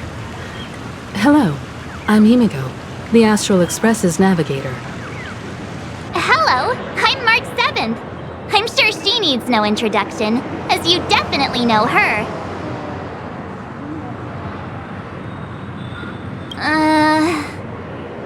Hello? None of you seem surprised by my arrival. Since Welt has decided to travel with you, it means that he trusts you. And we trust his judgment. I envy your close friendships. Miss Acheron here doesn't present a danger, and she's of no threat to the Astral Express. Aventurine's prior accusation was based on nothing more than his own subjectivity. Which is why, before we continue working together, he has a duty to explain himself. You want to create a situation where all three parties are present?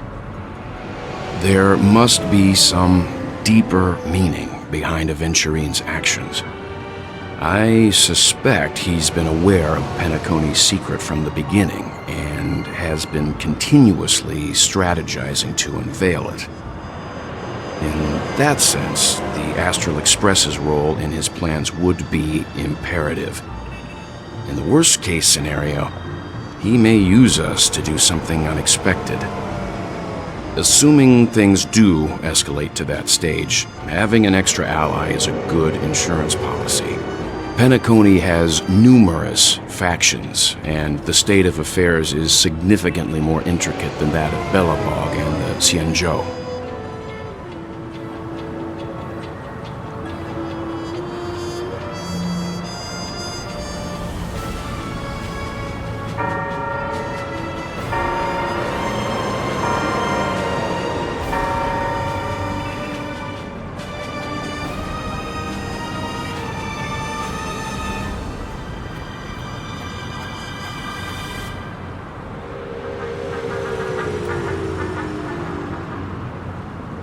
You're talking weird again. But it's a good vibe. No matter what, we can't ignore the safety of Penacony. To solve the mystery of the Watchmaker, it is crucial to get the IPC's intel. The path ahead is fraught with danger. But what's trailblazing without a little danger? Sounds like we've reached a consensus. Now, Miss Acheron? I will accompany you, of course. Let's move out then! But where do we start looking for him? No need to rush. If he truly has laid a trap, he will definitely use every means to lure us in. Ladies and gentlemen, the most wondrous, most magnificent show in Penacony's history is about to begin. The IPC cordially invites everyone to Clock Studios Theme Park. Look, should both the performers and spectators fail to arrive, won't all of Aventurine's plans be for nothing? Let's get going, everyone. The hour of trailblazing is upon us.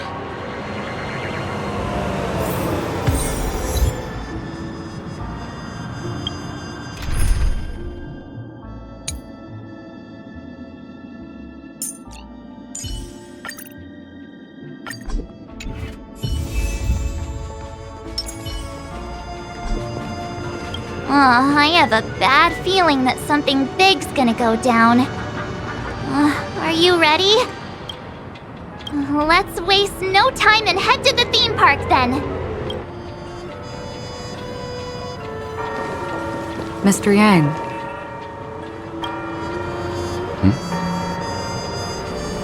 Why did you not tell your companions about my true identity? It's just like you said, an inability rather than an unwillingness. Plus, it's a long story, not something that can be summed up in a few words. But I chose to believe you, and my trust in you stems more from my own personal judgment. I also believe that if it were their choice to make, they would make the same one. Thank you. I'm grateful. To reciprocate, in the upcoming confrontation, if the odds aren't in the Astral Express's favor, I will stand with you, if my meager strength is required. We're back here again. Aventurine actually chose a really conspicuous location. That guy's really taking it to a whole new level. Does he really think he's a superstar or something? Not a soul in sight. The hounds drove out the visitors, and now their whereabouts are unknown too. Everyone, pay attention. The other party has obviously come prepared.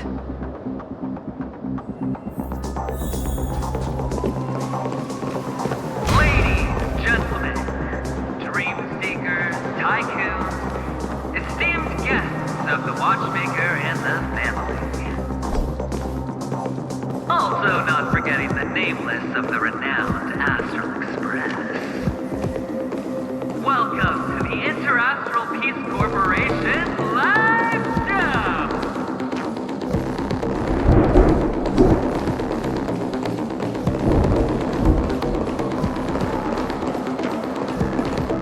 Astral Express, you're late. And this unsought guest. We've kept your appointment, Mr. Aventurine. It is customary to show yourself as well. I will, naturally. But before that, I've got to introduce our guest of honor. Everyone, give it up for Miss Stellaron!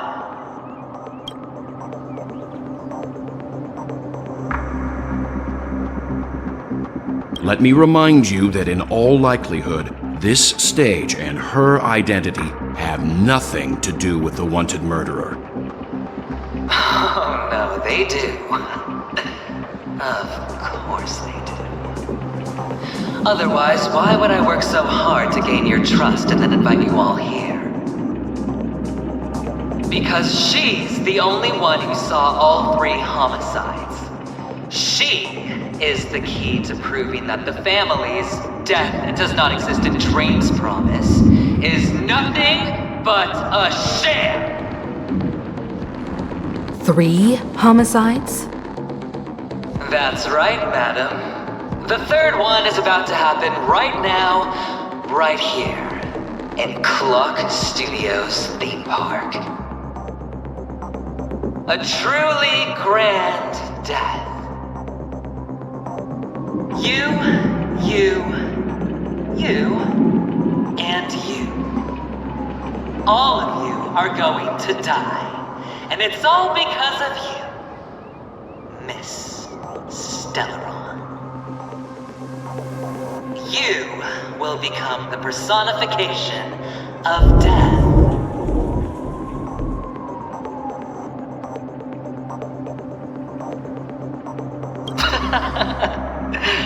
Oh, don't underestimate the preservation.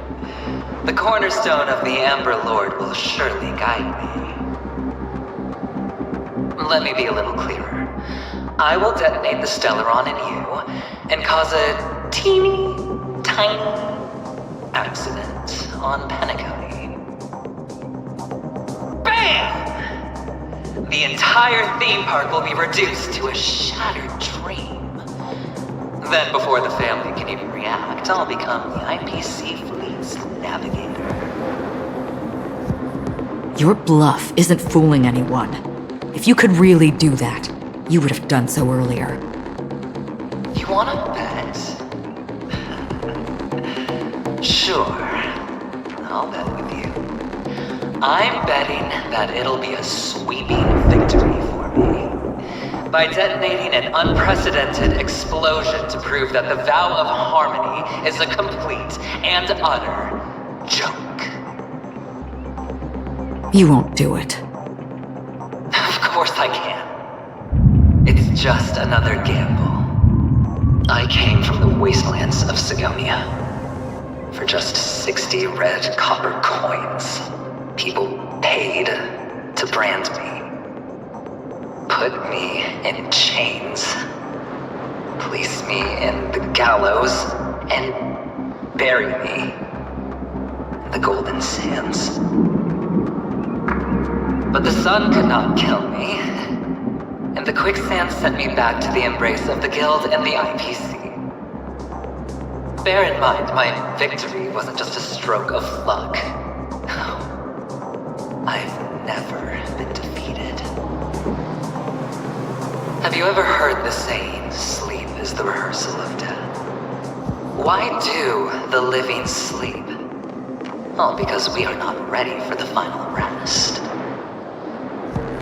Every night is practice for the end. You and I are escaping into our dreams for fear of death at this very moment. And death will surface in our dreams. Friends, the game has commenced, and you cannot choose to decline. Nor do you have any reason or grounds to!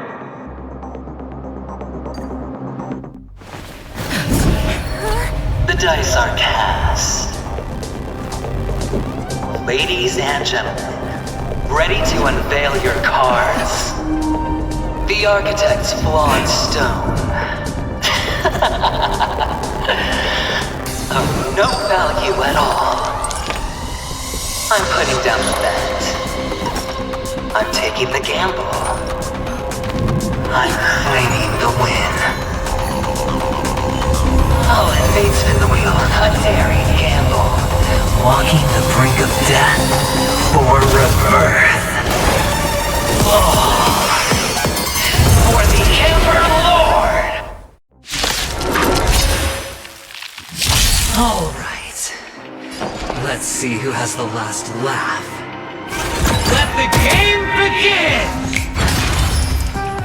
Prepare for some hard work. Converge and awaken! Take this! Another journey begins. From the still waters of oblivion, I guide the wandering souls. Ready for another? Enemy data secured. Net markers activated. Time for a good old counterattack! Double dip! All or nothing. Did you come here of your own volition? Or was it fate? Existence as fleeting as the dawn's dew, destined for oblivion.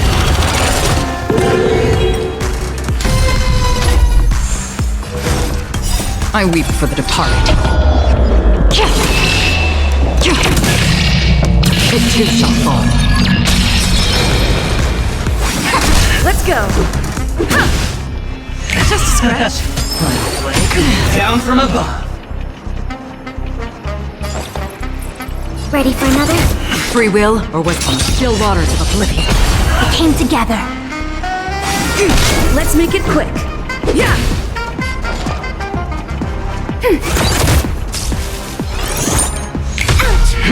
Prepare for some Just a scratch. Yin and yang.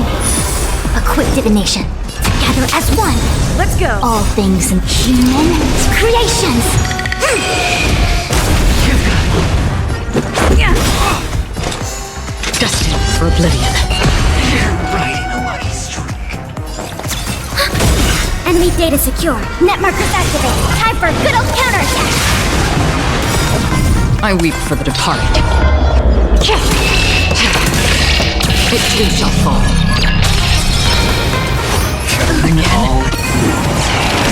Enemy targets detected. Ready for another? I see through you. Let's make it quick. Rules are made to be broken. That's half the work. On the still waters of oblivion. Commencing support.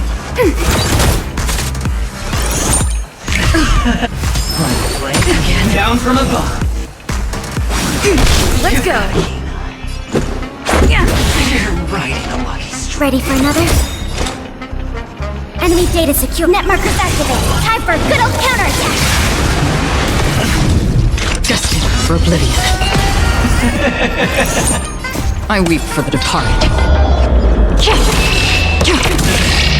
It too shall fall. Even on a losing streak, as long as people still have hope, they'll keep throwing money on the table. The chance to have Here's what you hang on.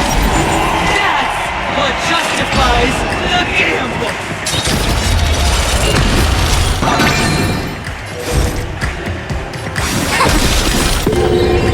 All things in this world, humans, creations!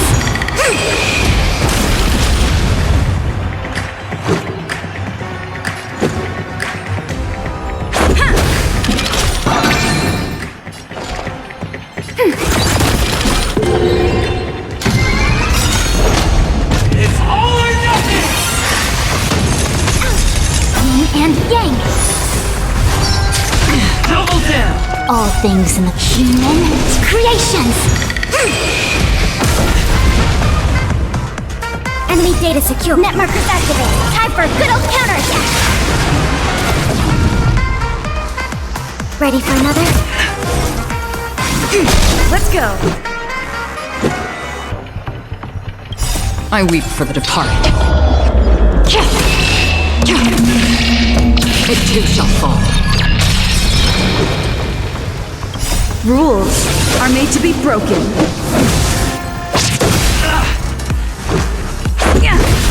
That's half the work. Destined for oblivion.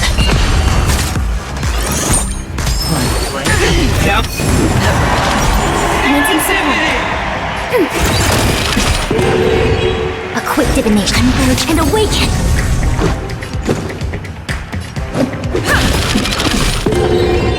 Another journey begins. On still waters of oblivion. It's all or nothing! Just fancy Yin this! and yang! Enemy targets detected. Ready for another? Net markers activated. Time for a good old counterattack!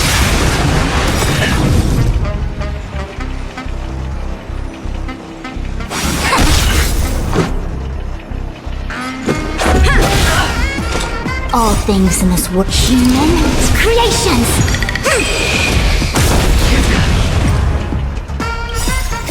I weep for the departed.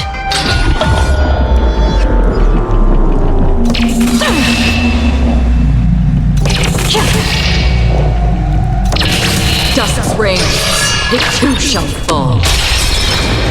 Everybody's like that, down to the last player. So why can't I be happy too?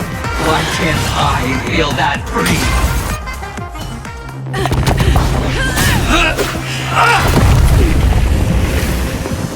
Always hide your ace with a straight face. I'm starting to get a little impatient with you all.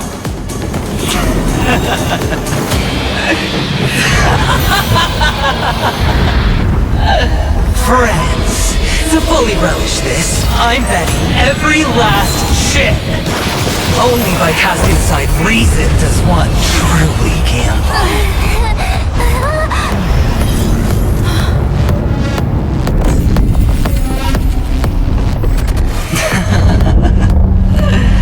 Emanator, I know you'll match my wager, right? You're leaving? Perhaps. I might pass through the place you mentioned. Penacony. What do you hope to find within a dream? I'm not looking for anything. They aren't in a dream. I'm afraid the family will not open the doors for you. Why? Because the path you walk is not accepted by the Harmony. Even if... that's not what I want. Precisely because it's not what you want. Because they are not like other eons. They have never glanced at anyone. And they never need to. They leave woven strands of fate for humans to walk. And together, they weave a great shadow. And this shadow silently envelops them. There are always those who rise from the shadows. They mostly become a part of the shadow. In your eyes, am I the same? You still have a strand of color, but not much. That is enough. Before they vanish completely, I will reach the Nihility's end.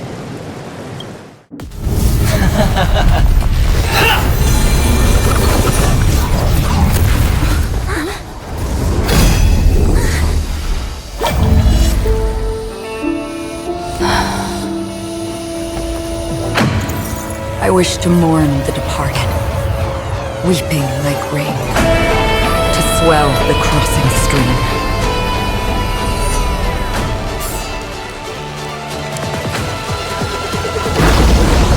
As the tide arrives, leading you back home.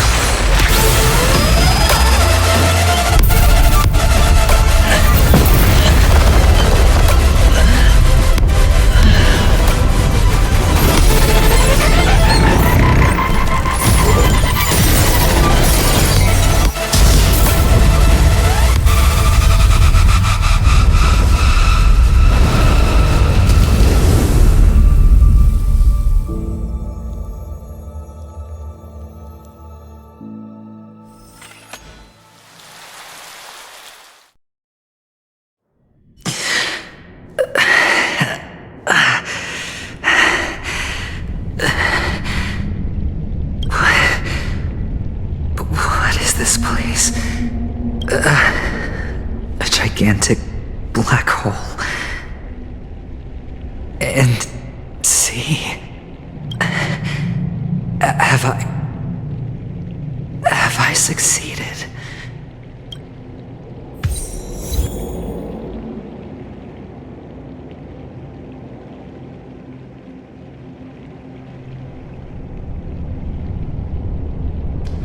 Welcome to this sad world, Kakavasha.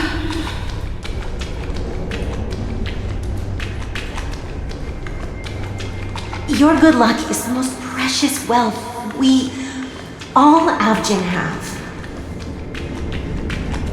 You came out alive after 2 days. It proves that you are the real deal. Wealth, status, power. The IPC will give you whatever you want, even what you don't want.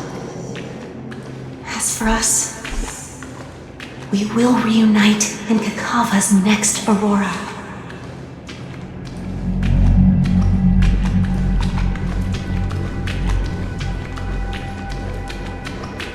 It's a pity this is not the place you were expecting.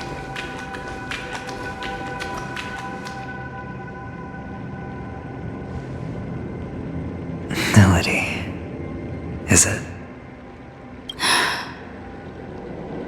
Perhaps to you, I am just an emanator who's hiding her identity. But the sleeping and shapeless never glance at anyone. They have no face, no form, and even less of a will to speak. The nihility envelops everyone equally. Only some who have gone under their shadow can go farther, tainting themselves with more nihility. That's all. That's all. My friend, you really leave me at a loss for words. So, is this my final destination? The land of the dead? This is all but a fleeting dream. One of the thousands of manifestations of IX. Under the watchful eye of nihility, we momentarily linger here before moving on to our own paths. It seems that my death has already been determined. Even if you wish for it, I can't promise you anything. Now that you've accomplished your goal, I think you can be a little more forthcoming. What do you mean? Your performance at the theme park was wonderful and grandiose. A simple yet practical technique that fooled almost everyone. No one would have ever thought that you would have gone to such lengths, even staking your life just to prove a fact that had seemingly been disproved long ago. Real death does not exist in Penacony's dreamscape. Why would I do this? Because this is the only way you can uncover a secret that is even more unspeakable than the serial murders. To use this dream death to get there. To that promised land people constantly seek in this grand gathering. Penacony. The legacy of the Watchmaker. The true land of exile. How did you find out? I never imagined that something I learned about unexpectedly would become the key to connecting everything. It's our Stellaron friend's identity, isn't it? I see you're in the know. Let's just say I'd put money on the possibility. The murder isn't nearly enough to disrupt business as usual. Even if there were 1 or 2 murders on Penacony, most people wouldn't be personally affected. And that won't create any waves. This dream of theirs isn't a boundless sea. It's a lonely island. The family used the Harmony to build a high wall and isolate them from the vast and treacherous ocean of the outside world. That barrier they built keeps death out, but it also keeps the secrets that are lost in that watery abyss from floating to the surface. In a beautiful dream, free of suffering, who would want to go fishing for those secrets? No one. Unless someone goes to the other side of the barrier and lives to tell the tale. Someone already has. I got the idea early on, chewing on that masked fool's little hint. If a mute isn't someone who cannot make a sound, then it has to be someone who cannot speak. Someone who survived the treacherous depths, but is unable to take the stage and speak the truth. Well, I'm happy to know she's safe and sound, and still on Penacony. Hint? Is that not proof? Well, proof is the one thing I don't have. The only thing that can prove these conjectures is for the family to come clean. And with the way they buttered up these outsiders, it seems pretty clear they're intent on covering their tracks. But you don't need proof to have a suspicion. And for me, suspicion is enough. I didn't need to find the Memory Zone meme. I just needed for someone to kill me like it killed that silver-haired girl. You don't sound very confident to me. Going out of your way to make citywide broadcasts in an attempt to involve more people. You are simply betting on the possibility of someone being able to break down the barrier. You're very lucky that fate has decided to let us cross paths. I happen to be equipped with a very sharp blade, sharp enough to slice through the veil of dreams. I can also carve the Harmony's brand off of you. You possess great cunning, deliberately setting us up to be on opposing sides, constantly repeating the words of the Emanator in front of others, leaving me no choice but to draw my blade against you. And that's how you win. Opportunity and strategy, both are essential. And in your plans, the IPC always wins. Even if you lose the bet. To the family, the life of an ambassador is still invaluable. That's a huge gamble, isn't it? But allow me to point out a mistake. The IPC's success is not guaranteed. I, unfortunately, have no contingencies for such an important matter. Detonating a Stellaron. I can't do it. The Aventurine Stone is too broken to even safeguard my escape from the stage. If, at the end of the day, you did not unsheath your blade, I would have lost the bet. It is pointless to discuss what-ifs. You have won. Your prize is an entry ticket into that deep sea. And after this, whether you can return from the abyss is another gamble of yours. Have you never wavered? Wavered? Of course I have. But I can only bank on my own good fortune. Because other than that, I have nothing. Wake up from this dream and go to where you should be. Your gamble is not over yet.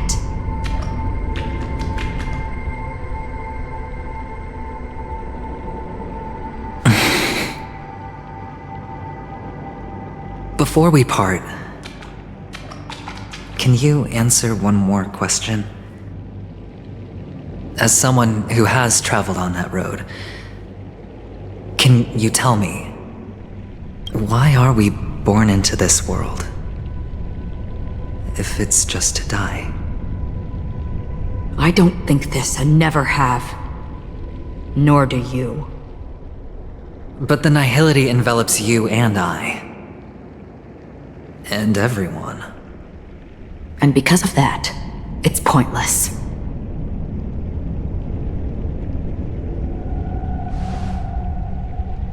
But it is still there. If the dice of fate are always weighted, then that is our destiny. Why then do we struggle against it? My answer might not be able to resolve your confusion, because it has been with you throughout your journey and is already a part of your life. But you said, sleep is the rehearsal of death. So why does life sleep? Because we are not ready to welcome death. So you can definitely understand why we want to be prepared. Even if the ending has been predetermined, that's fine. There are countless things that humans cannot change.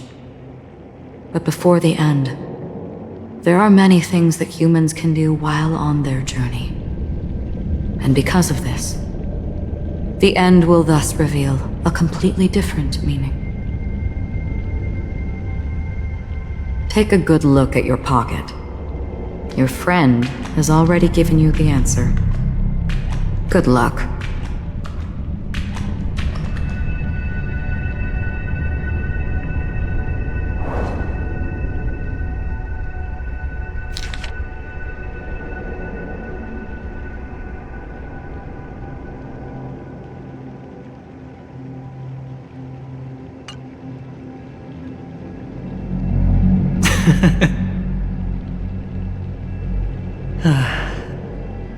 Then I shall get going.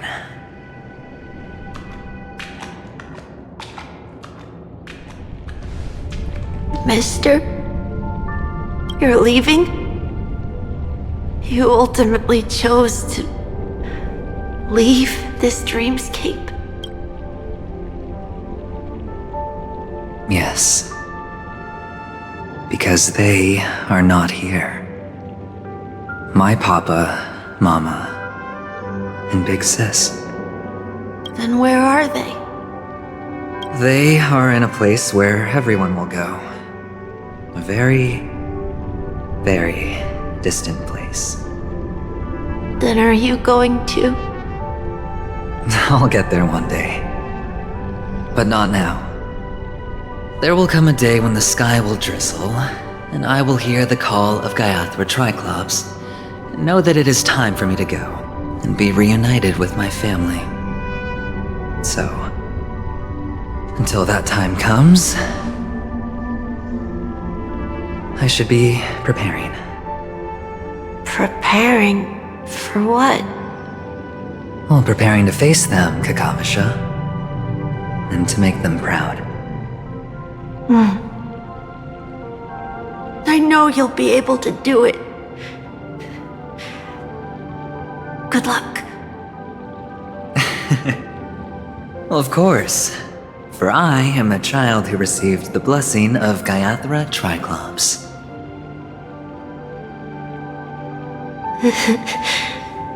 But you still seem nervous. Well, I seem that way because I am nervous.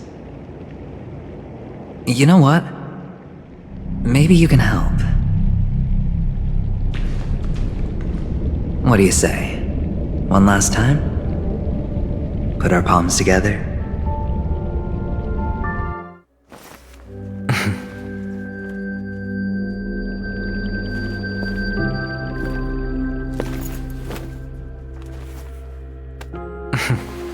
Are you going now?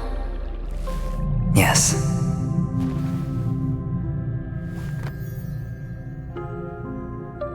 May the Mother Goddess thrice close her eyes for you, keeping your blood eternally pulsing. May your journey be forever peaceful, and your schemes forever concealed. Our paths will cross again beneath Kakava's shimmering auroras. Farewell, Kakavasha.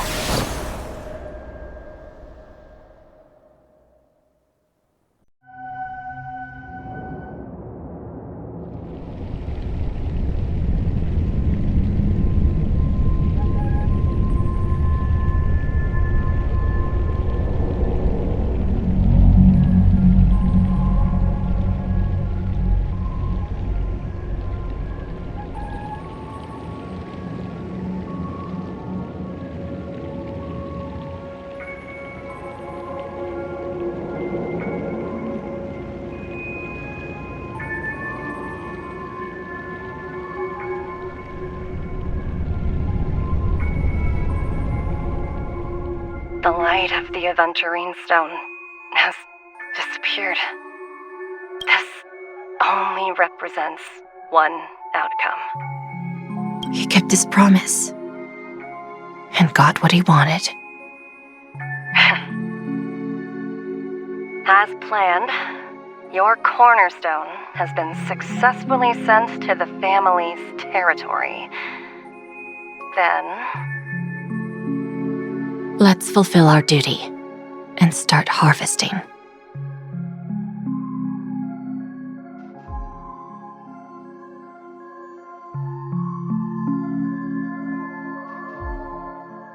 I come for an audience. I come to fill wine, and I come to claim. I bestow poison in the guise of sweet dew. Come the toil of spring and yield a fall. I patiently wait for the branches to be heavy with withered fruits. All for the Amber Lord.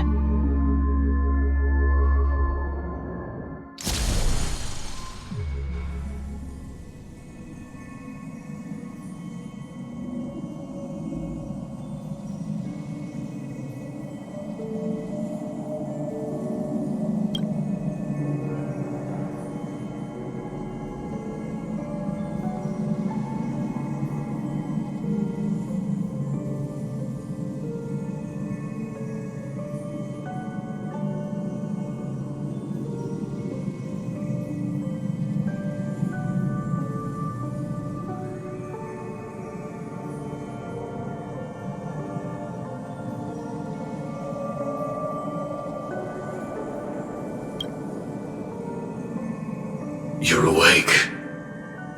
I've been waiting on you for quite a while.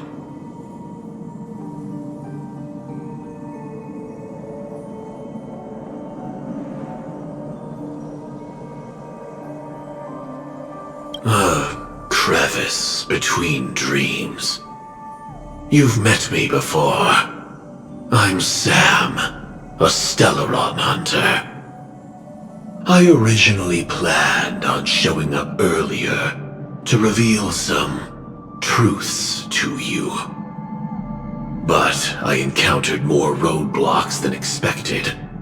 11 times I've tried, but ended in failure. Before I knew it, this world and I became too intertwined, and it became too difficult to escape the constraints of the script.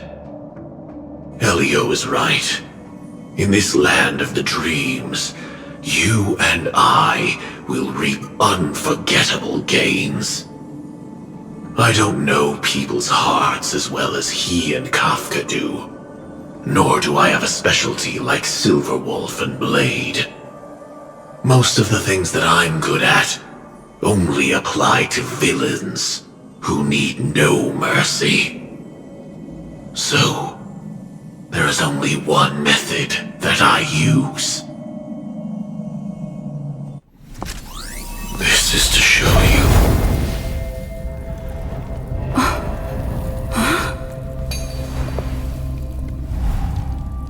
All that I am.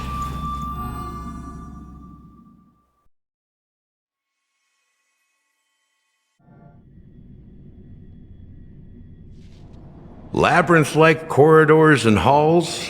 Traps everywhere? The owner of this mansion must be a bit paranoid. You are so funny, Mr. Security Officer. I hope that sense of humor of yours has helped you find the serial killer. Just expressing a personal opinion. Why? Did I hit a nerve?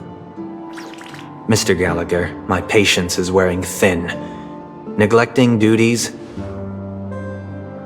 will only make me more suspicious that you and the real serial killer are connected.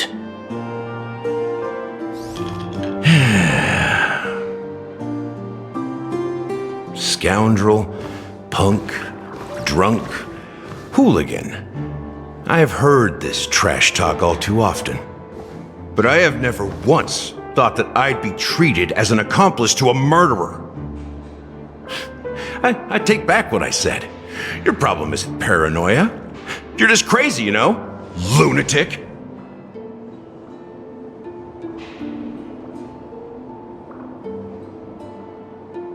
You, the family, you broke my spine and pulled out my fangs, and now you want to accuse me of murder? Ridiculous. Only idiots who've drunk too much Soul Glad will berate a stray dog in the streets. What exactly is making you say all this nonsense? You should be more concerned about the Outworld visitors who are making a scene in the theme park than me. I don't need you to remind me. Once that ambassador walks through the doors of the mansion, I will know what he wants. My servants see everything. His little magic tricks may have fooled me, but no matter. I'm happy to see how it's turned out. Why do you think that I just let him go? And why do you think I emptied the theme park stage? Because my target from the beginning has always been you, Hound. The more noise he makes, the more opportunities I have to make you and your true master pay in blood. If I were really the murderer, why would you need to be so secretive? Ha! I forgot. You also have a difficult master to serve, telling you to ignore the murder case and focus solely on that Charmony festival. Isn't that right, my brother? Looks like your disguise has helped you successfully understand every facet of the family. Disguise? You must be blind to be accusing me of being a fake. Open your eyes, take a good look.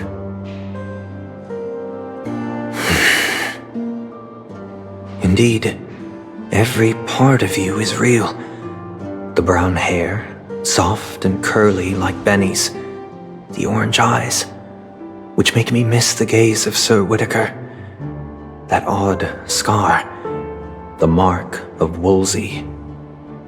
And the gray vest, tie, hound emblem, bottle, the bartending, and your role as a security officer. These are all true traits.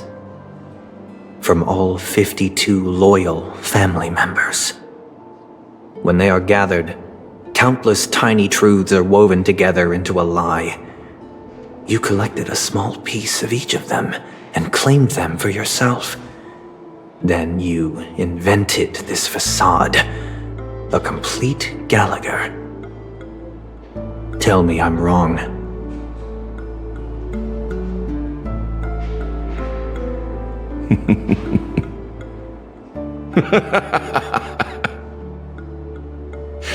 You have guts, I'll give you that. Not bad. I severely underestimated you.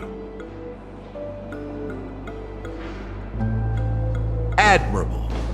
But so what? Can this prove that I murdered your sister and that stowaway? This proves that you and the Memory Zone meme death are linked, and that's enough. Listen up. I don't care how you did it. I only care about one thing. The answer to a question.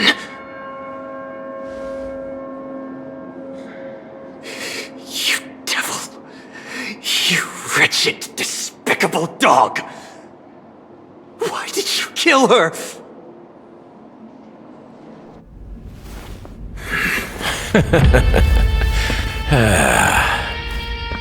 You know, in the thick of things, people are blind to the grit in their eyes. Yet they can always feel it scratch. Want the answer? I'll give it to you. The whole thing is just fate playing a cruel joke on us.